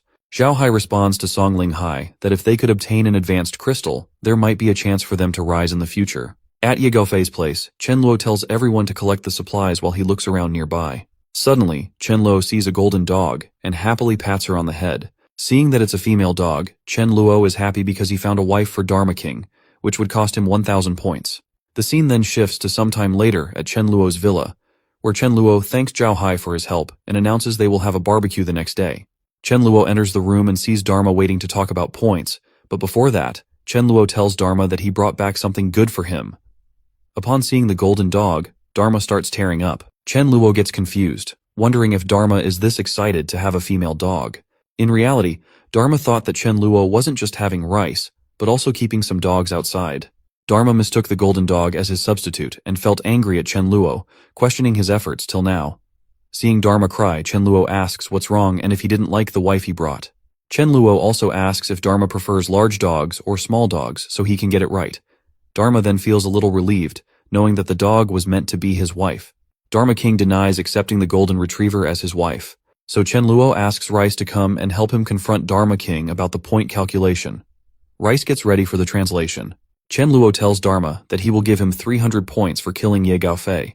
Rice translates that Dharma says he killed some others as well.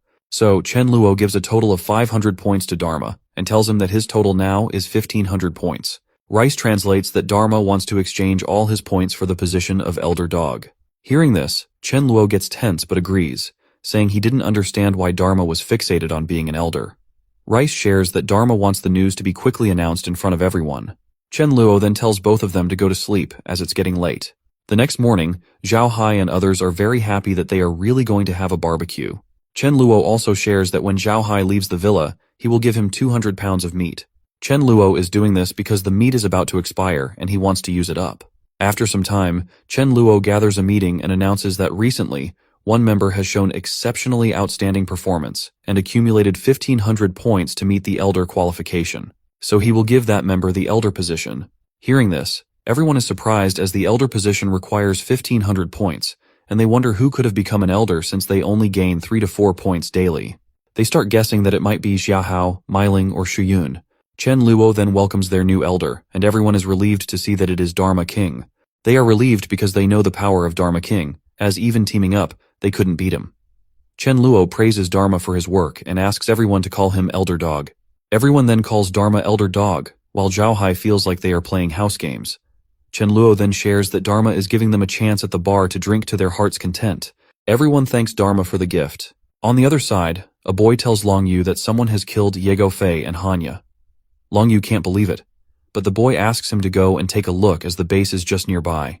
Upon reaching, they see that they are having a barbecue, and they wonder about joining in. The guard tells them that they have to contribute something before eating, or at least become members. The requirements are to be level 3 and, after joining, to fight with zombies. Hearing this, Long Yu smiles as the idea and philosophy align with his own. But soon he becomes sad because the requirements are a bit strict, and they still have 2 level 2 members in their group. First, they think about letting the level 3 members join first, and Long Yu would stay behind to help the rest reach level 3. But later, they decide to give it a try by explaining that they only have 2 level 2 members and 1 level 4. They want to know if the Villa group would allow them to join. So Long Yu goes to the guard and asks him to tell the leader that he is Long Yu, a level 4 elementalist, and wants to have a chat. The scene shifts to Chen Luo, where he is telling Dharma that everyone drank a total of 1,568 beers, which means his points are now at minus 1,568. Hearing this, Dharma is shocked and wonders how it happened, thinking everyone must be pigs to consume so much. The guard comes and tells Chen Luo that there is a group that wants to join, and the leader of that group, Long Yu, wants them to take their 2 level 2 comrades in. Hearing the name, Chen Luo gets happy and runs towards the entrance to meet Long Yu. Chen Luo meets Long Yu and asks him why they want to join. Long Yu responds that they want to join because Chen Luo's philosophy aligns with theirs. Chen Luo then asks about Long Yu's strength. Long Yu explains that he can transform himself into metal, which provides strong physical defense and decent strength. Chen Luo thinks that Long Yu is still a child who doesn't know his true powers, so he decides to give Long Yu a reality check. Long Yu gets ready, and Chen Luo throws a punch at his chest. Long Yu is surprised that his metal body gets deflected by a single punch from Chen Luo and wonders how this is possible, as he has been attacked by level 3 elementalists before without such an impact. Chen Luo then mentions that he has heard that metal-based elementalists can convert metal into various shapes, making them stronger and sharper. Long Yu shares that he can do this as well, but Chen Luo surprises him by asking him to try changing the metal into gold. Long Yu gets tense as he hasn't done that before. Chen Luo asks him to look at a gold ring, familiarize himself with the atomic structure of gold, and give it a try. Long Yu tensely tries, and to his shock, he successfully changes the metal into a gold ring. Chen Luo smiles and asks Long Yu if he now understands his true worth. He explains that the reason the metal transformation was short-lived is because Long Yu's level is low, but as he levels up, he will gradually be able to solidify metals. Chen Luo also explains many more benefits of his ability. Long Yu responds that he understands now, so Chen Luo happily welcomes him and his team, inviting them to have dinner as they are celebrating with a barbecue. Meanwhile, a girl named Leafish comes to Chen Luo's villa, searching for Meng Yin using her ability to be invisible. The scene shifted to Meng Yin, who was eating without any hesitation. Suddenly, Meng Yin heard someone sobbing nearby. When she looked up, she was surprised to see that it was her friend Leafish. Leafish was shocked to see that Meng Yin was eating chicken fried rice freely while she was worried about her. Outside the room, Dharma discovered that someone had intruded, so he decided to inform Chen Luo quickly. In the next scene, Chen Luo was running towards Meng Yin's room because he didn't want to lose hope for his future with Meng Yin. Upon entering the room, Chen Luo furiously asked Leafish who she was and how she got in. Meng Yin explained that Leafish was her friend and had entered using her ability to become invisible. Hearing this, Chen Luo was happy, as he believed having someone with such a great ability could be beneficial. Chen Luo then shared that he brought Meng Yin out of concern for her safety, but he didn't expect Leafish to worry about Meng Yin. He offered Leafish the option to stay with them if she wanted. Leafish asked what she would have to do if she stayed.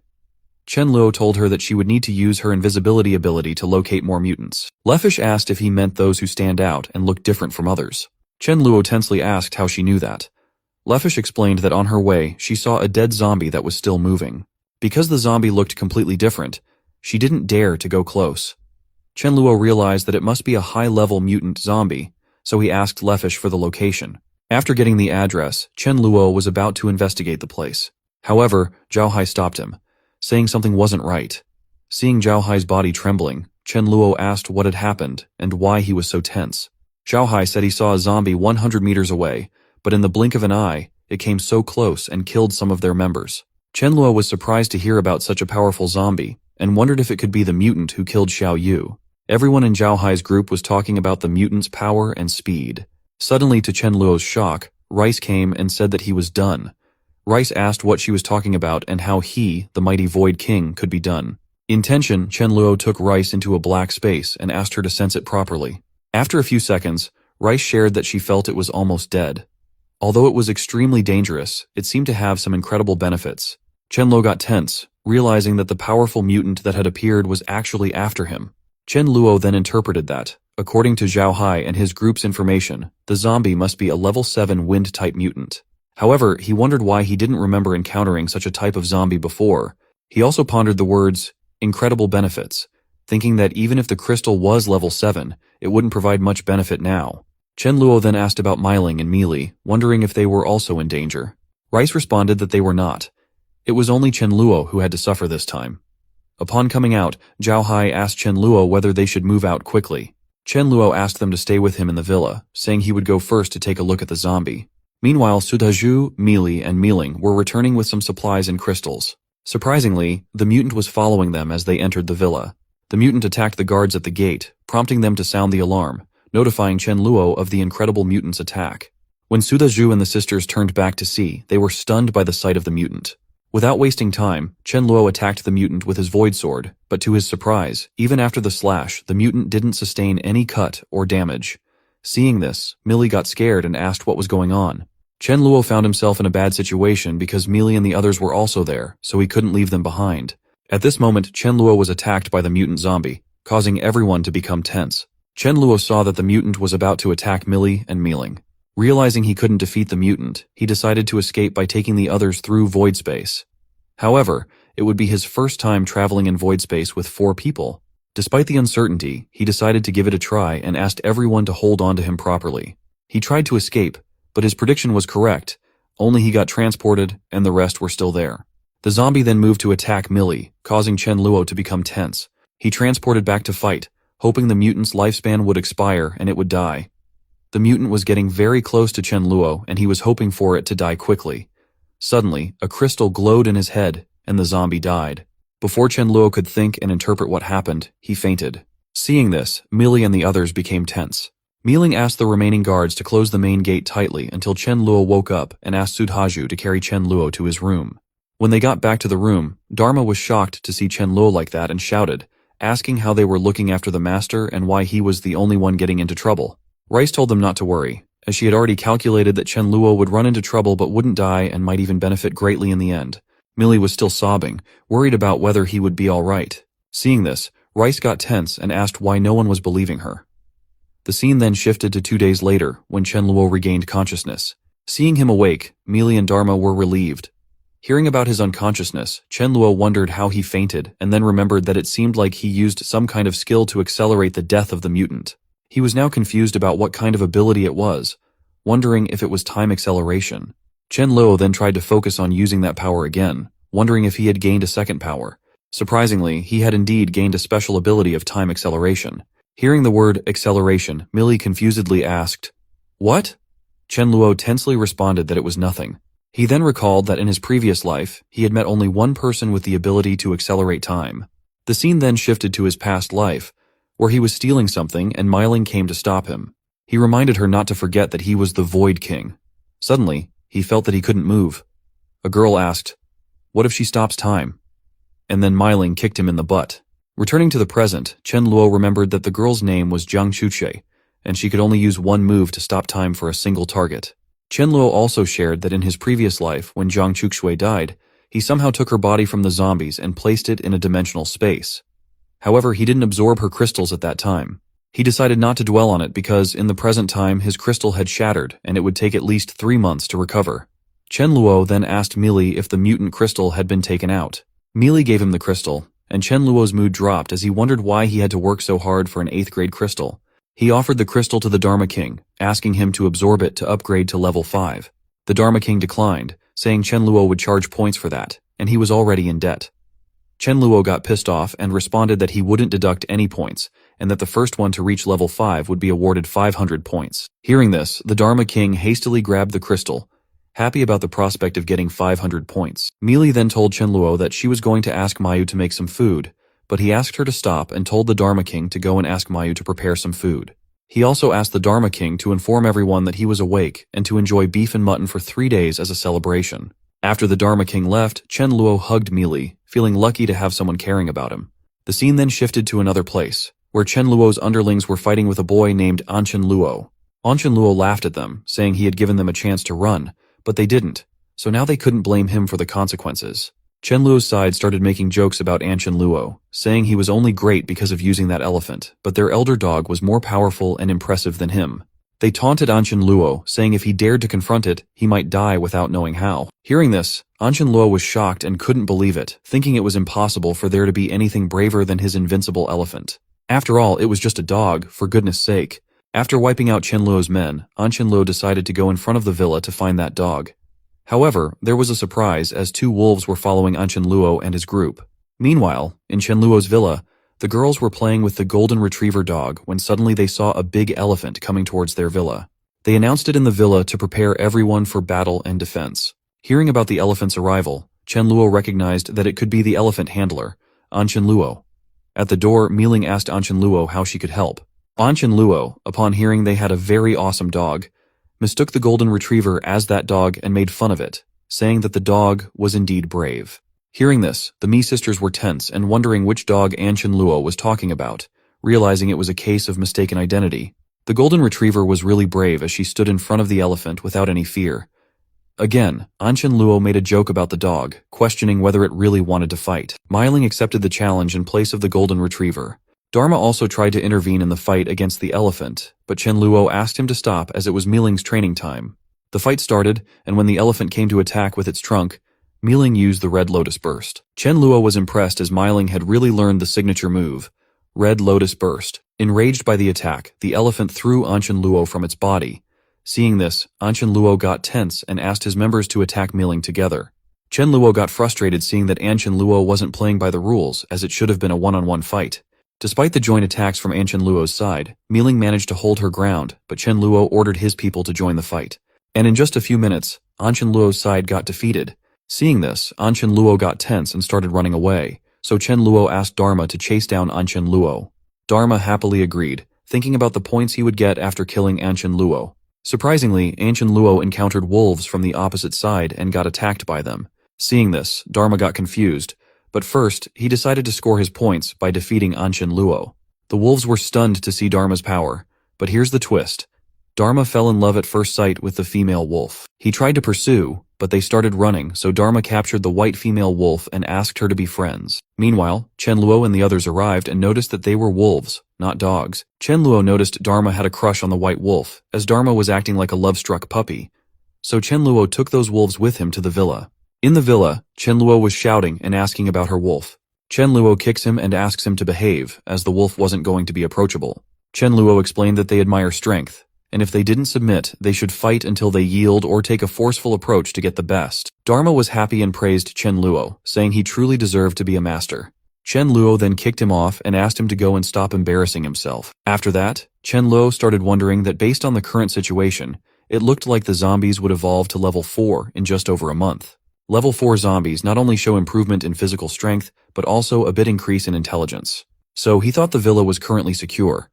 But since it was within the city, there was a possibility that they would face a large-scale zombie attack in the future. Chen Luo then decided to search for a new base, as last-minute decisions wouldn't work. So he took out a map. On the map, Chen Luo found a village 30 miles away from the city to make their new base. So he decided that he would go the next day to that place and first clear out the zombies. The scene shifted to the next day, where everyone was visiting that village, and on the way, Chen Luo was asking everyone to be careful of zombies and the mutated ones. Chen Luo told them that he was going to check the surroundings first. When Chen Luo inspected the area, he found that the water quality was good, but the fish he found in the water were very bitter and sour in taste. Suddenly they got attacked by a mutant, and they started retreating, but some of them got captured by the mutant zombie. Chen Luo went to check on the mutant. Surprisingly, the mutant could speak and said his name was Iron Head, and his head was really tough, so if someone didn't want to die, they should get out of the way. But Chen Luo kicked at the private part of the mutant Iron Head. Iron Head got hurt and said it's his head which was tough, not that part. Still, Chen Luo continuously hit that part, and Iron Head kept saying that his head wasn't there. Chen Luo decided to beat him on the head, and after that, he continuously punched Iron Head's face. Finally, Iron Head started crying and asked for forgiveness from Chen Luo, saying that he wouldn't hurt anyone. Chen Luo then thought that Iron Head could serve as a training subject for Xia Hao, Sudhaju, and Miling, so he decided to keep him. Chen Luo then asked Iron Head to get in the truck and not dare to run. The scene shifted to somewhere else where some mutated crabs were heading towards a place. In a base, everyone started telling their leader that the area suddenly had a tide, flooding a large area nearby, and asked whether they should go to the city side. Everyone kept insisting on going to the city. Their leader, named Feng Zhengqing, a level 5 player, announced that everyone should pack their bags and prepare the vehicle as they were going to the city the next morning. The scene then shifted to 1 month later, where Chen Luo was shouting at a guy named Lei Hao, accusing him of keeping all the resources for himself despite agreeing to share them. Lei Hao tensely denied it, saying he wouldn't dare to deceive them. He explained that a group of people, led by Feng Zhengqing, came out of nowhere and forced him into a partnership under duress. Hearing the name, Chen Luo recalled that in his previous life, Feng Zhengqing was also a high-ranking figure and a regional overlord. He had quite talented underlings, and they all reached beyond level 10. While they were chatting with Lei Hao, a guard came and told Chen Luo that a group had arrived outside the villa, saying they wanted to meet him, and the leader's name was Feng Zhengqing. Chen Luo agreed to let Feng Zhengqing in. Upon arrival, Feng Zhengqing apologized for the mistake he made by taking things from him. He also mentioned that he had obtained 600 tons of rice and flour and was willing to share half of it as compensation. If Chen Luo wasn't happy with it, he was ready to share everything. Chen Luo agreed to accept the gift of 300 tons of rice and flour. He then asked Feng Zhengqing why he really came there. They decided to talk in private. At the beginning of the discussion, Feng Zhengqing shared that he had just come from Cloud City, and that he was the overlord of Cloud City. He emphasized that any leader of a base wouldn't dare to say no to him. He then shares that other big places like the Marine Sea and coastal cities weren't suitable for survival, so they all needed to relocate on a large scale. Feng Zhengqing also talked about the city named Divine City being the only major city nearby, so it might become a gathering place for everyone in the future. Feng Zhengqing then asked Chen Luo to join forces and clear out the storms together in the future. Chen Luo understood, but he was wondering about Feng Zhengqing's real intentions as he was easily swayed. Feng Zhengqing then shared that he had seen Chen Luo's base outside the city, and to be honest, he was quite envious of it. So Feng Zhengqing asked Chen Luo to allocate half of the area to him, and his underling, Ouyang Lu, would help in growing vegetables there. He offered to give half of the vegetables so they all could sustain easily. Hearing this, Chen Luo got furious as he could tolerate Feng Zhengqing calling him brother, but asking for the base wasn't something he liked. Chen Luo responded that he would agree to it if Feng Zhengqing didn't have any ill intentions, but if things changed, then his people would suffer a lot. So, for an alliance, everything had to be on his terms, or there was no point in discussing. Feng Jingqing told Chen Luo that it was very arbitrary of him, as in forming an alliance, it's natural to listen to the one with higher and stronger power. Chen Luo furiously asked whether Feng Jingqing thought he was better than him. Feng Jingqing shared that he reached level 5 over half a month ago and admitted that he couldn't face Chen Luo's base head-on alone, but as long as he gradually attacked in parts, dozens of people would get killed every day, and sooner or later, everything would be his. Chen Luo asked whether it was a threat, and deep down wondered that Dharma King reached level 5 1.5 months ago, and Miling, Sudhaju, and others also reached level 5 a month ago. So what was Feng Jingqing boasting about? Feng Jingqing then suggested setting up a duel of 3 games, and whoever wins would take charge of the alliance. Chen Luo agreed and asked Feng Jingqing to do it on the present day. After it, Chen Luo thought that it would be hard for him to defeat Feng Jingqing, and decided to accidentally make a mistake during the duel to kill Feng Jingqing. Surprisingly, Feng Jingqing also thought the same, that he would accidentally kill Chen Luo during the duel, and everything would be fine. On the battleground, Feng Jingqing shared with Chen Luo that anyone who reneges on their agreement would face punishment. Chen Luo agreed with it and sent Sudhaju to fight in the first round. Seeing this, Feng Jingqing thought of sending a level 4 element type, so he asked Sun Yu to go and fight. At the start of the fight, Sun Yu used earth pillars to form a defense, off which Sudhaju got a little tense. As if he were slimmer, he could have gone right through that pillar. Sun Yu then used swamp art attack. Seeing this, Chen Luo was impressed by Sun Yu, as he could become a prominent player in the future. But Sudhaju easily broke through Sun Yu's defense with some punches, causing Sun Yu to concede from that duel. Feng Jingqing got furious after losing right at the beginning, so he asked his team members to bring the truck. Surprisingly, it was a mutant zombie of level 3, seeing which everyone was shocked. Even Chen Luo thought that he had underestimated Feng Jingqing, as he didn't expect him to have a zombie like that.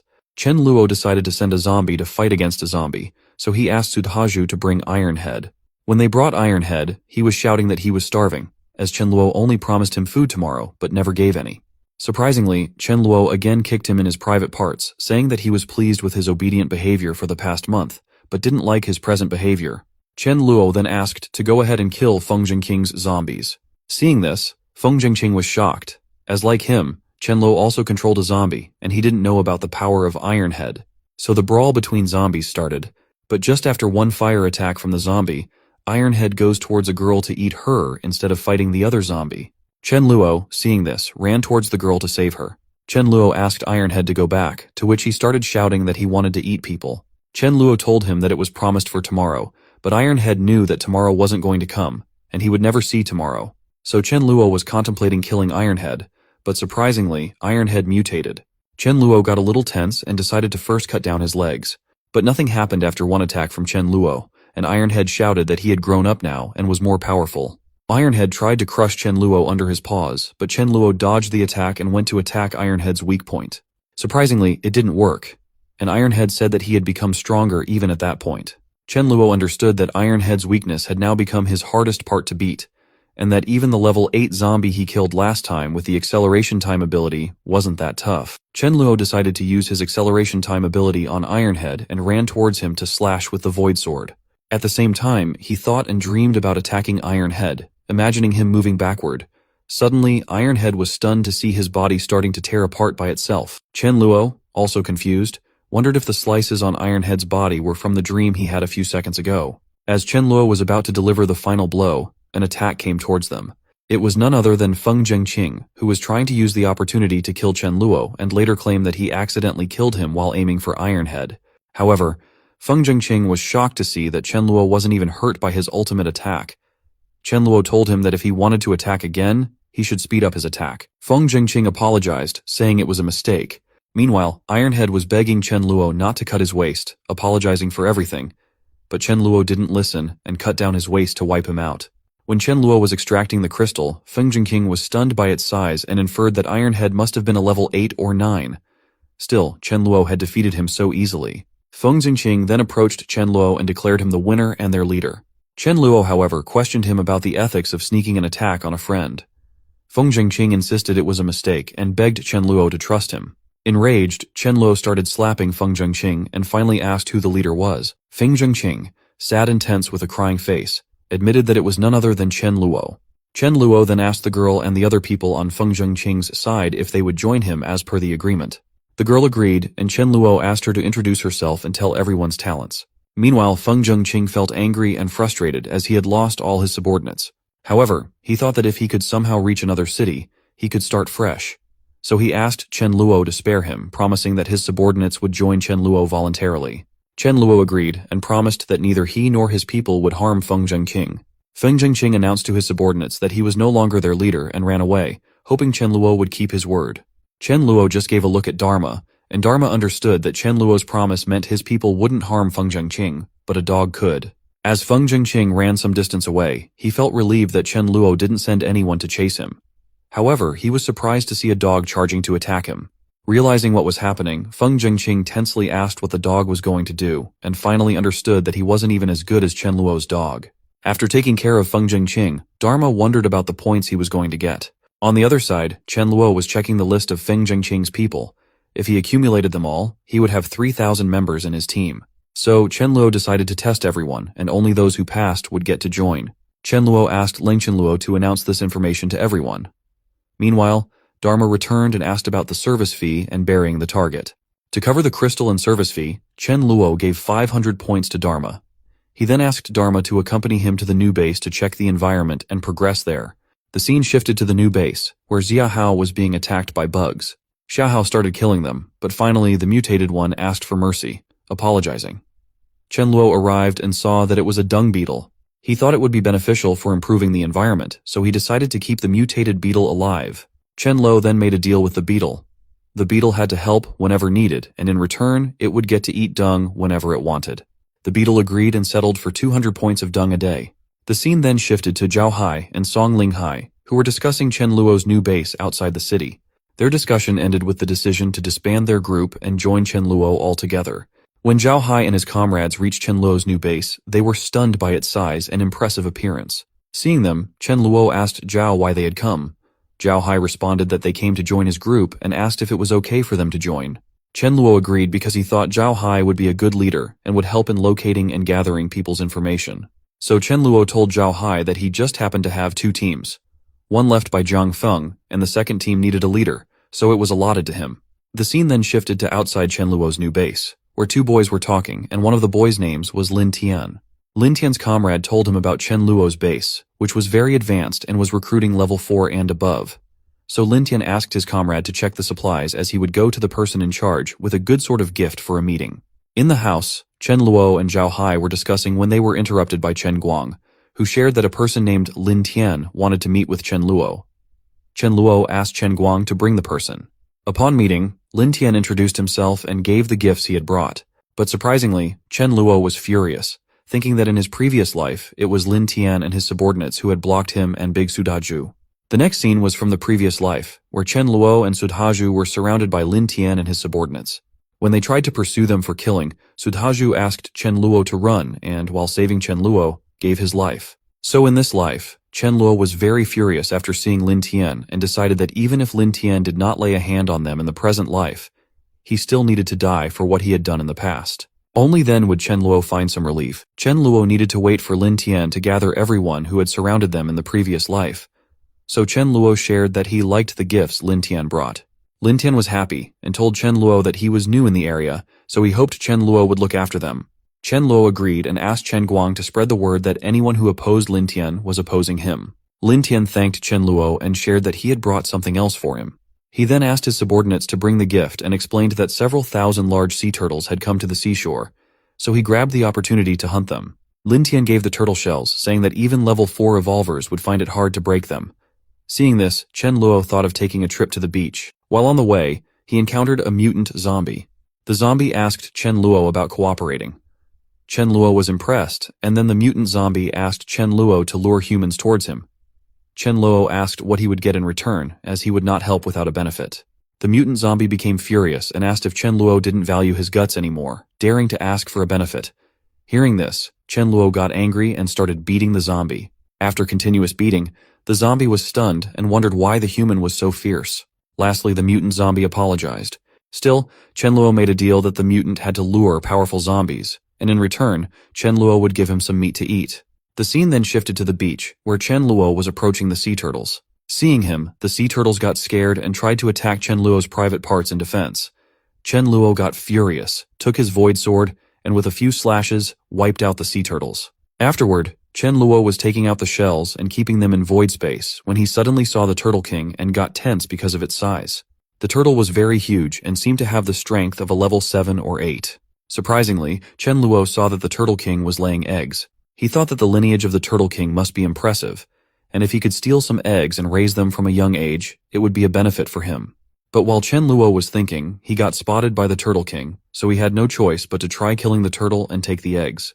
Before Chen Luo could attack, the Turtle King attacked first, stretching its neck up to 5 meters. Chen Luo dodged it somehow and was stunned to see this ability, but he felt somewhat reassured since he knew that turtles typically had strong defenses. However, to his surprise, a water cannon came towards him, shocking him for a second. Now Chen Luo realized that the turtle was a Blastoise-like turtle. He considered going all out to kill the turtle, but decided against it as it would exhaust his ability.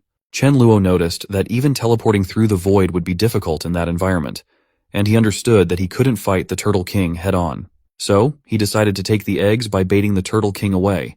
Chen Luo started running away from the eggs so that the Turtle King would follow him. This plan worked as the Turtle King was baited away, and Chen Luo easily took the eggs. When the Turtle King saw this, it got furious and confused, wondering how Chen Luo had reached the eggs, but it was too late. As the Turtle King tried to attack, Chen Luo used his void space to escape. Now, the Turtle King was stunned and searched everywhere for Chen Luo, wondering where he had disappeared to. Meanwhile, Chen Luo, at a little distance away, was laughing, thinking that there's nothing the Void King couldn't obtain. The scene then shifted to 2 days later, where Chen Luo recalled that it was the day he had to meet with the mutated zombie. So he asked Rice if she could sense anything. Rice responded that it would be safe and that his luck had exploded. Hearing this, Chen Luo left for the meeting. After he was gone, Rice got confused, wondering why she couldn't continue sensing Chen Luo anymore, while she could still sense Millie and Mealing. The scene shifted to the place where Chen Luo and the mutated zombie were going to meet. The mutated zombie had brought his boss this time and told him about Chen Luo. Without wasting any time, the boss zombie attacked Chen Luo with a space cut. Seeing this, Chen Luo was stunned as the zombie had actually brought a mutated zombie with space-based abilities. Upon seeing the speed of the mutated zombie, Chen Luo became more tense as it was very fast. He was tense because he was confident in dealing with a level 8 zombie alone, but he wasn't sure about handling a level 9 or 10. On the other side, the mutated zombie was shocked to see the ability Chen Luo used to dodge the attack and asked if Chen Luo was also a spatial ability user. Hearing this, Chen Luo was surprised that the mutant zombie knew about it. The mutant zombie attacked Chen Luo again, and this time Chen Luo used his void sword. But to his shock, the mutant zombie didn't get a small cut on its body. Chen Luo wondered what to do as he couldn't cut through a level 9 defense. He even got a cut from the mutant zombie's attack, so now he had no other option but to use his time acceleration ability despite the risk of crystal rupture. Believing in Rice's words, he decided to use it. By dodging the attack, Chen Luo attacked from behind and accelerated time with his power. To Chen Luo's surprise, the attack actually worked as the zombie's lifespan was rapidly consumed. But it was still taking time, and Chen Luo continuously hoped for the zombie to die. However, the zombie still tried to take revenge on Chen Luo. Just a moment before the mutant zombie could reach Chen Luo, it fell to the ground, wondering why this was happening to it. In the end, Chen Luo succeeded in defeating the mutant zombie. The zombie, seeing this, started running to save its life. However, Chen Luo easily chased it down and asked whether the zombie didn't want to play with his guts. The zombie started crying, asking Chen Luo to leave him and not kill him. Chen Luo laughed and said that he wouldn't kill him since it benefited him to lure good-level zombies every week. When Chen Luo returned to the base, Wang Hao told him that he had gathered 2 new pieces of information. First, there had been mutants around the base, and second, the boss of the western base appeared to have a level 7 crystal. Song Linghai came with a list of names of the evolvers he had collected. Chen Luo responded that there was no need to worry about the information, but he was shocked upon seeing the name Jinyuan Jiang and thought that he could be a future king-level evolver, although he was only at mid-level. Chen Luo asked Wang Hao and Song Linghai to collect all the information about Jinyuan Jiang they could. Suddenly, Chen Luo received a call from Chen Guang, who shared that there was a person named Jiashan being pursued. He also shared that he thought Jiashan would be willing to give level 7 crystals in exchange for their protection. Chen Guang even considered taking the crystal from Jiashan and then sending him away. Hearing this, Chen Luo wondered when Chen Guang had become like that. Chen Luo thought of using the opportunity to create a sanctuary where, no matter how big their mistake, he could settle it for them. So Chen Luo asked Chen Guang to alert everyone, saying that he himself was taking care of Jiashan, and whoever wanted Jiashan or something from Jiashan could take it themselves. On the other side, at the western base, a boy came running towards Jiang, telling him that Jiashan had run to Chen Luo's base, and that Chen Luo was now giving him protection. They got tense as they couldn't face Chen Luo head-on, so they called a mutant zombie named Iron Leg, telling him that it was his turn. Ironhead asked why he should help them, as if he didn't, he wouldn't get to eat. Before Zheng could say anything, his underling came running, saying that someone had infiltrated their base and they couldn't do anything. But before he could finish speaking, he was killed by the enemy. Zheng tensely asked who it was. A person named Mo Ning appeared and asked whether Zheng was the leader and whether he wanted to take care of the fight or if Mo Ning should start the fight. Iron Leg began moving towards Mo Ning, shouting that it was Iron Leg's territory, but Mo Ning transported himself behind Zheng and wiped him out. Soon after, a girl named Mo Lai arrived and remarked that she thought she was late. Mo Ning shared that the mutant zombie was very powerful, but no one could win against his sword. Mo Li mentioned that she found something, a notice sent by Chen Luo's side. After reading it, Mo Ning laughed and decided to prove them wrong. After that, Mo Ning and the others returned to their base. The scene shifted to Chen Luo, who was near the eggs of the Turtle King, waiting for them to hatch. After they hatched, when Chen Luo tried to meet the baby turtles, one of them threw a water ball at his face. Chen Luo was stunned but happy to see that the baby turtle had a level 2 ability. He later thought of using time acceleration to make the baby turtles grow quickly. While Chen Luo was playing and training with the baby turtles, he got a message that 10 patrolling people were attacked by a level 4 person. There were 2 survivors. One was sent back to report, and one was still a hostage at the enemy's base. Chen Guang also shared that the leader's name was Mo Ning, and that Mo Ning said if they wanted to save the hostage, they needed to go to the top of Mount Wuyun, and only 3 people were allowed. Otherwise, they would kill the hostage. Hearing the name, Chen Luo wondered whether he had ever met someone with that name, and if not, why Mo Ning was doing that. Chen Guang also mentioned that the survivor said the other side had a mysterious sword, and one slash cut the captain in half. Hearing this, Chen Luo was surprised and wondered whether Mo Ning could also use the void sword. The scene shifted to night at Wuyun Mountain, where Mo Li said that he didn't think anyone was going to come, so they should leave early. But Mo Ning denied this, as he was sure they would come since the enemy was planning to surround them with numbers. If that was the case, there was no way it wouldn't be interesting. Suddenly, someone responded, saying that after drinking a few beers, such thoughts came to mind. Mo Ning was shocked to see Chen Luo near them and wondered when he had arrived at their base. Seeing Chen Luo, the hostage became happy. Noting that Chen Luo came alone, Mo Ning praised him for his bravery. Chen Luo then asked why Mo Ning was targeting him. Mo Ning replied that it was because he found Chen Luo's arrogance amusing and wanted to have some fun. Chen Luo smiled, thinking it was the same as in his previous life. Whenever he got bored, he sought out similar excitement. Mo Ning then took out the void sword. Chen Luo praised Mo Ning for having such a spatial ability, and remarked that it was too bad Mo Ning was seeking his own death. When Chen Luo took out his own void sword, both Mo Ning and Mo Li were stunned, unable to believe that someone else could also use it. Chen Luo laughed, thinking they were very foolish. Suddenly, in fear, Mo Li summoned some creatures. Seeing this, Chen Luo was happy, thinking that Mo Li could be a useful pawn in the future.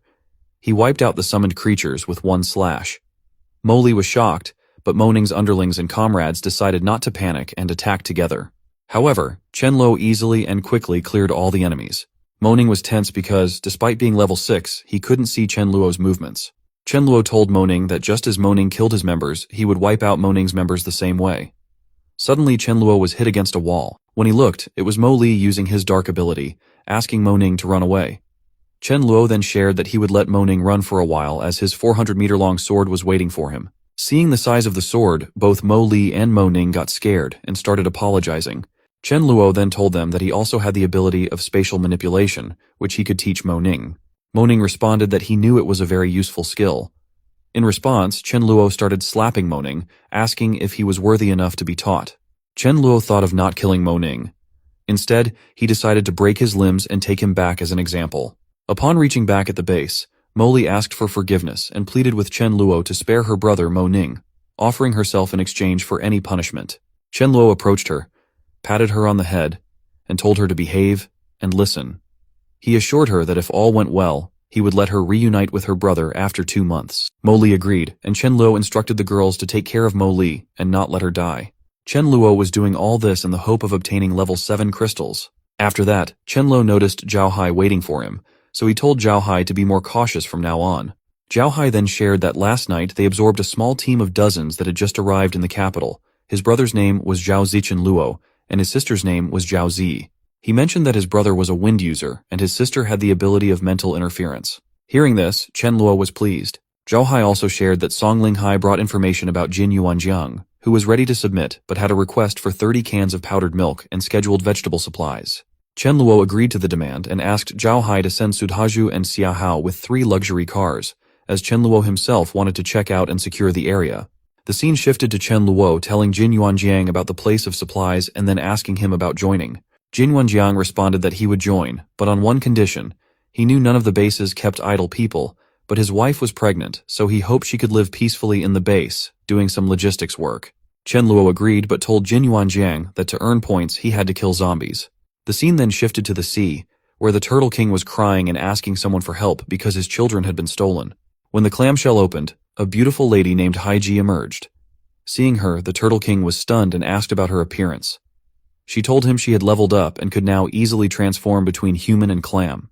The Turtle King told her he could sense where his children were and asked her to help him get them back. She agreed, but asked the Turtle King to make sure her clamshell was guarded by his turtles. The scene then shifted to Chen Luo, who was on his way back home. While he was on the way, he started hearing the voice of a girl, who introduced herself as his new underling, Zhao Ziyi. She told him that Millie asked him to get back home fast, otherwise she and Milling would be dead. Hearing this, he got tense and wondered what could threaten Millie and Milling, given that the base's Dharma King was level 7 and all 3, Millie, Milling, and Sudhaju, were level 6. In a tense situation, he told Sudhaju that he was heading back to the base first and that they should all come quickly. When Chen Luo reached back home, he got angry upon seeing Millie and the others so calm. He asked why they were so calm when Millie had said there was a life-threatening situation. Reese responded that if Chen Luo was back, then there was no danger. Suddenly, Zhao Zi shared that an 8-meter-long creature, like a sea turtle, was standing near the base. Hearing this, Chen Luo realized it was the same turtle whose eggs he had stolen. Chen Luo then ran outside to fight the turtle, feeling at ease because he was now level 7, and with the support of the base members, he could easily win. Upon getting outside, he shouted, calling the turtle a beast and demanding to know how it dared to come in.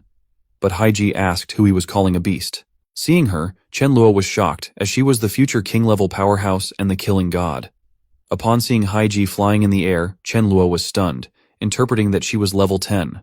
He was a little bit relieved, as in his previous life he had somehow killed her and knew her fatal weakness was darkness. Suddenly, Haiji created a wall, and Chen Luo asked whether she really thought she could stop him with her broken boundaries. While thinking about a way to get out, Chen Luo was attacked by Haiji with the Annihilation Light, which he somehow dodged. Chen Luo managed a surprise attack on her, but to his surprise, she dodged it, making it harder for him to catch her. The Turtle King took the chance and tried to eat Chen Luo from behind, but Chen Luo used his Void Walk to escape. Haiji laughed and asked if Chen Luo thought he could harm her with his silly skills. At the same time, she tried to grab Chen Luo with her ability of big hands, but Chen Luo was dodging her attacks with Void Walk. At that moment, he was thinking about what to do, as he couldn't perform any other attack in mid-air, and ordinary skills had no impact on her. Moreover, Void Walk could only be used 100 times. Seeing Chen Luo using Void Walk every time, Haiji surprisingly asked if he could do it without limits. On the other side, Chen Luo thought of using his time ability, but when he tried, nothing happened, worsening his condition. On the other hand, the Turtle King decided to wipe out Chen Luo's underlings. So Millie came and started commanding everyone, wondering how Chen Luo could get involved with perverts like that. Suddenly, the Turtle King saw that a dog was carrying his child in its mouth. The Turtle King got a little emotional seeing the child, but realized that the dog's strength was formidable. Dharma asked the Turtle King that if his paw were to slap the baby turtle, he couldn't guarantee what would happen. Did the Turtle King want anything bad to happen to the baby turtles? Chen Luo was impressed with that idea, so he jumped towards the Dharma King and took the baby turtle in his hands. He then shouted to the Turtle King and Haiji that if they dared to attack him, they wouldn't know who would die first. Even the baby turtle shouted that if they wanted to kill its mother, they would have to kill it first. The Turtle King, hearing this, got sad that his kids could recognize Chen Luo as their mother. Haiji told the Turtle King that now his child was useless and tried to attack the Dharma King. Seeing this, Chen Luo got tense, as he didn't see any way to deal with it, and it seemed to be the end for the Dharma King. But when Haiji came so close to the Dharma King to attack, Chen Luo jumped in between and shouted that she should get lost to the ends of the earth. Haiji looked at him with an angry face. Suddenly, a spatial exile opened, and Haiji disappeared, indicating that Chen Luo had used another unknown ability. Dharma was relieved because he knew he would have been dead if his master hadn't saved him. Chen Luo was also shocked, wondering if he had just successfully used spatial banishment to send Haiji away. However, he was extremely drained, and his crystal was showing signs of cracking. Chen Luo knew Haiji would come back, so his first task was to find her weakness, the clamshell. He approached the Turtle King and asked about the shell. Hearing the question, the Turtle King was shocked and asked how Chen Luo knew about it. Chen Luo told him not to worry about that, and just answer because Haiji had tried to harm baby turtles, which was very ruthless. The Turtle King realized Chen Luo was right. She had actually tried to harm baby turtles, so the Turtle King agreed to tell, but asked Chen Luo to give him back his babies in exchange. Chen Luo refused, saying that once he revealed the clamshell's location, Haiji would be angry and might attack him. And didn't the Turtle King want to avoid a tragic fate for his children? Chen Luo also mentioned that he had some feelings for those baby turtles, so he suggested that the Turtle King live nearby Rice, where he could also get protection from them. The Turtle King agreed and then gave Chen Luo a turtle shell from his back, saying that with the shell, his people wouldn't trouble him. Chen Luo was happy as he had obtained a valuable asset with an easy trick. After that, he told Mealy that with the 4 baby turtles, the Turtle King wouldn't dare to act rashly, and he needed to go to Haiji's lair first. Mealy asked to accompany him to provide physical acceleration, but Chen Luo declined, saying he wasn't going to confront Haiji directly. The scene then shifted to another place where Chen Luo was waiting for Haiji, contemplating that destroying the clamshell would only prolong Haiji's life and not kill her immediately. If she lost her reason and went on a killing spree, he wouldn't be able to stop her. When Haiji arrived, Chen Luo greeted her, and she asked, confused, how he knew her name. Chen Luo responded that he also knew that once her clamshell was destroyed, she wouldn't live long. Haiji was initially shocked, but then realized the Turtle King must have told Chen Luo everything. She asked Chen Luo what he wanted. Chen Luo responded that they both knew they had no real grievances against each other, so they didn't need to decide between life and death. He then asked her to consider how long she had lived and how long she wanted to live. Haiji was confused and asked Chen Luo to clarify. Chen Luo shared that he had the power of time and could accelerate its passage and, in the future, he was sure he could also reverse time. Hearing this, Haiji was amazed and asked if he could really do that. Chen Luo responded that she was right, but he could only do it once he reached her level, which would take at least a year. Chen Luo then asked if she could wait for 1 year. Haiji agreed and also said that if he couldn't do it a year later and she had waited for nothing, then he couldn't blame her for being rude. Chen Luo agreed because he knew that who would be rude to whom in a year was uncertain. Chen Luo then told her that he would return her clamshell, but she also needed to prove her sincerity by giving him the pearl on her head. Surprisingly, Haiji agreed to that term as well and said she hoped that, a year later, Chen Luo could truly master the ability to reverse time. Otherwise, he couldn't blame her for being strong in the apocalypse, stating it was wisdom. Chen Luo laughed because, with his wisdom, he had easily gotten both the Turtle King and Haiji on his side. The scene shifted to somewhere else where a rare mutant zombie was using its radiant attack to incinerate people, drying them up in seconds. Suddenly, a boy arrived and tensely delivered a message.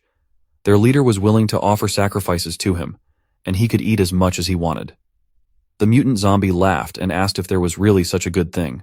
The mutant zombie shared that if it wasn't enough, he would eat them and they should be fresh. The scene shifted to Chen Luo's new base, where Zhao mentioned a new luminous-type mutant zombie currently absorbed by the Changyuan base, located in a small village of North City. Chen Luo thought that no matter how terrifying the mutated form was, with his time ability, it was nothing for him. Chen Luo then asked Rice about the attack and how she felt about it. Rice responded that Mealy had an opportunity, and as for what would happen to him, he should stop asking. Chen Luo was happy, as this time Mealy would get an upgrade. The scene then shifted to the Changyuan base, where Changyuan was happy thinking about the future. Once he wiped out the luminous zombie, he could get a level 6 crystal, which would help him level up. To Changyuan's surprise, his underling came and reported that someone had forcefully entered their base, heading directly towards the room of the mutated form zombie. Changyuan tensely asked if everyone on guard duty had died and how they let Chen Luo in. The boy explained that Chen Luo suddenly entered by cracking the wall, and some guys were surrounding him, so Changyuan should go and check. In the zombie room, the luminous zombie was having his meal. Suddenly, Chen Luo broke the door and came inside. Seeing this, the luminous zombie asked if Chen Luo was his next meal and suggested Chen Luo should cut off his ears to give them to him. Chen Luo furiously asked how he dared to talk like that to his father. Hearing this, the luminous zombie got angry and attacked Chen Luo. Chen Luo laughed at the speed of the attack and transported away. The luminous zombie was shocked and wondered where Chen Luo had gone. Before the zombie could find him, Chen Luo attacked from behind and interpreted that the zombie was of level 8 or 9. Chen Luo realized he could only use his special move. The zombie again attacked Chen Luo, shouting that he wanted to wipe him out. Without waiting, Chen Luo started using his time acceleration ability move. Suddenly, to his surprise, The zombie started feeling pain in every part of his body and slowly died. Chen Luo took out the crystal and realized it was a level 10. Suddenly, Chang Yuan appeared and shouted at Chen Luo for putting down his crystal. Chen Luo asked what he meant by his crystal. Chang Yuan recognized Chen Luo, and in response, Chen Luo asked if he could take the crystal as a meeting gift. Chang Yuan acknowledged that Chen Luo's base was formidable, but noted that Chen Luo was alone at the moment. He gave Chen Luo an ultimatum: either put the crystal down or lose his life. Chen Luo, frustrated, declared that if Chang Yuan didn't want to live peacefully, then so be it. Chang Yuan ordered his underlings to attack Chen Luo, promising great rewards to whoever could take him down. Everyone prepared to attack, but before they could act, Chen Luo used his new ability, Spatial Slash, and wiped out Chang Yuan in one strike. Everyone was shocked, and Chen Luo warned that anyone who dared to block his way would be wiped out. A boy named Zhang Chuang stepped forward, stating that Chang Yuan deserved to die and declared Chen Luo as his new boss. Chen Luo was pleased to hear Zhang Chuang call him boss and praised him. Zhang Chuang was thrilled, thinking his position as boss was now secure. Indeed, Chen Luo made Zhang Chuang the new boss of that base. The scene shifted to some time later, where Chen Luo was giving the level 10 crystal to Meili. Meili refused to take it, saying it should belong to Chen Luo as he was the anchor of the base. Chen Luo responded that he was going to reach level 8 soon, and the crystal wouldn't help him get to level 9, so it would be better used by her. He added that for his sake, she needed to keep up in terms of strength. Hearing this, Meili blushed, knowing Chen Luo was teasing her about romance. The scene then shifted to 1 week later, where Chen Luo finally reached level 8. Chen Luo noticed that under the influence of his spatial temporal dual abilities, the upgraded energy had increased by 2.4 times. He thought that even though his physical qualities had barely reached level 10, he could start his plan. The next day, Chen Luo had a meeting with everyone and shared that their base members had successfully improved a batch of seeds, enough to increase production by 50%. He decided to hold an exchange conference at the South Stadium in the Divine City in 5 days. He needed everyone to reach nearby places and spread the news. Deep down, Chen Luo was very happy, thinking that once the preaching and persuasions were successful, he could make a fortune by selling seeds. Hearing about the improvement, everyone was happy and praised Chen Luo, feeling good about their decision to stay with him. Chen Luo asked everyone to calm down as he had another announcement. From that day onward, anyone who provided him with enough chips would receive his attention and assistance. The scene then shifted to 5 days later at the exchange conference where Chen Luoguang took the initiative to be the anchor and hold the meeting. He called Ouyang Lu to the stage and announced that she would explain how to plant and the necessary precautions. Ouyang Lu began explaining that planting was only possible for natural ability users and that their level needed to reach level 4. After planting, regular use of abilities was needed to neutralize the soil's pollution. Chen Luo was watching from a distance and noticed that very few people had come. He hoped that after this, natural ability users would be highly valued. Suddenly, Chen Luo noticed a person named Wang Li. He shared that Wang Li had pursued Meili in a past life and had once crazily pursued her, wanting to take over her base. Chen Luo also mentioned that he remembered Wang Li intentionally creating a crisis, hoping to play the hero at a critical time. But it backfired as Meili was the one who died then. Meili had used resurrection for the first time to bring Meili back to life. Chen Luo then wondered whether he should directly kill Wang Li or wait for him to grow stronger, so his crystal level would be higher. When the seeding topic ended, Chen Luoguang introduced another topic known as the Peace Plan. He explained that their base would handle various matters as long as someone provided items of sufficient value. They would take care of everything. Suddenly, a person named Deng Xianhong said that he had a level 7 crystal and would like to ask Chen Luo for help in killing someone. Chen Luoguang asked who Deng Xianhong wanted to kill. Deng Xianhong replied that he wanted help in wiping out a food monster, Crazy Dragon, as that monster had eaten his brother. Hearing this, everyone was shocked. The Crazy Dragon was actually a person named Fenglong, so his big brother asked him what was going on. Crazy Dragon said that Deng Xianhong had escaped last time, but this time he would kill him. Deng Xianhong shouted back, revealing Crazy Dragon's identity and pointing a finger at him. At that moment, Chen Luoguang was wondering what to do and looked at Chen Luo. Chen Luo nodded his head in agreement. So Chen Luoguang responded that they had accepted the request, stating that every ogre should be killed. Wang Li stood up and said that Feng Long was under his command, questioning how Deng Xianhong could claim that Feng Long had eaten someone without any proof. Deng Xianhong asked if witnessing it with his own eyes wasn't proof enough. Wang Li argued that it could still be a lie. Everyone started murmuring about the possibility of deceit. Finally, Chen Luo had to step in and told Deng Xianhong not to worry. Since Deng Xianhong had given them a level 7 crystal and they had taken up the job, it didn't matter whether Feng Long had eaten someone or not. Feng Long needed to die. Wang Li accused Chen Luo of being unreasonable, saying they had no grievances. Chen Luo simply responded that he wanted Feng Long's life, so Wang Li had to decide whether to give it up voluntarily or face the consequences. Wang Li became tense, knowing it was Chen Luo's territory and that he would definitely lose in a fight. He also considered that Feng Long was still his ace, but fighting for him wasn't worth it. He thought Chen Luo's arrogance would attract criticism from others, and after reaching level 7, he could join forces with others to oppose Chen Luo. As Wang Li backed off, Feng Long started running away. Chen Luo asked Xiahao to handle the situation. Xiahao blocked Feng Long's way, and Feng Long furiously asked if Xiahao knew who he was. Without responding, Xiahao punched him down with one hit. Seeing this, Wang Li got scared, as Feng Long was his second in command, yet he was defeated in one punch. Xiahao continued to disable Feng Long with a few more punches. Chen Luo then told Deng Xianhong that he could do whatever he wanted with Feng Long. Chen Luo addressed everyone, acknowledging that some might think he was too arrogant and doubt his strength. To avoid such doubts, he revealed that he was at level 8. Everyone was shocked, knowing that a level 8 individual was considered a regional overlord. They wondered if Chen Luo was akin to a marquis in the presence of an emperor. The crowd started asking Chen Luo to demonstrate the strength of a level 8 player. Chen Luo agreed and asked Deng Xianhong how much he hated Wang Li.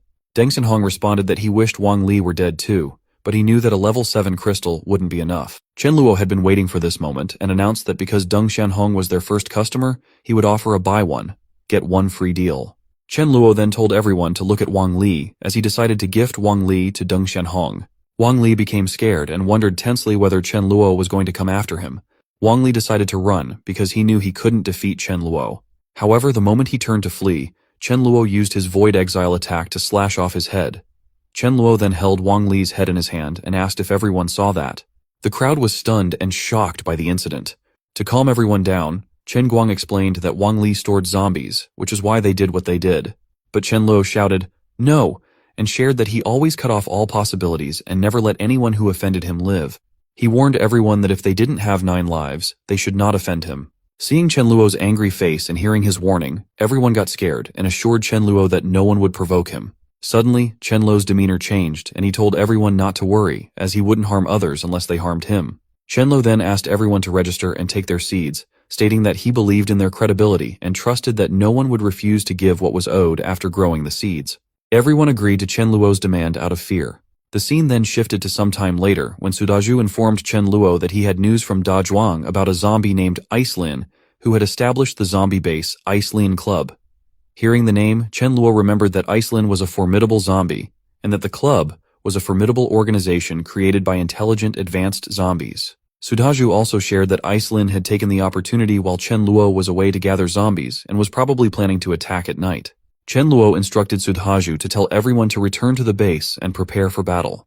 As Chen Luo was leaving, everyone surrounded him and asked to join his base. Chen Luo responded that there might be a zombie horde attack on his base that night, with the number of zombies potentially reaching 10,000. He said that the home couldn't be abandoned and that their arrival on time meant they would all participate in the defense. If they survived, they could directly become ordinary members. Chen Luo also warned them that they could leave now, but if someone fled during the battle, he wouldn't be polite with that person. After everyone made their decision, Chen Luo shared that those who were undecided had been excluded, and those who left had made the right choice. He assured the remaining people that he wouldn't let his people suffer losses. Hearing this, those who chose to stay were happy they made the right choice. The scene shifted to night, where the zombie Da Zhuang reported that they had collected 6,000 zombies so far. Icelin praised Da Zhuang for his work, saying that those companions were enough to tear the enemies apart, and they could quietly watch from behind. Icelin then instructed Da Zhuang to lead the zombies to their destination and return afterward. Da Zhuang agreed but was tense about leading the people against a big shot like Chen Luo, finding being an undercover very difficult. On the other side, Chen Luo was ready, having seen the zombies, as the battle time finally arrived. Chen Luo asked everyone to get ready and then release skill 1. Everyone attacked with fireballs, but to their surprise, due to the zombies' obstruction skill, their shots weren't hitting well. Still, the fire ability users kept fighting. After some minutes, Mealing shared that the wide-range fire spell could be cast only twice, and the elemental members were also running low on resources, so it was about time for their next step. Chen Luo then ordered the physical members to prepare to engage in the fight. Sudhaju and the others ran outside to fight the zombies. Seeing the fight from above, Icelin was impressed that the opponents had some skills. Another zombie told Icelin not to panic, as the enemy wall was almost collapsing, and by sending one more batch, they could easily defeat them. But Icelin got furious and said that since the enemies came prepared, there must be a traitor among them. Icelin looked at Da Zhuang, suspecting him of betrayal. The scene shifted to Chen Luo, where Chen Luo Guang told Chen Luo that Da Zhuang had shared a message that the reality of him being the mole was about to be exposed, and according to Da Zhuang, Icelin planned to kill him, and then organize a new batch of zombies. Chen Luo thought that he hoped to make Da Zhuang the leader of that clan, and if Icelin killed him, it wouldn't happen. So he decided to face Icelin himself. Before going, he asked Chen Luo Guang to have Meili and Miling take over the situation. On the other side, Icelin was beating Da Zhuang, asking why he had betrayed them. Suddenly, out of nowhere, Chen Luo came up behind Icelin and asked if he was the leader of the zombie base daring to fight against him. Icelin attacked with his ice crystal attack at Chen Luo, but Chen Luo smiled and just slashed away his head. Then, Chen Luo waited for Da Zhuang to come and attack him to clear his traitor identity. Da Zhuang understood what Chen Luo wanted him to do, so he stood up and started shouting about how Chen Luo could kill his big brother, and he was coming to take revenge with everything he had. So Da Zhuang gives a punch to Chen Luo, and Chen Luo acts like he got defeated. Chen Luo then runs away, saying that he will come back to take revenge on Da Zhuang and the others, but deep down, Chen Luo is happy that no one will suspect Da Zhuang as a traitor anymore. Everyone is impressed with Da Zhuang for punching Chen Luo without any fear, and asks if he wasn't afraid that Chen Luo would use his sword to kill him. A zombie named Black Thunder says they can't afford to offend Chen Luo for now, but they need a leader and suggests calling the group Thunder Black Group. Da Zhuang punches Black Thunder and asks what he means, as their big brother just died and he is already eager to take the position. Da Zhuang then continues to punch him until he apologizes. Black Thunder apologizes, but Da Zhuang now needs to wipe him out to set an example. Everyone starts calling Da Zhuang their leader, but Da Zhuang tells them not to, saying they are all equal with no big or little, and from now on, their clan name will be Brotherhood Alliance. Da Zhuang then goes back to Chen Luo and asks about his performance. Chen Luo praises him and tells him that he will help him grow and to never forget to recruit more high-level intelligent zombies. Lastly, Chen Luo gives a crystal to Da Zhuang as a gift. Chen Luo is wondering why the zombies are retreating so quickly, thinking the crystal harvest will be quite abundant for some days. Suddenly, he gets a telepathic message from Zhao Zi that Haiji has sent her a message saying she found a level 10 creature. Chen Luo should come and help himself get the crystal to harvest and promote quickly as promised. Chen Luo is happy and asks Zhao Zi to tell Haiji that he is coming. The scene then shifts to the sea where Haiji meets Chen Luo. Chen Luo greets Haiji, calling her sister. Haiji says that recently some nuisances were bothering her, so she took care of them for him. She then gives him some crystals as a gift. Seeing this, Chen Luo is happy as he got 2 level 7, 2 level 8, and 1 level 9 crystals just by calling her sister. Chen Luo asks her not to worry as he will work hard to advance soon and help her. He then asks about the level 10 creature. She tells him it's in the sea and asks Chen Luo to wait by the shore. Later they will join forces to kill it. After 10 minutes, Haiji returns with the creature out of the sea. They start fighting together, and Chen Luo directly uses his spatial cut, but the fish dodges it and attacks back with an ice beam. Chen Luo gets tense because the attack is so close and he can't dodge it. Chen Luo got frozen due to that ice beam and became tense as he had underestimated the mutated fish. When the mutated fish used the ice beam again, Chen Luo used his space exile attack and sent the fish away somewhere. Haiji asked where Chen Luo had sent the fish, noting it seemed uncertain, much like her earlier experience. Chen Luo assured Haiji not to underestimate him, as this time it was about 30 miles away to the east. They then went to harvest the crystal. Chen Luo was happy after getting a level 10 crystal from the fish, thinking that he needed just 4 or 5 more crystals to reach level 9. Haiji then asked Chen Luo to try eating that giant mackerel fish. Chen Luo, hearing this, was stunned and asked if the flesh of a mutant wasn't difficult to eat. Haiji then explained why she had undergone a mysterious evolution and why her evolution far exceeded that of humans. She recounted how, a year ago, while resting at the bottom of the sea, something fell into her body, which seemed like a piece of meat. She felt pain, and the piece of meat slowly digested into her body. She was sure that if it continued, she would die. Fortunately, her old friend, the Turtle King, seeing her situation, immediately ate the remaining meat. Haiji shared that they both gained a huge advantage from that, as although it caused immense pain, it had a miraculous effect. Chen Luo was still confused about the mysterious meat. Haiji responded that since she devoured that mysterious meat, ferocious fish species started targeting her. The giant mackerel also ate the mysterious meat. Chen Luo thought about it very carefully, but for power, he was ready to do it. Haiji also told Chen Luo that she could feel the mysterious meat's power was still within the mackerel's body. Chen Luo said he was ready to eat it despite its bad taste, but deep down, he was thinking of asking Mayu to cook it to improve its taste. The scene shifted to the other side of the sea, where a seal came to a girl, shouting her name as Frost's sister. The seal, crying, told her that his brother had been killed. Frost asked if his brother had been killed by that great bloodthirsty white shark that claimed to be the sea god. The seal denied it and said it was a giant clam and he could sense her scent. Hearing the words, giant clam, Frost wondered if it could be the accomplice of the pseudo-god. The seal asked Frost to avenge his brother. Frost asked the seal to take her to the person, and upon reaching the location, the seal pointed to Haiji, saying it was she who had killed him. Now, what happens next is uncertain. Will Haiji get into trouble and Chen Luo save her, or will Chen Luo team up with Frost to act against Haiji? Anything could happen, as Chen Luo could do anything for his growth.